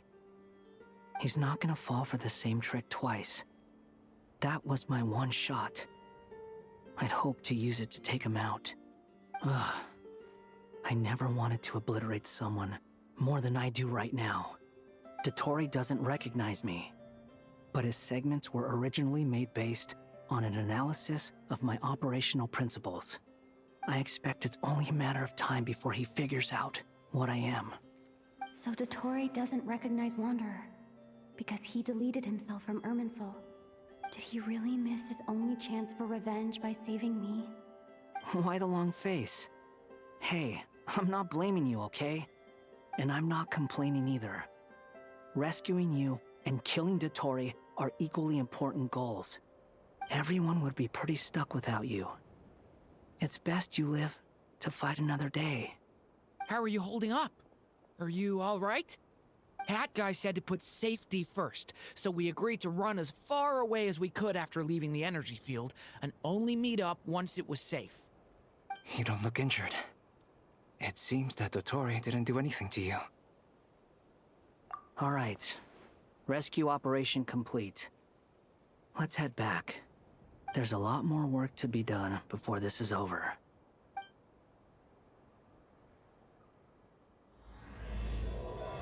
True Moon. That's the next chapter. It's called True Moon. And it's carrying on. I want to go to bed. Oh my god, what time are we on? Okay, it's only 20 past 10. I'm okay. I'm okay. This is say that we'd be stuck in it. I bear the Tsaritsa's degree in mind. I don't see what's so awesome about it. They're not letting me go. No, Does he really I'm stuck think here everyone now. else is as immature as him?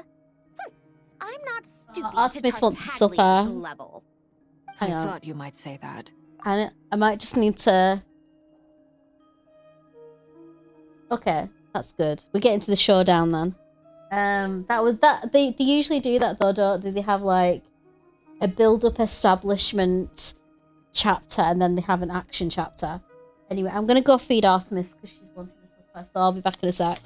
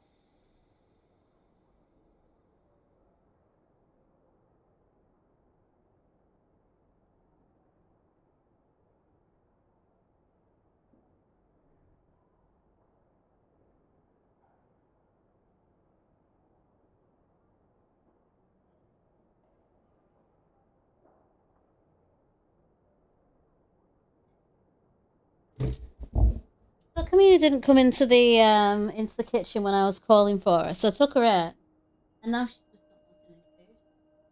not wanting any food. So she wants dreamies. She'll eat dreamers. She just wants food. Anyway, are you okay with carrying on for a little bit then? I mean, I don't mind because I can, you know, I'll sleep fine like I always do, but I don't want to like keep people up and everything if you're needing. Have you finished college for the week, Rem? Or have you got another day tomorrow? Oh.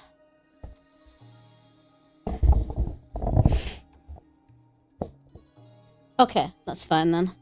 We're okay then. I feel okay. How's your progress? Quite promising, actually. That alchemist Albedo gave me a few ideas. I think Sindroni likes Albedo now. Remember how I asked you to look up some files for me? That stuff on the Nazissenkreuz Institute. Rene de Petrichor and Jakob Ingold. Alain Guillotin despised Rene's theories and methods, but he never managed to come up with better alternatives either. So I adopted some of Rene's ideas. I thought Alain was like a father to you. He and Rene were mortal enemies, were they not? And what would you say if Lenny and his friends one day learned something useful from someone you utterly detested? Maybe she'll have a crush on him, but I think he has a crush on Traveler, so... That would mean that they have surpassed me. For all we know, Alain Guillotin might have thought the same thing. Not that it matters, though. He's dead, and I'm alive. So it's my call to make. Once you die, it doesn't matter how great you were in life. Only the living get to decide what happens next. Hey, come on out.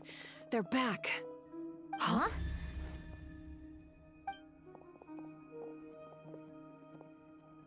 You're back?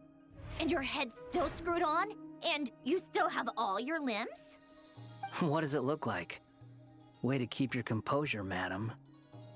Excuse you. I am perfectly composed.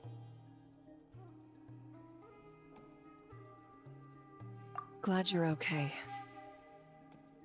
Yes, it's a huge relief. Worry? Oh, yeah, right. You think we, the Fatui, were worried about you? We were worried sick. Hey! The Traveler and I were already friends. You are free to join this mission in whatever capacity you please. Much like your tea parties. It's a laugh a minute with you guys. I must say, I was quite surprised when Mr. Albedo told me he would need no additional aid. We discussed this on our way back as well. I am rarely so unequivocal, but in this case, we had full confidence in Hat Guy. He said he knew what he was doing. I find Hat Guy ridiculous. I can't believe that that's the name that we... Meanwhile, it's like... Hat Guy broke into the energy field and rescued the Traveler. Why? You didn't have to mention that. Well, I'm thoroughly impressed. You are a force to be reckoned with, Hat Guy. Hat Guy? Is she really back? I know. Traveler! It's really you! Oh, thank goodness! Paimon missed you so much! You can finally breathe easy, Paimon. It's great to have you back in one piece! Oh, Paimon's been having nightmares the whole time you were gone! Look at them. You know, once you reach my age, there's nothing better than watching a misty-eyed reunion between friends.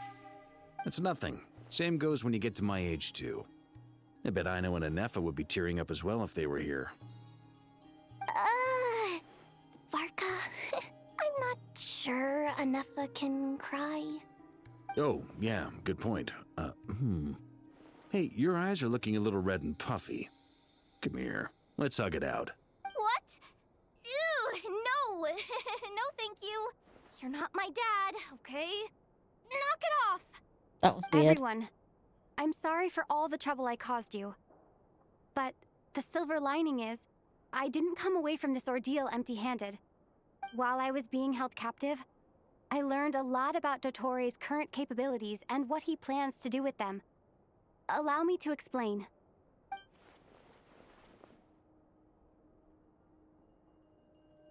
The three moon goddesses were even more powerful than we imagined. No wonder Dottore believes himself to be equal to the gods. Maybe even superior. Utter blasphemy. While everyone was gone, Nefer and I made an interesting discovery. And I believe Miss Sandrone has something to share too. Ma'am, perhaps you could do the honors?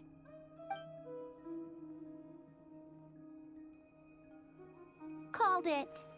Getting rid of a pesky troublemaker like her is like trying to clean up after a crumbly cake. It always comes back to haunt you. Our next step is to find a way to bring her back. A place where time flows backwards, with no destination in sight. Surely it must have been created for a specific purpose. But I fear the answers are buried deep in Tevat's history, held by great powers beyond our reach. It sounds like she's on a specific path through time, just traveling in the opposite direction to us. The question is, where does that path lead? Or will it keep going to infinity? We considered that question as well. Strictly speaking, time is not infinite. Indeed not. Every road has an end. Nicole!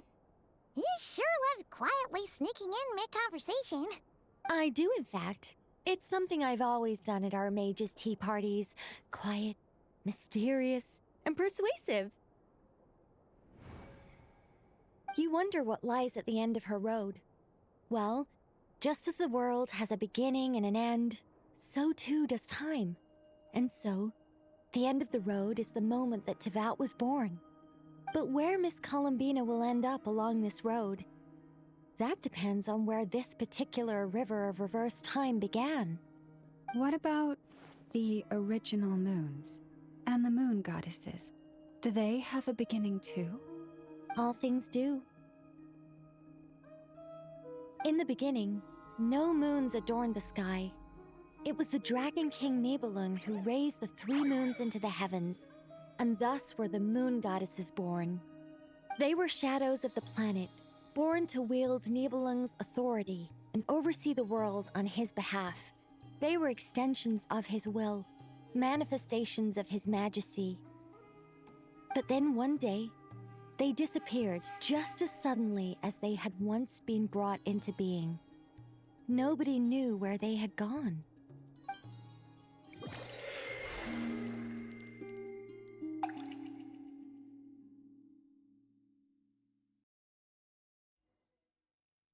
Like I thought, no more paths back to reality have emerged since. But how can I be sure that I'm going the right way without scenes from reality to keep me on track? I can't even be sure of how long I've been walking for. The further I travel, the less stable this space becomes. There are even moments where I can sense something that feels like abyssal energy. They can just materialize out of thin air. I have to keep my wits about me.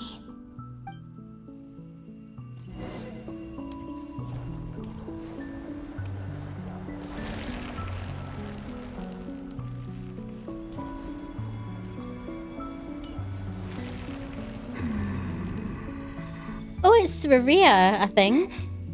Is that the ray here of Solnari? Oh, we're getting more Maria. I can't believe he survived. How did he do it?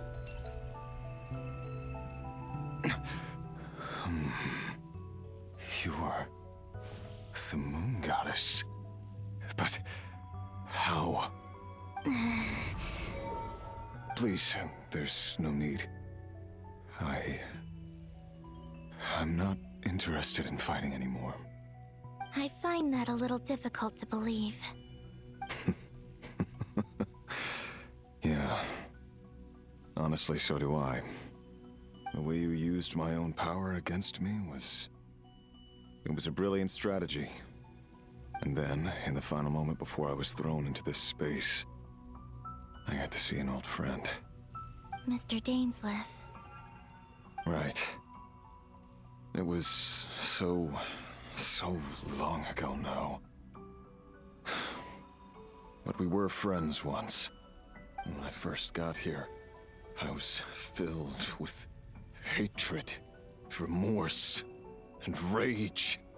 How I cursed and devoured. I tore everything here apart. I was consumed by the desire to leave this place and have my vengeance. But to no avail. This is a place with no exit. This is the second time I've entered this space. Though I have no memory of the first. I was torn to shreds the moment I entered. But this time I survived. It must be partly because of this new body. And partly because of all the Kuvaki I absorbed in Nodcry.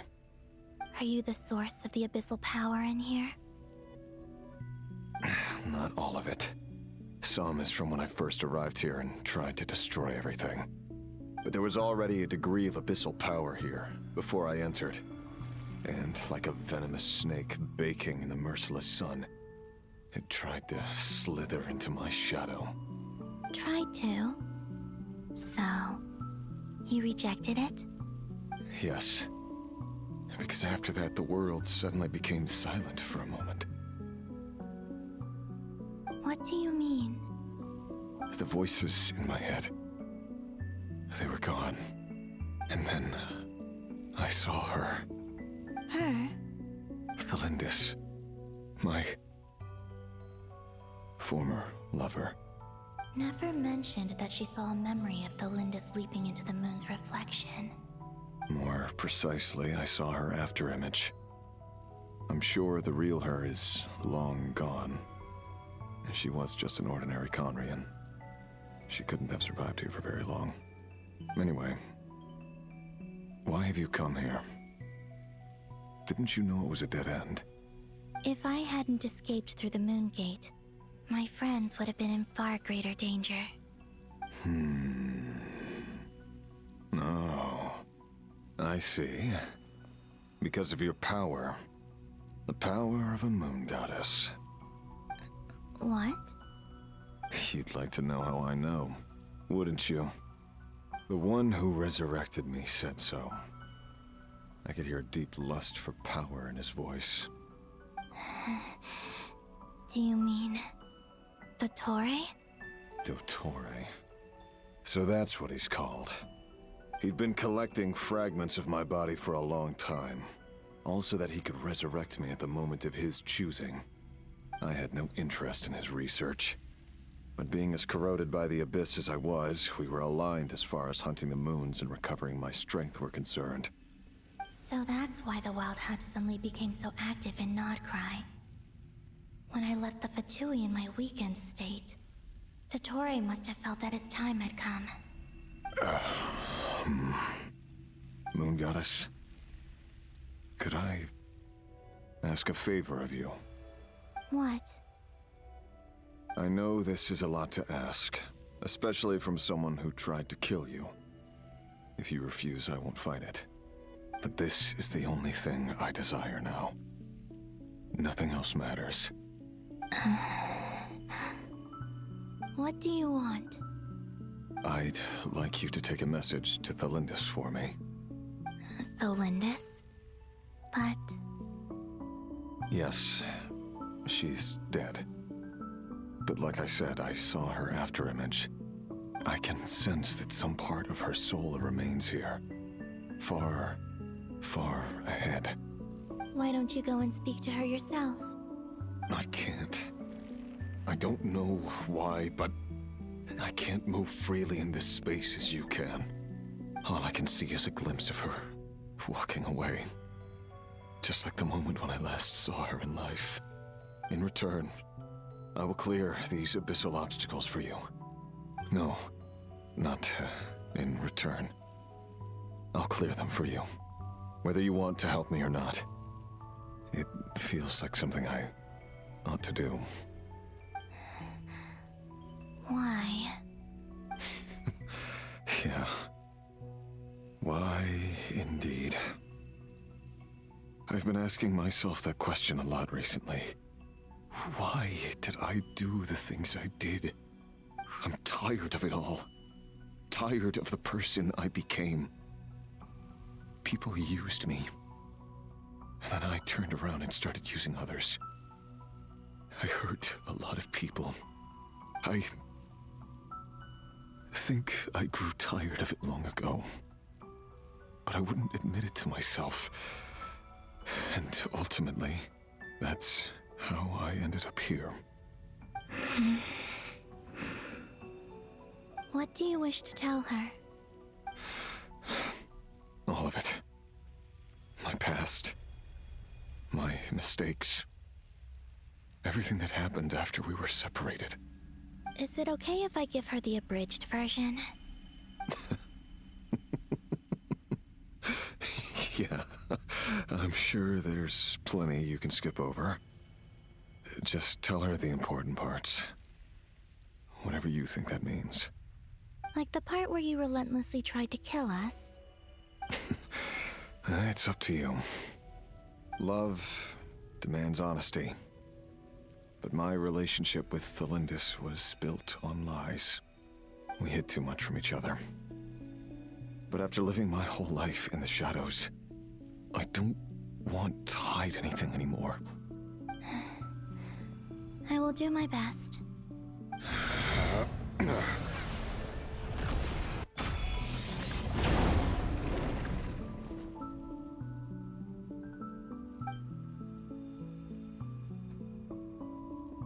There. The Abyss will no longer stand in your way. Even though Mr. Dainsliff felt he had to fight you, I think he still regarded you as a friend. Dane? He said that you betrayed him. But he also felt great remorse at never having understood what you were truly going through. Yeah, I noticed that. Why tell me this? Because if he'd known that someone could take a message to you, I believe that's what he would have said. Thank you. It means a lot. I know this will sound strange coming from me, but don't die, Moon Goddess. I can tell that you're determined to get out of here.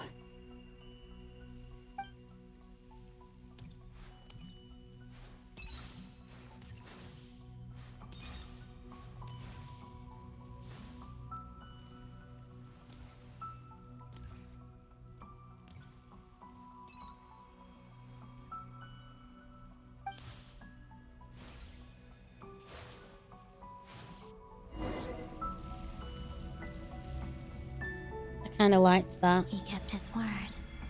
The Abyss is no longer obstructing my path.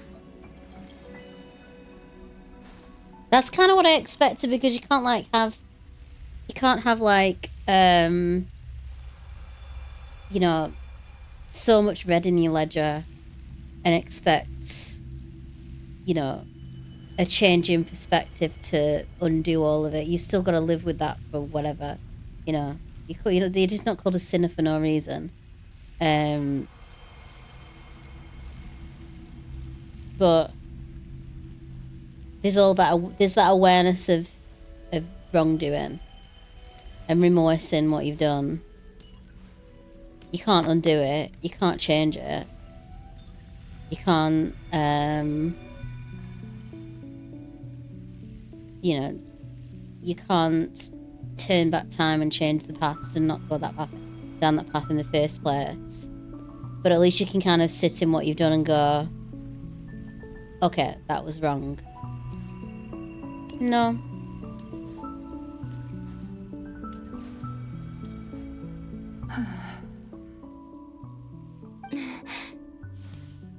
Is that the Lindis?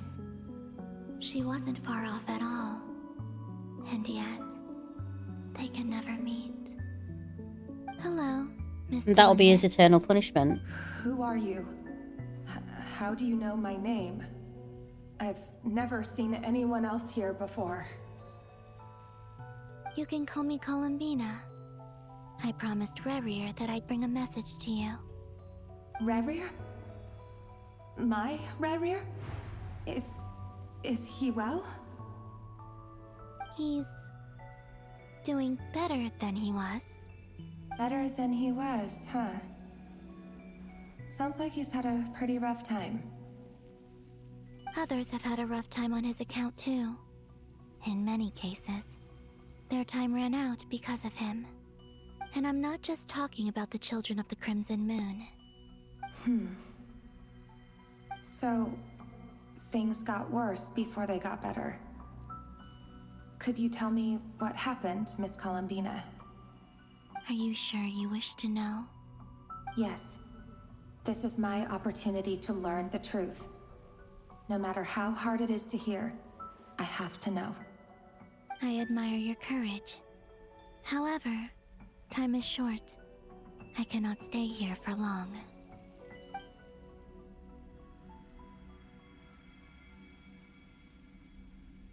Rerir had seeds of hatred in his heart, and many people nursed them for their own ends. On some level, everything he did was to try and find a way to see you again. But in the end, he came to regret his mistakes. He wanted to apologize for hiding his past from you. Beyond that, he did not say specifically what it was he wished to convey to you, but I'm sure that you've always been on his mind. You are what has kept him going over all these years.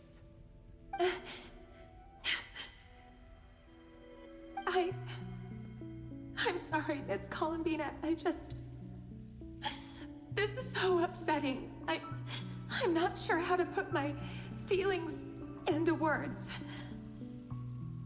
It's all right. I understand. Well, that's everything from me. So, I guess I'll be... Wait. One moment. Time flows backwards here. The road ahead only leads further and further into the past. I know.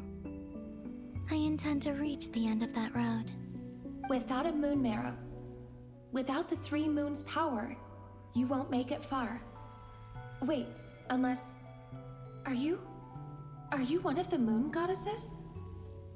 You could say that. I see. I often think to myself, if life is like a train ride, why haven't I reached the terminus? Where am I even going? And it's not just me, it's this whole place.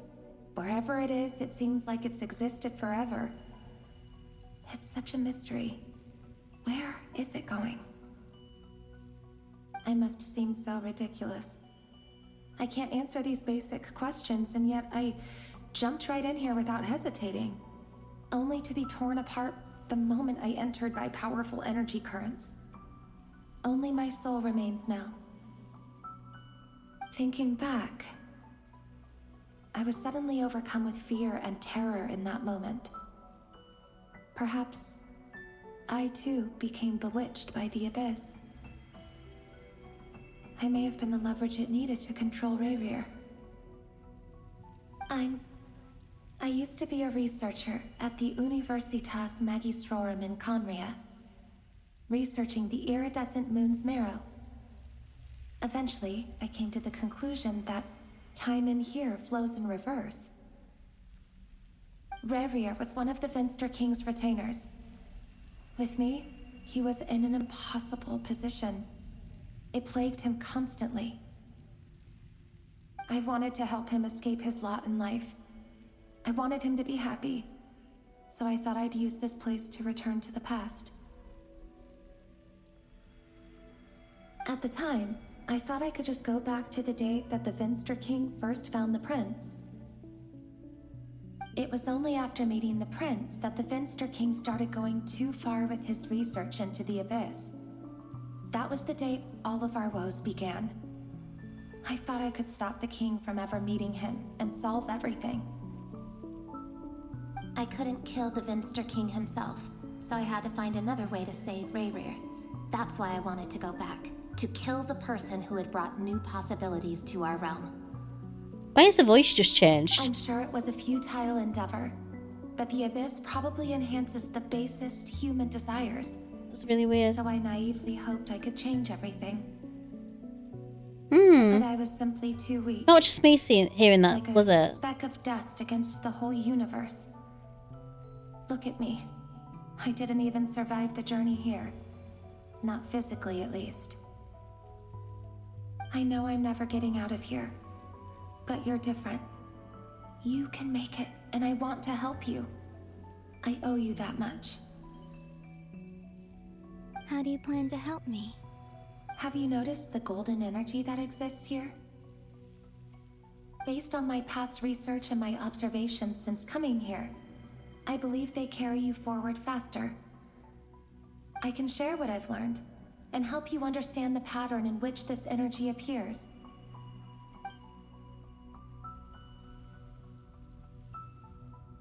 I think you just might... Now, I know you will be able to change the past. Also, I've been speculating about where this space ends. The documentation was scanned, but from what I know of the legends about the moons, the oldest ones seem to begin with Nibelung, king of dragonkind. I have no way of verifying any of it by this point, but if it's true, you might be able to reach that era if you keep walking. Understood. Thank you, Miss Delindis. I'm the one who should be thanking you. If you hadn't entered this realm of everlasting death, what use would my deductions be? Thanks to you, they have some meaning. About Rayrir, I'm so sorry. For everything. It wasn't your fault. That's not true. Because we both feared bringing trouble upon each other, neither of us ever told the truth. And that dishonesty sealed our fates. But enough about that. I wish you a safe journey, Miss Columbina.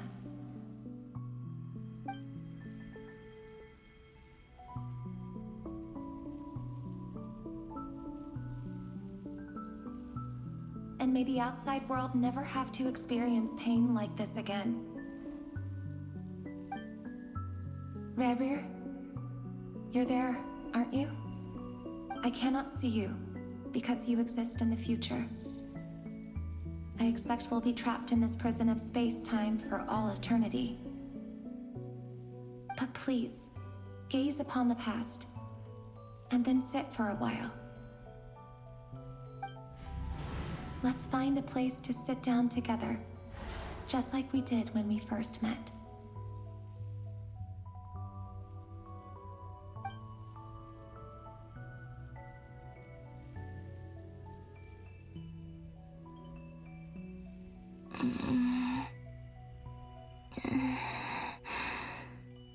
How long have I been walking?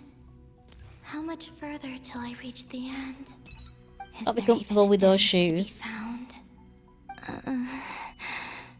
Everything's getting blurry.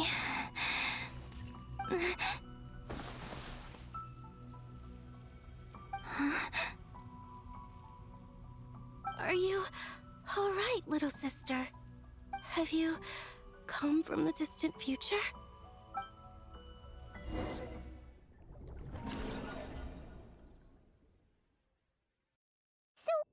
How exactly did the moons just disappear?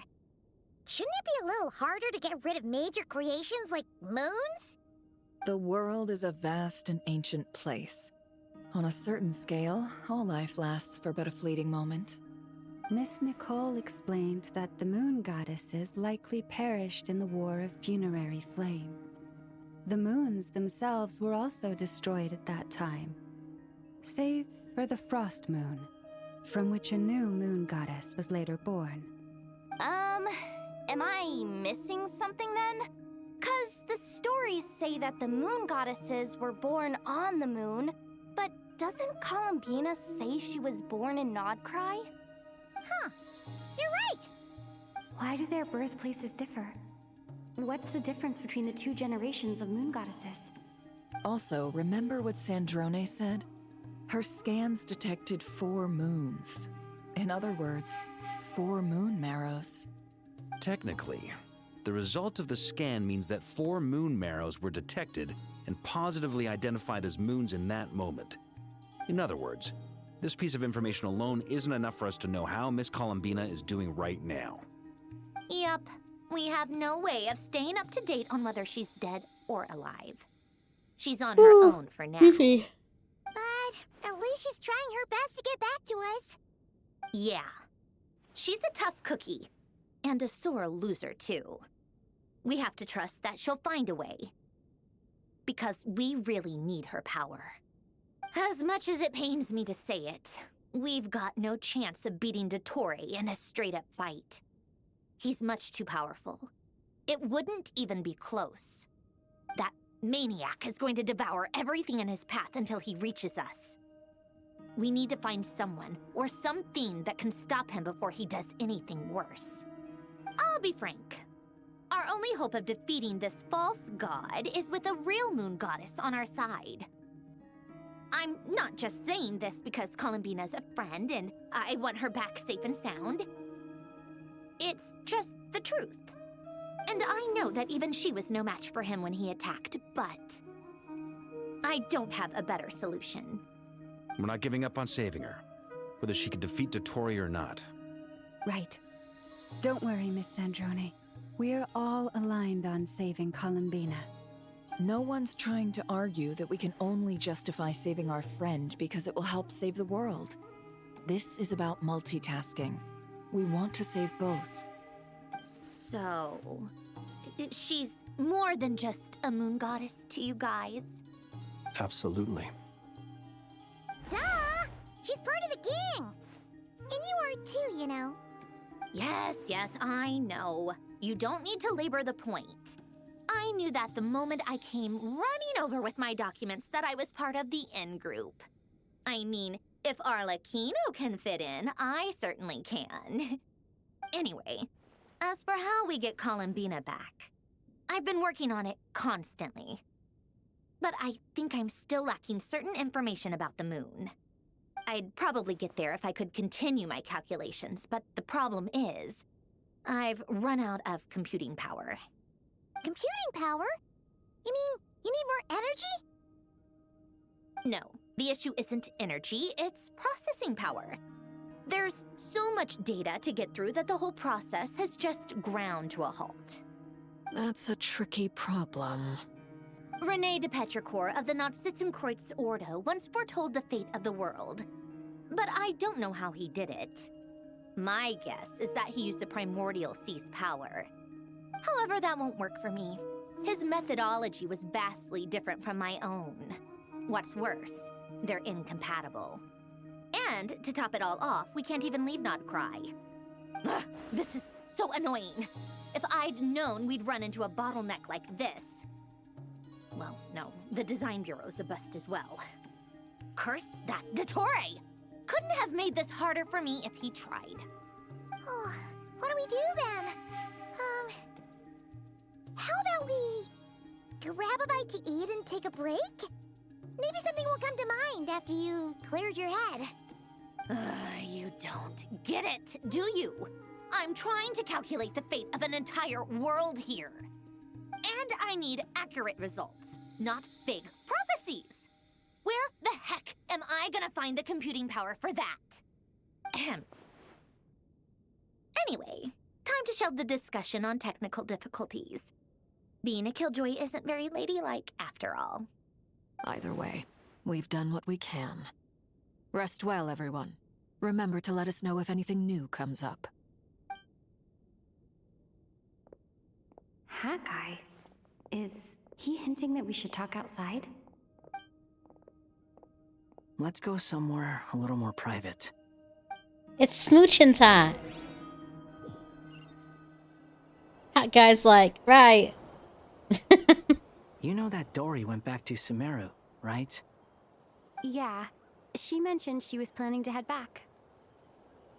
Things aren't looking good for Nodcry. She's gone to spread the word so that Sumeru has a chance to prepare for the worst. From what I know of Dottore, there are two possible reasons why he hasn't made a move yet. One is that he's still working through some kinks in his new powers. The other is, he wants to see how we're going to react. He'll easily devour everything eventually, so I guess he's in no rush to make it happen. The first false god he made was me. Now it's his turn. Even though my records were erased from Irminsul, Dottore's ideas haven't changed one bit. He once told me that becoming a god was like turning yourself into a hungry wolf or giant serpent to devour the moon. Clearly, he began studying the moon goddess's powers long before he even tried making a god. He's always wanted to get his greedy hands on divine authority one way or another. And in the end, he devoured the moon where I failed. In the desert of Sumeru, there is a chessboard built by King Deshret, also known as Al-Ahmar. I don't know if it was a real game, or if he was just trying to challenge his servants and citizens in some way.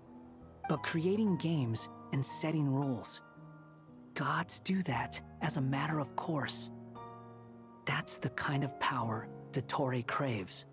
Now he has the Trilunar Authority. His power is leagues beyond the common people. I don't think there's any point in other nations rushing to the front line. They're better off focusing on defense and hoping they can fend off any threats that spill out from Nodcry. Either way, Dori will inform Lesser Lord Kusanali, and she will contact the other gods in turn. The Seven will have some recourse available. If nothing else, their protection should keep the rest of the world from descending into chaos as quickly as Nodcry has. So on the bright side, even if Nodcry is doomed, your friends in other nations won't be in any immediate peril. That's good to know. But I'm not ready to give up on Nodcry yet.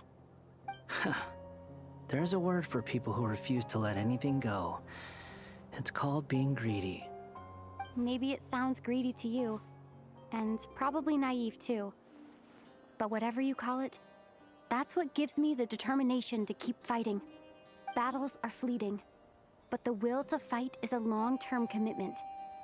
Give up for even a moment, and your resolve will shatter. Why do you always feel the need to do the right thing? No one is born to be a savior. I mean, who's gonna criticize you if you fail or give up? Don't take this the wrong way, but Dottore said something similar to me. I guess the Fatui attracts people who don't believe in saviors. Not necessarily. It's less about belief for me. I just want to know how determined you really are. After all, I don't owe anything to anyone else here. Only you. You look kinda worried. If your arch-nemesis was about to achieve their ultimate goal, I think you might feel a little worried too. That's true. Dottore is about to become an omniscient, omnipotent deity. That's gotta be a bitter pill to swallow. Still, you're calmer than I expected. Obviously. I have to admit that my past self was a reckless fool who misunderstood not only the point of revenge, but how to achieve it. And as much as I want my vengeance, I know I'm not gonna get it by acting alone. If the world's taught me anything, it's to think before I act. Too bad it never taught me any other virtues, though. So, I am going to destroy Dottore, no matter what it takes. So, what's your plan? I'll get to that. First, tell me, what do you think of Sandrone? Just like Paimon said, she's a friend, part of the gang. How much do you trust her? This is a serious question. Think carefully before you answer. Although she's with the Fatui, she has her own values, and she's helped us a lot. If nothing else, she's clearly going the extra mile for Columbina. I see no reason not to trust her. If you say so. In that case, the three of us need to talk. I have some thoughts about her computing problem. It can be solved, but it will come with a cost. How much? If I can afford it, I'll cover it. Sometimes your heroism really backs me into a corner. You know that? Come on, let's go talk to her.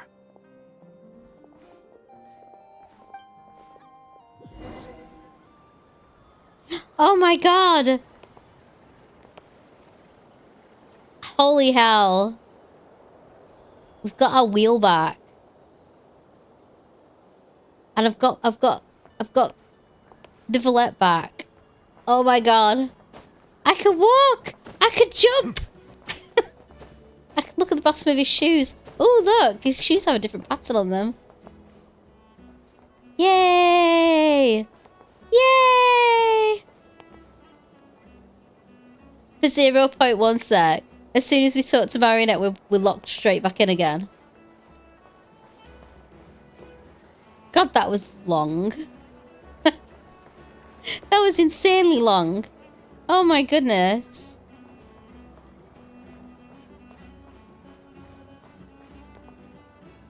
I think he looks handsome. I like him. I think he looks really handsome. I like the whole thing. No, it's nothing. I think he looks awesome. I'm gonna keep it for a while, for a long while. Probably for good.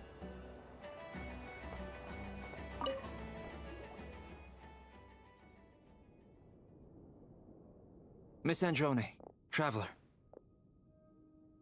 Hey there. Might as well just make it one big chapter. Here too. She was just helping them sort through their things. How did your chat go? That was fast. The call only just ended. Well, you said it was urgent, so we got here as quickly as we could.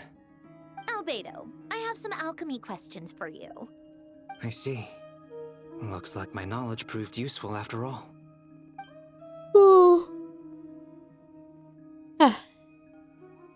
If I might ask, what is the end goal for the modified formula you'll be using?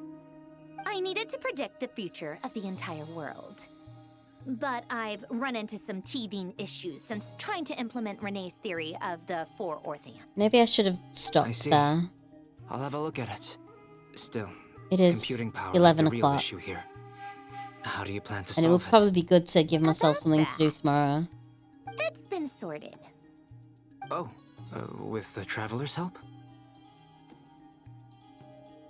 Actually, you're not wrong. She found the person with the solution. Was it Hat Guy? Yeah, it was him. Wow!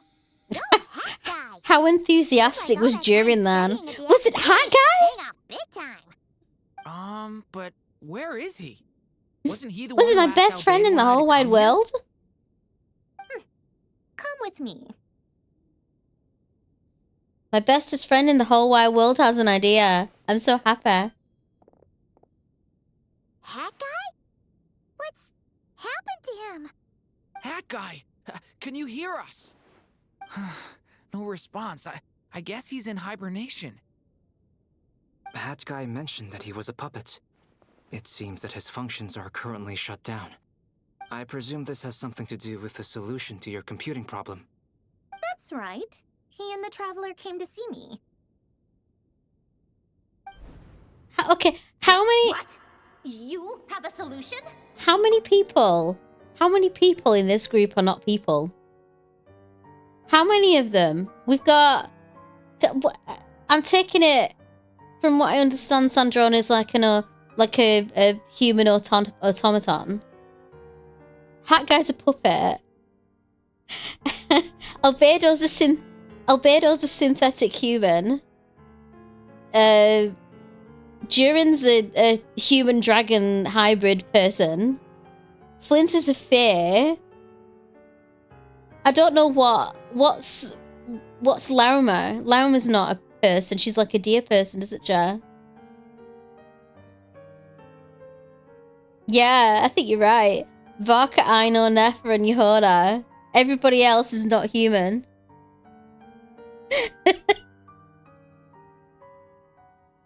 Because Nefer's a robot. Oh my god. We're just a room full of like the Traveler's an alien. She's not even from the same planet.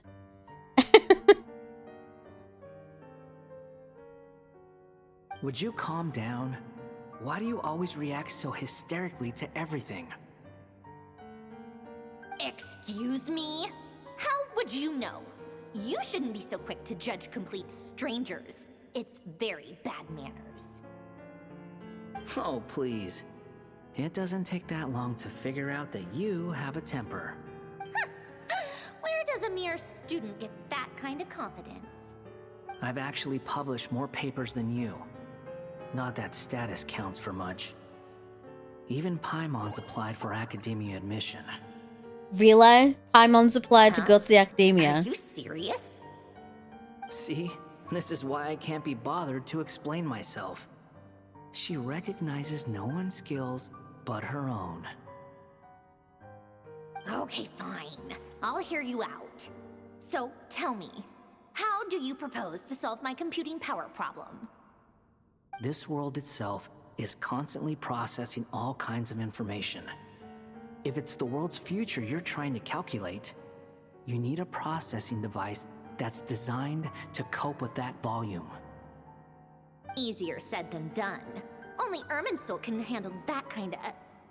Wait, is that what you're suggesting? But surely we can't just plug my formula directly into the ley lines. You should be able to tell that I'm not human, right? Yeah, I noticed. The technology, though, seems pretty ancient. Very different from Fontaine's. It's a completely different system. Conrian, to be precise. I'm what they would have called a puppet. Puppets need an energy source and processing power. The artisans who built them sought out the materials most suited for that purpose. You? Do you mean... The Traveler and I have talked it over. She's willing to vouch for you. So, I'll allow you to borrow my core for your calculations. It was built using wood from a silver white tree, which makes it a small part of Irminsul. Conrian technology and Irminsul wood. Who in the world could have built you? Are you sure about this? A puppet without its core will cease functioning completely. And if it's left in that state for too long, it might not recover. You could die if you do this. You do realize that, don't you? I can put two and two together, yes. No need to rub it in. I won't lie to you. This has never been done before. I cannot guarantee your safety. Doesn't matter. I'm prepared for the worst. Did you two actually talk this through? Is he... Are we really considering this? Yes, we discussed it. The bottom line is, he trusts me and I trust you. Let's give it a shot, shall we? Honestly, I have no clue where this kid even came from. But for whatever reason, he lent me his core to use in my formula. I'm very close to finishing my calculations now, and the core is currently in use. So I'm sorry, but I can only show you a sketch right now. He looks very much like his mom. This is what the core looks like. A silver white branch. It certainly matches the legends told about Irminsul. Is Hat Guy gonna be okay? He's not gonna die, right? Right? In theory, he should be fine. As long as we put his core back in time. Beyond that, all I can say is that I'll try my best to avoid risk and make sure the core doesn't sustain any damage. I think I know why you called us here now. Someone needs to watch over his body and make sure it's protected until the process completes. Correct. He said that the only ones he trusts here are you two, and the Traveler. And the Traveler will have other work to do. He will have our undivided attention. Aww, Hat Guy. On a more positive note, things are progressing steadily on my end. I'll call everyone in for a meeting once the results are out.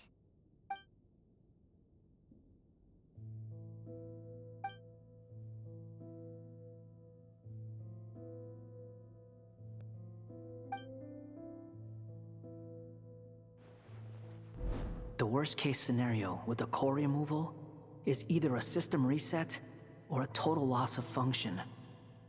But I'm not afraid. A quiet death should have been my fate long ago. A core is completely different from a heart. It's like another vital organ entirely. I never believed it could be a true replacement for what I sought. But in the end, it turns out the core was more useful to me. Pretty funny when you think about it. It's like the punchline of my entire life. Do you think there's any difference between a puppet and a human? If not, then this would just be another samsara. I have already experienced both a past life and a next life. Oh, please don't let him die. I'll be really upset if he does. I've become a real human. What's with that expression? Isn't this a good thing? Sandrone will succeed, won't she? She has to. She will. We all have to persevere until this is over. That's right. And I'll protect you all until the moment of victory arrives.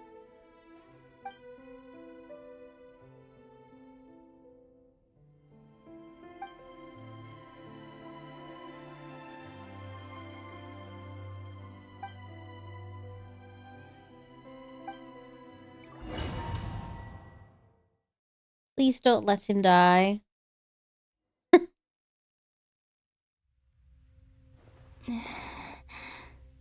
Who are you? I feel like I'm binge reading a novel. Sonnet.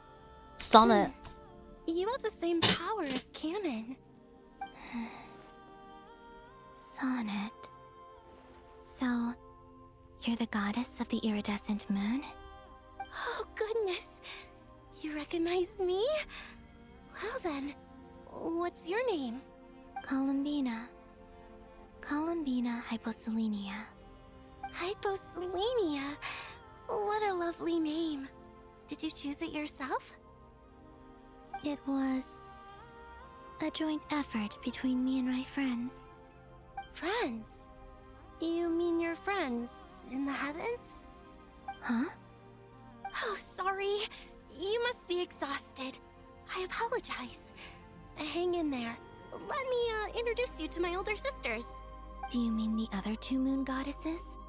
Arya and Canon? Wow, you sure know a lot. Hey, does that mean that our story goes on into the future?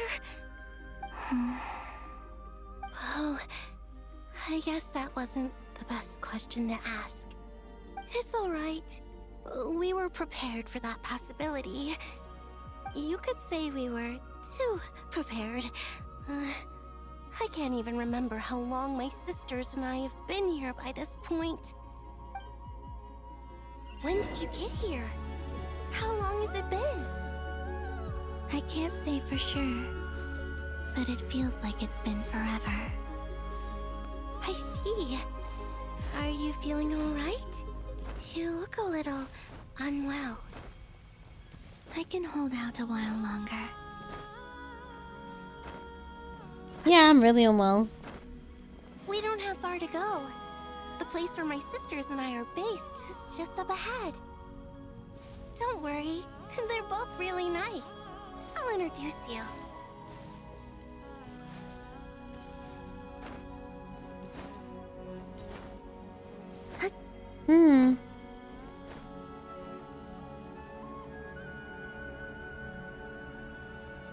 Sisters, I'm back.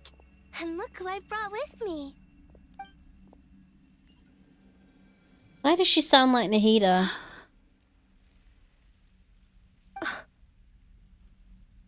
It's our lovely little sister, born in the far future. The pleasure is all mine.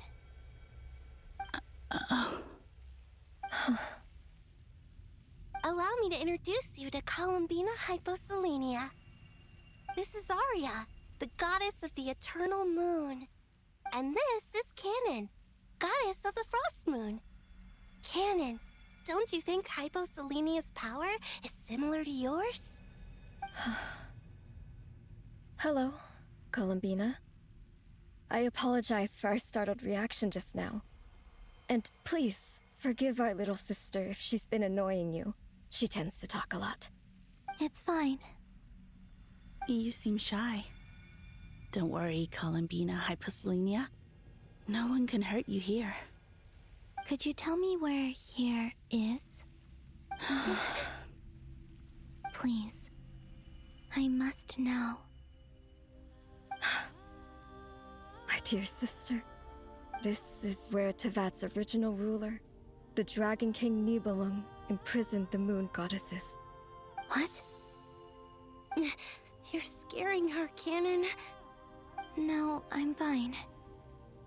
Please, continue. Nibelung, our original master, created us in the distant past to maintain Tevat. But he left this world and traveled into the dark universe beyond, to explore worlds vaster still. Day and night, we fulfilled our duty in the heavens, until the day that the first Descender arrived. The great ruler of the firmament. The heavenly principles. Is that what later generations call them? I see. But we did not reject them at first, nor did they seem to harbor ill intent towards this world. We coexisted in peace. They were like a guest in our home. Slowly, however, we came to realize that our guest had a growing desire to change and dominate the world. And you didn't stop it? No. There was an order to the rules they set up that Nibelung never taught us. We wanted to know if this order would bode good or ill for Tevat. All right. Canon and I wanted to know. Sonnet was against it from the outset. Later, we discovered that this great ruler of the firmament bore an almost paranoid hostility toward the desire of certain life forms to seek power. Or perhaps they feared them. They would even cast down celestial nails as manifestations of their power, to punish the civilizations of the world below. Only this was far beyond mere punishment. Right. Their rules brought order, but the price people paid for merely testing the limits of those rules was far too great. I did everything in my power to help the punished escape catastrophe, but still, too many lives were lost. The ancestors of the Frost Moon Scions were some of the ones you helped. But just when we had decided to take countermeasures, the Dragon King, Nibelung, returned. And so began the War of Funerary Flame. So, that's the name the world gave that war in the future. Well, who won in the end? As far as I know, the Heavenly Principles won, although it came at a great cost. They remained in Tevat, where they continue to rule to this day. And the world's original master, the Dragon King Nibelung, was destroyed. And what of the moons? Are there still 3 moons in Tevat's skies? You can tell us the truth, Columbina. We know we are but remnants of a bygone age. We are prepared for the answer. Only the Frost Moon remains. But it has been cast beyond the false firmament by the Heavenly Principles. The eternal and iridescent moons were both shattered during the war.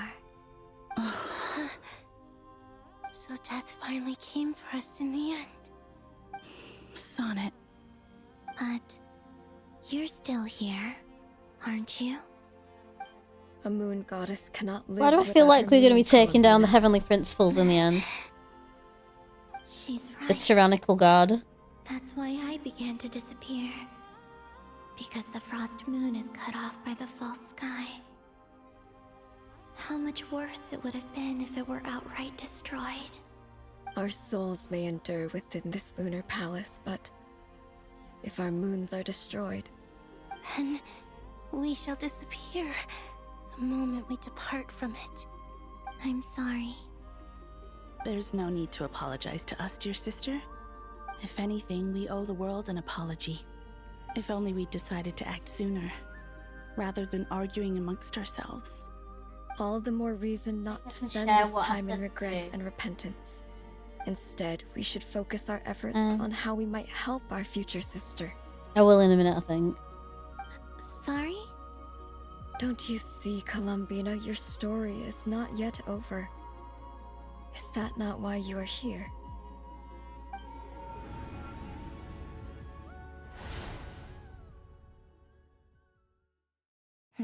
It's done. Initiate numerological array. Continue running primary process. Calculate the world's fate through extrapolation. And identify nodes of potential change. Secondary process, scan for moons. Still 4. The number of moon marrows hasn't changed. Wait, let me think. Is it possible that there's something I've been misunderstanding about the moons all along? Variables. Variables in the world. Shall I share it now? I'll share it now before this next bit because I think it's probably we're probably going to find out soon.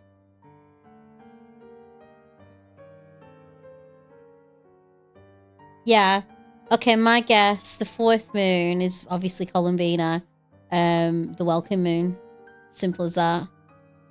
I don't think it's anything more complicated. I don't think it's the fake manufactured moon of Dotoria's. I think it's just what's been there all along, the Welcome Moon. The song of the Welcome Moon, the blessing of the Welcome Moon.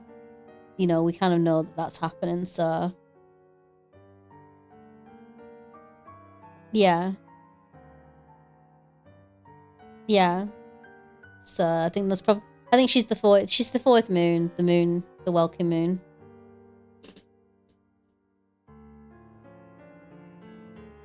Yeah. I know where the potential variables within the world come from. Why the 4? So what about the moons? Are there any variables there? Like their life or death, for instance? Well, what if being alive or dead makes no difference to a moon? But that's so strange. Even immortal gods can die. Why would the moons alone be? Wait! I've got it! I've got it! If alive or dead is considered a variable, we might have had this wrong the whole time. No one ever said that a moon marrow equals a living moon. We just made that assumption ourselves. Initiate secondary process. Scan again. This time filtering out interfering perimeter, moon marrow. I don't care if they're natural or artificial. Get them out of my search results!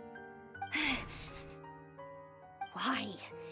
It says 3 moons still exist in Teyvat, even after excluding the moon marrows. But we know for a fact that 2 of them are dead. Redo the scan. Narrow the results to living moons and real moons. No, scrap that. Narrow it down to moons that have lunar authority and remain alive. Why? Why is it still 3? What is this, Columbina? Has the world lied to us? Or are you the one pulling the wool over our eyes?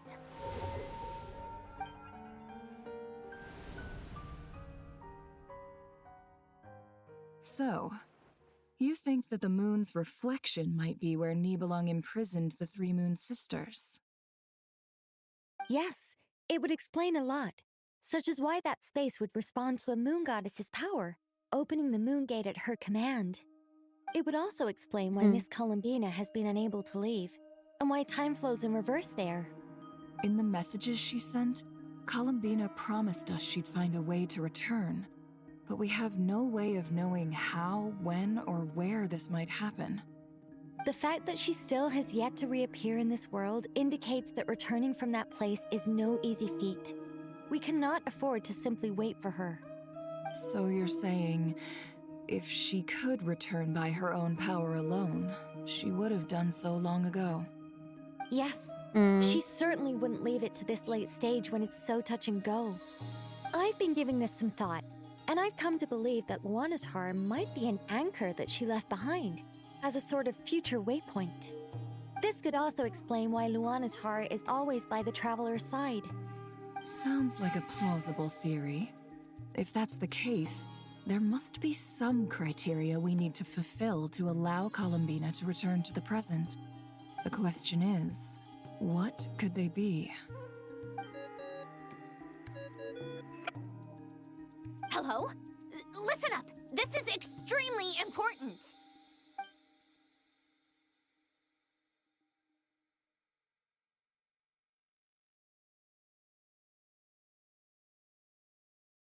Not only is Columbina alive, but she may well exist in a form unimaginable to us. I'm still unclear on the details, but she's done something truly inconceivable in the past. And the clue to what she's done lies in the moon and Tevat sky. Truly amazing. Oh, I'm so delighted for her. I'm sure we all feel the same. And I'm sure Columbina is ready to get back here and fight by our side. I'll keep my calculations going and try to find some way of coordinating with her. But that's not an excuse for everyone else to slack off, okay? All of you had better keep trying to think of solutions. How can the dead moon still live? And Luanatar...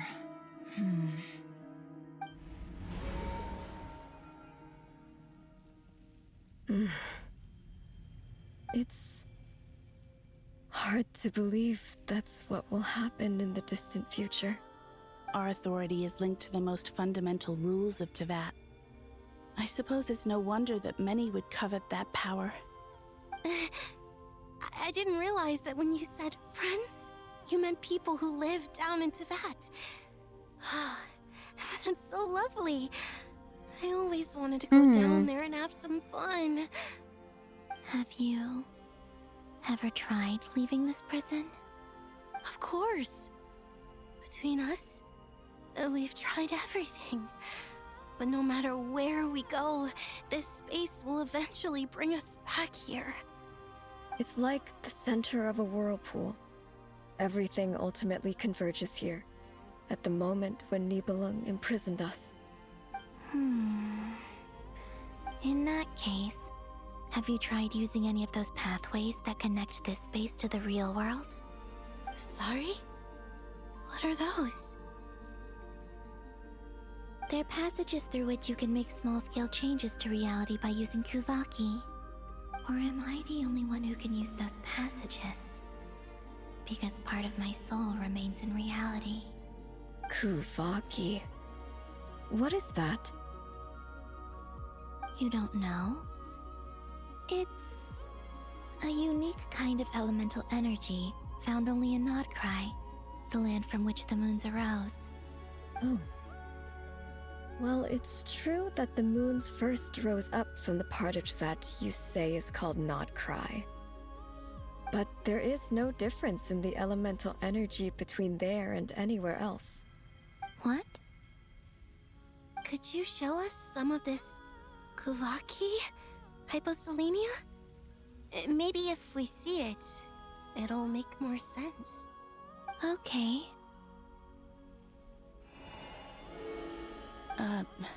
Isn't that just your power? What? But it's everywhere in Nodcry. In the air, in the land. Even the creatures who live there have adapted to its influence. How curious. This Kuvaki certainly did not exist anywhere in the world before we were imprisoned. Let alone influence living creatures. So, how exactly does it affect them anyway? Can they float in the air like us? This is so strange. Why would their reality differ so much from mine? Columbina, you're looking for more than just a way out of here, aren't you? Yes. If I am to help my friends, I will need trilunar authority on par with that of our foe. You mean... You'll need our power. This sounds extremely risky. The Three Moons' powers are not mutually compatible. Concentrating them into one goddess will be a very painful process. And if anything goes wrong, it could tear you to pieces. I know. But I'm willing to take that risk. Even so, let's say we successfully transfer our authority to you. How will you take it outside this prison? Niblin constructed this realm specifically to prevent us from using our powers to interfere in his war. No moon goddess can leave this place alive. What if I don't leave alive?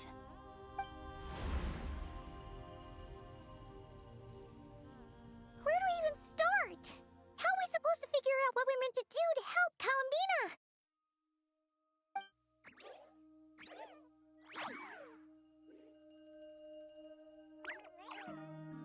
Columbina, what do you need from us? If she really got to the beginning of time in there, how do you think she'd leave us a message? You don't think she'd write it down on a stone tablet somewhere in the hopes that we'd find it, do you? Seems unlikely. Columbina may not talk a lot, but she thinks deeply about issues like this. Let's review what we know. This is the Columbina who fought alongside us against the Rayhir of Solnari, and with whom we celebrated Moon Prayer Night. She knows our personalities, our ways of doing things, even our unique strengths and abilities. So, if she wanted to tell us something from a long, long time ago, what would she do? Oh.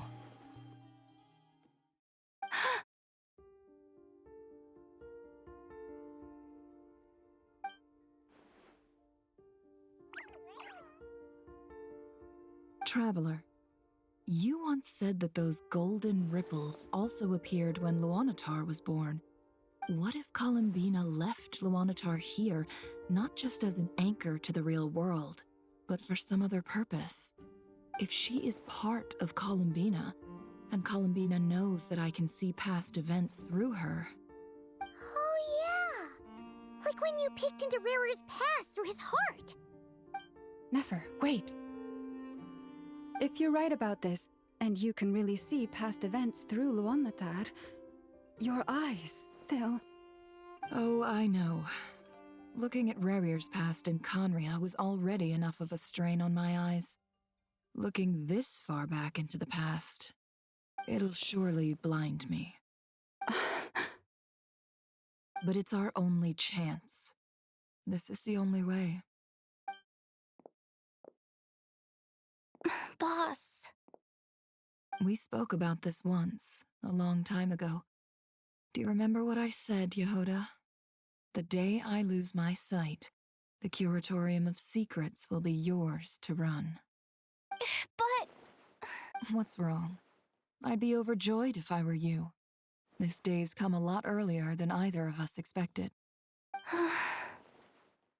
I need to know you'll honor our agreement, Yehoda. Promise me. Yes, Boss Neff. I promise. Are you sure you don't want some time to think this through? What is there to think through? I should have gone blind after our battle with Rarier. Frankly, it's almost criminal that I got away with it for this long. Then at least let me take some precautions on your behalf. And if you really do lose your sight, I'll visit your office every day and make sure you're well looked after.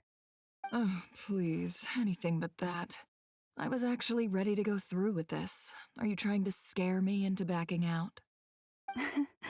As if I could ever scare you. I'll assume you're just joking to calm your nerves. All right, enough chit-chat. Let's do this.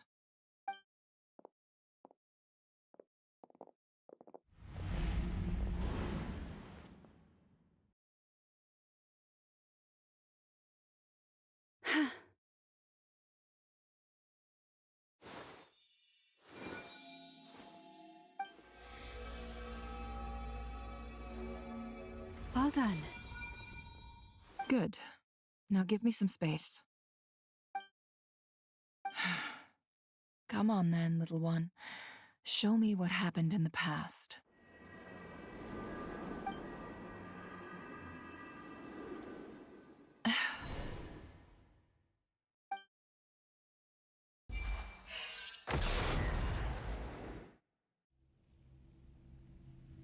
Between the Trilunar Authority, Kuvaki, and the soul-surviving moon, the Frost Moon, I think I might know how to get back. But I will need my sister's help. Time to go talk it over with them.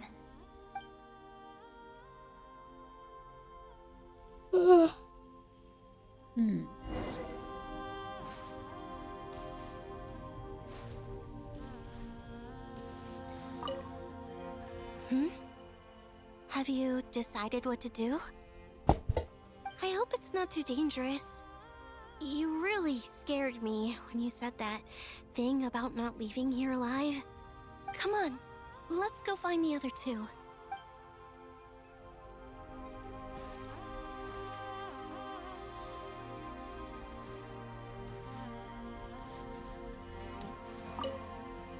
It seems you have reached a decision. I'm all ears. What do you propose?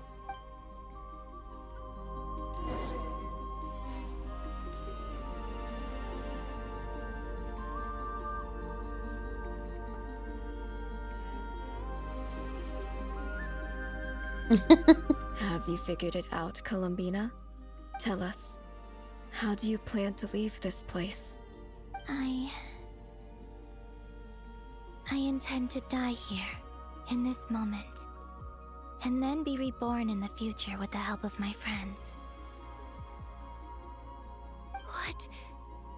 What are you saying? How can the dead be reborn? And how will you inform these future friends of your plans? You can't exactly leave oracles. Nothing can escape this place. Not a single ray of moonlight. And even if you found a way, what if they never find the message you left for them? You'll... No, that won't happen. Come again? They will find my message. I'm sure of it. I'm not following. How exactly will you achieve this? It's quite simple, really. First, I will leave my soul here.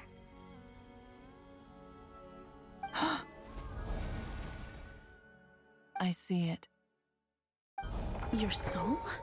You mean you're a divinity? Yes. I once left a portion of my soul in the future. One so small that this prison barely noticed anything. In this very moment, she can resonate with my soul across time.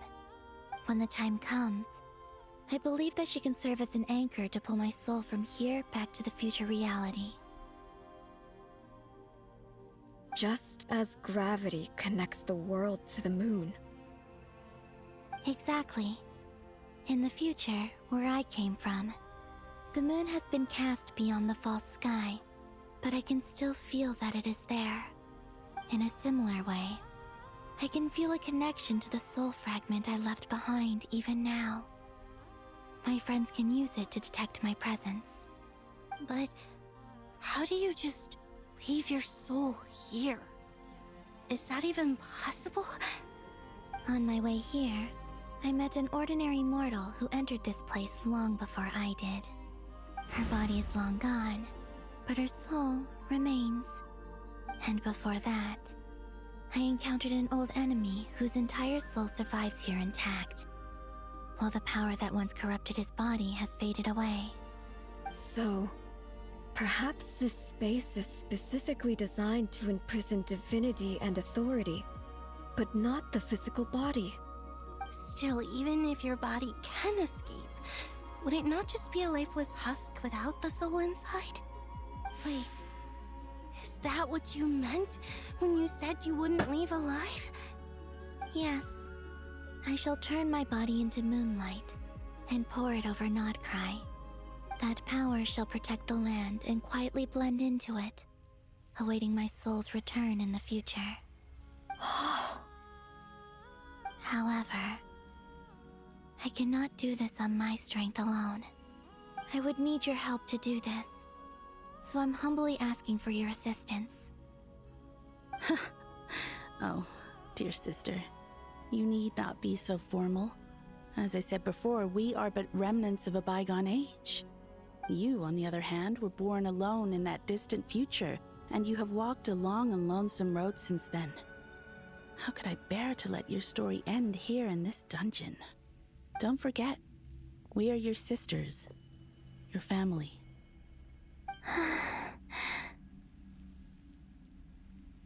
Arya's right.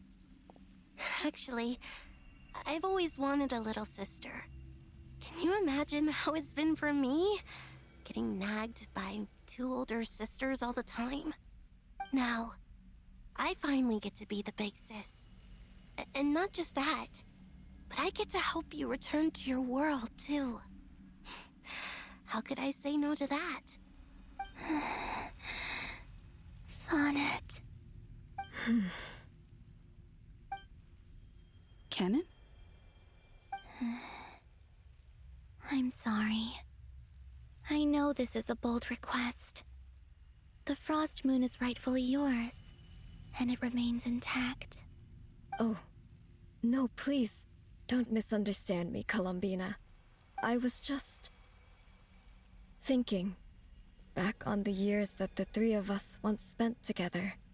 You cannot imagine how happy I am to hear of the future world you describe. The Frostmoon Scions, your lovely, kindly friends. For the 3 of us, whose purpose in life was to maintain the peace in Teyvat, it is a great relief to know that the people of this world live in such an abundant future.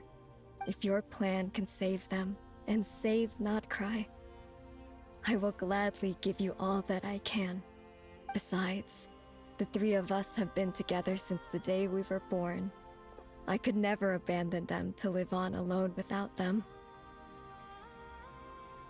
Canon. Still, I do have one question I would like to ask you before we proceed. Certainly. What is it? Why do you cover your eyes?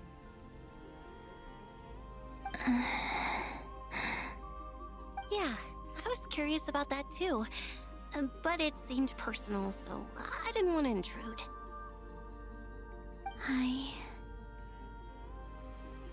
There was a time when I refused to look upon the world.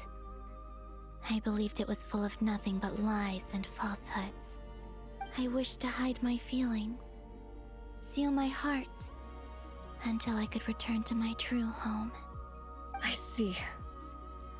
Perhaps that decision saved you from ever having to see the false sky again.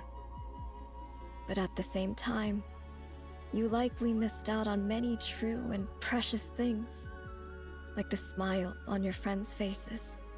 Promise me this, Columbina. When you return to the future, open your eyes, take a look at the world around you, and see your friends. I'm sure that you know this already, given that you long to return. This but isn't that is your true home. Give me your hand, Columbina.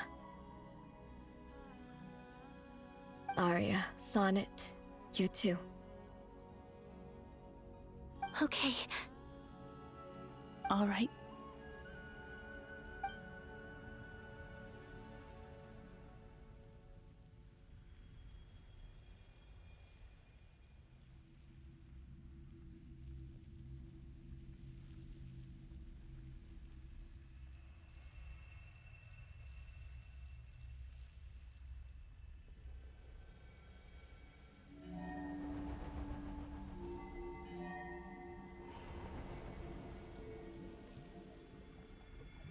We once were the songs sung for eternity, but now it is you who must continue to sing. We once were the tides in the great river of time, but now we subside, and you arise. We were the messengers of madness and inspiration. But now, The lies have faded, and your truth must endure. We are souls awaiting the sun. You must return to be with those who smile when they see your face.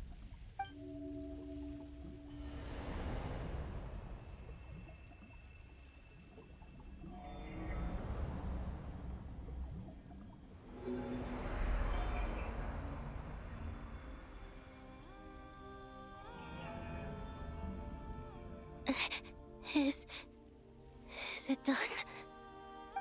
Yes.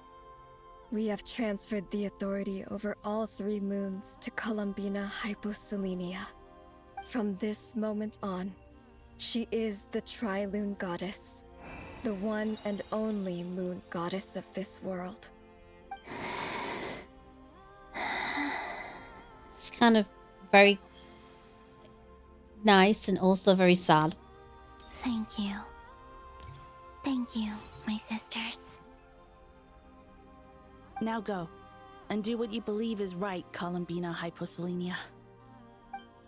Be aware that we cannot grant you the power of the 3 moons beyond these prison walls. The conflict that arose over their remains I like following the our moon disappearance that's behind her now. will still take place. It's really pretty. I understand. Sisters, oh, my body. It feels... Now that we have given up our power and authority, our bodies are merely mortal shells. This prison is dissolving them as we speak.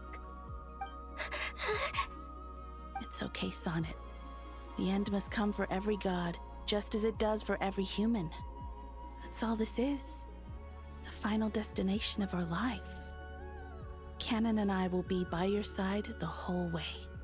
We have one final request, Columbina. Could you use the 3 moons' power to send us back into the real world? Now that we have lost our powers, I doubt this space will seek to hold us further. It's just...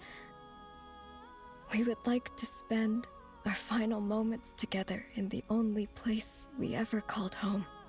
Of course. Gladly.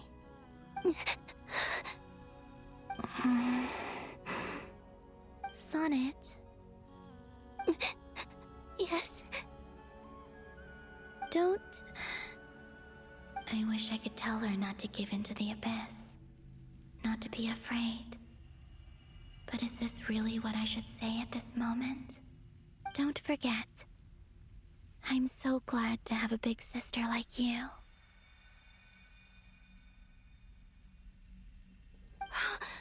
No, Hypo. Thank you. I'm okay. I'm not afraid. As long as my sisters are with me, I won't be afraid. It looks like this is goodbye, sisters. Goodbye, Columbina. Take care of this world in our stead. I will.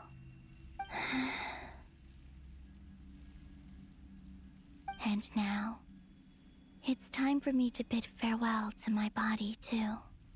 May it become the moonlight that keeps Nodcry company through the long years ahead. So this is why Nodcry was not always home to Kuvaki. It only appeared after I poured my body out upon this land, and only this land. Kuvaki responds to me because it is me, my body, answering the call of my soul. And the golden energy I've encountered on my way here was, in fact, that very soul, which I am about to leave here to guide me. O power Tri-Lune, eternal moonlight. I, Columbina Hyposelenia, lay aside my body. Let it be cast into the dark night to illuminate the future. May it be a companion to all who dwell beneath the moon.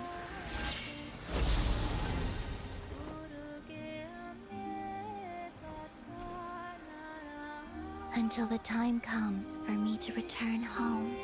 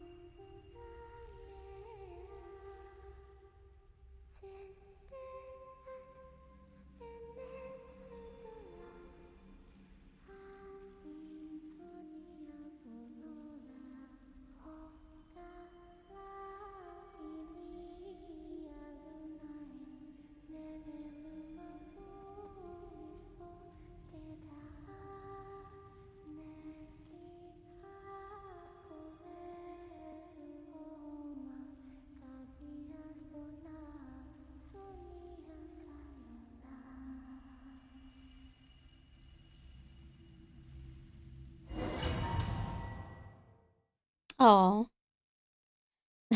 That's all I can say. Oh. That was crazy! Were we even allowed to see that? Is anyone? Oh, can you still see? How many fingers am I holding up? I see 2 fingers, and a look of sheer terror on your face. Truly astounding, Miss Nefer. Your eyes have glimpsed the very ends of the world, and yet they remain as sharp as ever. Or is the credit for this miracle due to Miss Lauma? It seems that even time itself is no match for your medical skills. Surely you jest, Mr. Flint. I suspect we have Columbina to thank. She must have realized the immense toll that the ritual would take and purposely set aside some of her power in the past to protect Nefer's eyes when this moment arrived. There is always a great price to pay for witnessing the truth, but it seems that this time, Columbina has shouldered that burden on our behalf. She chose the perfect method of getting a message to us. Though her eyes were always shut, she was clearly so perceptive. She knows us well. She knew exactly how we would think and what we would try. Despite being separated by time and space, we're seeing the same possibilities and seizing the same opportunities. We still don't even know if she's okay right now. But as long as there's a chance we can do something, we'll fight to make it happen. We'll get you back somehow, Columbina.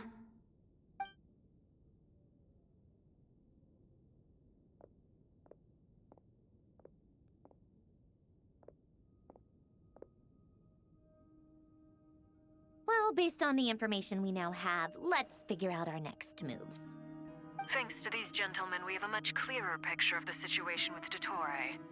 The civilian population has been moved to safety, Yeah. so we no longer need to hold back. Miss Androne, how are the calculations going? So far, so good. I'll keep seeing how far I can push the system, though. Can't have Hatman being powered down for nothing. There's still a long road ahead. Where should we begin?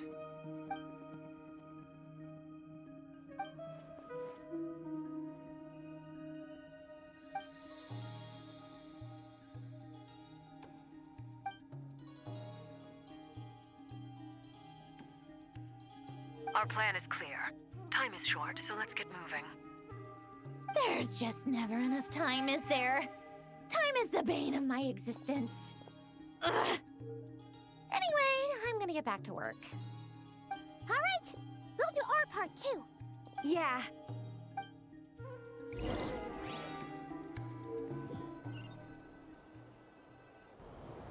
Albedo's theory says that elemental energy can dilute the Light Realm's power. But I'm no expert in building elemental defenses. Sounds like something out of the Advanced Elemental Theory section of the library. Whew. You seem quite troubled. Well, yeah. I mean, who doesn't get a little flustered when they're completely out of their depth? You were the very picture of confidence back when you approached the Hexen Circle. Yeah, I could have been faking it through that whole meeting for all you know. Who's to say I'm not just a ball of nerves in a charming and gregarious package? Oh gosh, really? I'm so sorry, I had no idea. Well, you're all the braver for it. Still, I was much more in my comfort zone than I am here. At least in Mondstadt, you can cry for help from a cliff top and actually stand a chance of summoning Barbados himself. Things have never looked bleaker than they do now. If we don't pull this off, Tevat's doomed, isn't it? Oh, you think so? Actually, yes. Yes, it probably is. It's a shame. Don't put too much pressure on yourself. Tevat has faced annihilation many times in the past, but it also gave us you, didn't it? Hey, don't give me that. It's not like I'm anyone special. I disagree. Every human born in this world is special. We angels have always believed that. In that case, this humble human being has a big favor to ask of you. I thought you might say that. I'm sure Alice, in her great wisdom, sent you here precisely to help us in this difficult time, yes? Well, that has less to do with her wisdom, and more to do with my power. Of course, of course. Well, the thing is, these elemental defenses we're about to build, I don't think it's a question of if they'll fail, but when. Durin's findings from his patrols make it clear that Dottore is constantly expanding his territory. First it was his lab, then the design bureau, and now this. It's not realistic to completely stop him encroaching on the rest of Nagcry. Rather, our goal should be to stall him for as long as possible. If Miss Sandroni's calculations are correct, well, they're the closest thing to certainty we have in this situation, so let's assume they are. Anyway, her calculations suggest that our best hope for victory lies in Miss Columbina's return.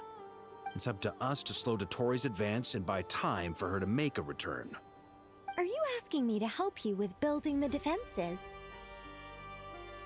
No. I'd like you to prepare for what comes next. When he eventually reaches us, we will have to fight him. You were an angel once and a mage now. I'm asking you to lend us your protection. Oh. Can I take it that you're triggering the terms you fought for during our three-way talks? Well, technically those terms were about protecting Mondstadt. But if you're happy to agree to the change in location, then yes, let's do that. You're cashing in on this much sooner than I'd imagined. Well, yeah. The way things are going, I might not get another chance. Very well. The mages have heard the knight's plea, and we will respond.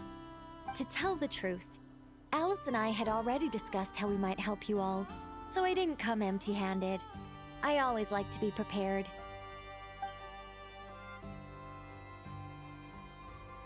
This is... wow. Yeah. This is great. Seriously, thank you. It's been many long years since I had a chance to dazzle humanity with a little divine intervention. To humbly serve as a reliable and responsible guide. Anyway, Knight of Boreas, please accept this gift in recognition of your great virtue. Go now. May the angel's blessing deliver you safely to your destination.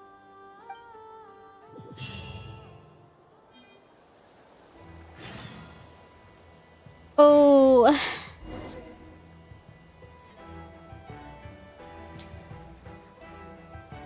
Alright, it's midnight.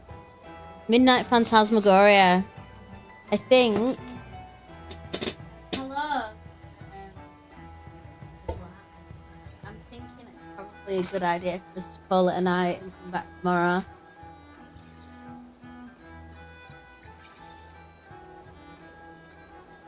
Oh.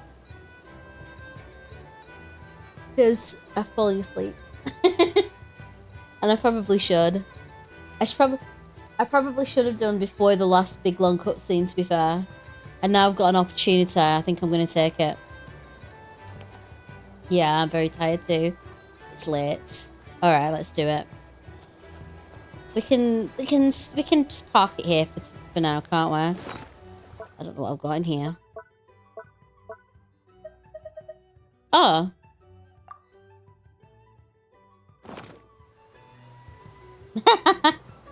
I know this has been a long journey. It's been good though. It's been very good though.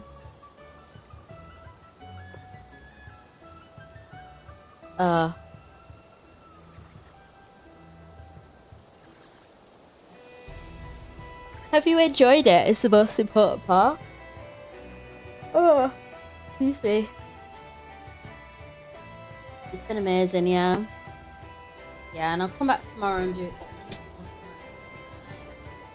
TikTok has lasted. It's a good sign. We've had.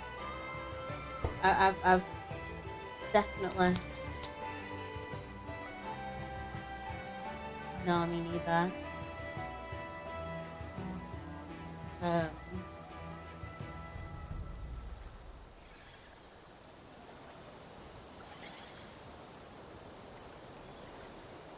Really? That's high praise indeed. That is very high praise, Rem.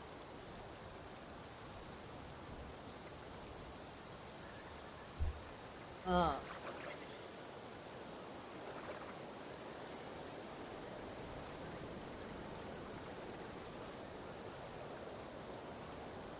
I know you do. I know you do. Don't blame you. Very good. It was a really good story. Really enjoyable. Called the King of Cups, by the way, when I was messing with the tarot cards.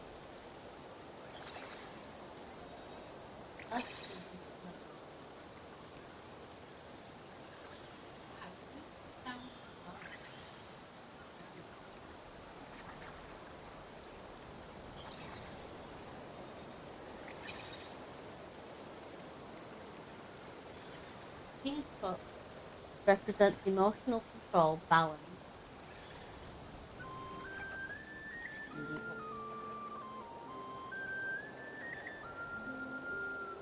But I don't think it's going to let me see them out. Oh, maybe. Oh! Oh my goodness, look at this. Well, that's what the new map looks like. That's for exploring.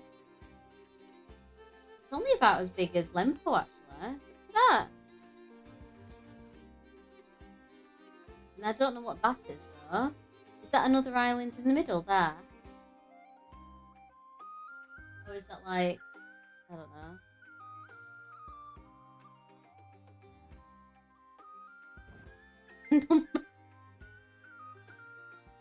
Just the sea. So it's just the middle of the sea.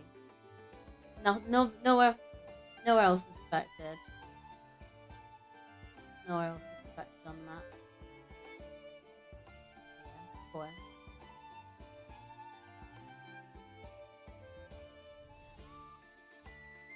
And it won't let me leave anywhere, look. We've got the red line of doom all the way around Nash Town. That's all we can do. We've got to follow it. This looks really cool though. I'm gonna take a couple of screenshots. Just so I've got them.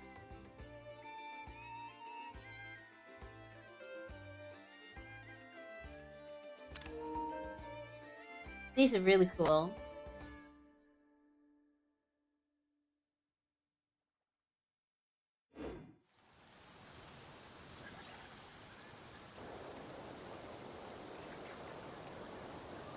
Oh dear me.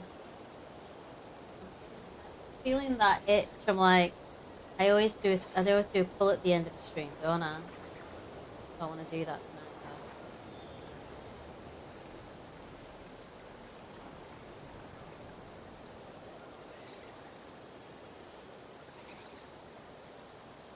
Probably go to sleep. Right.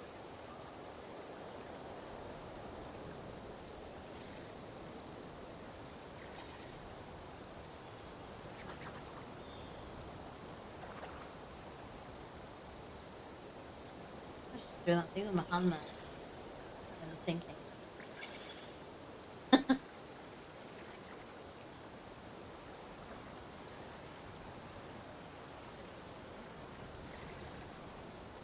Oh.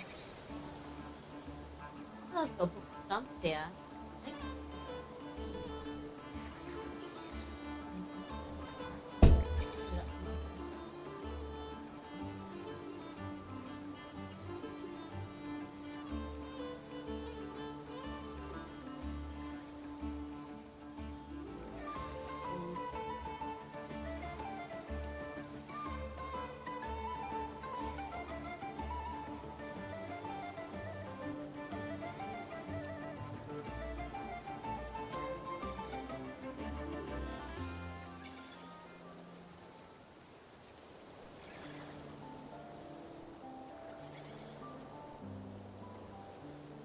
Oh, hi.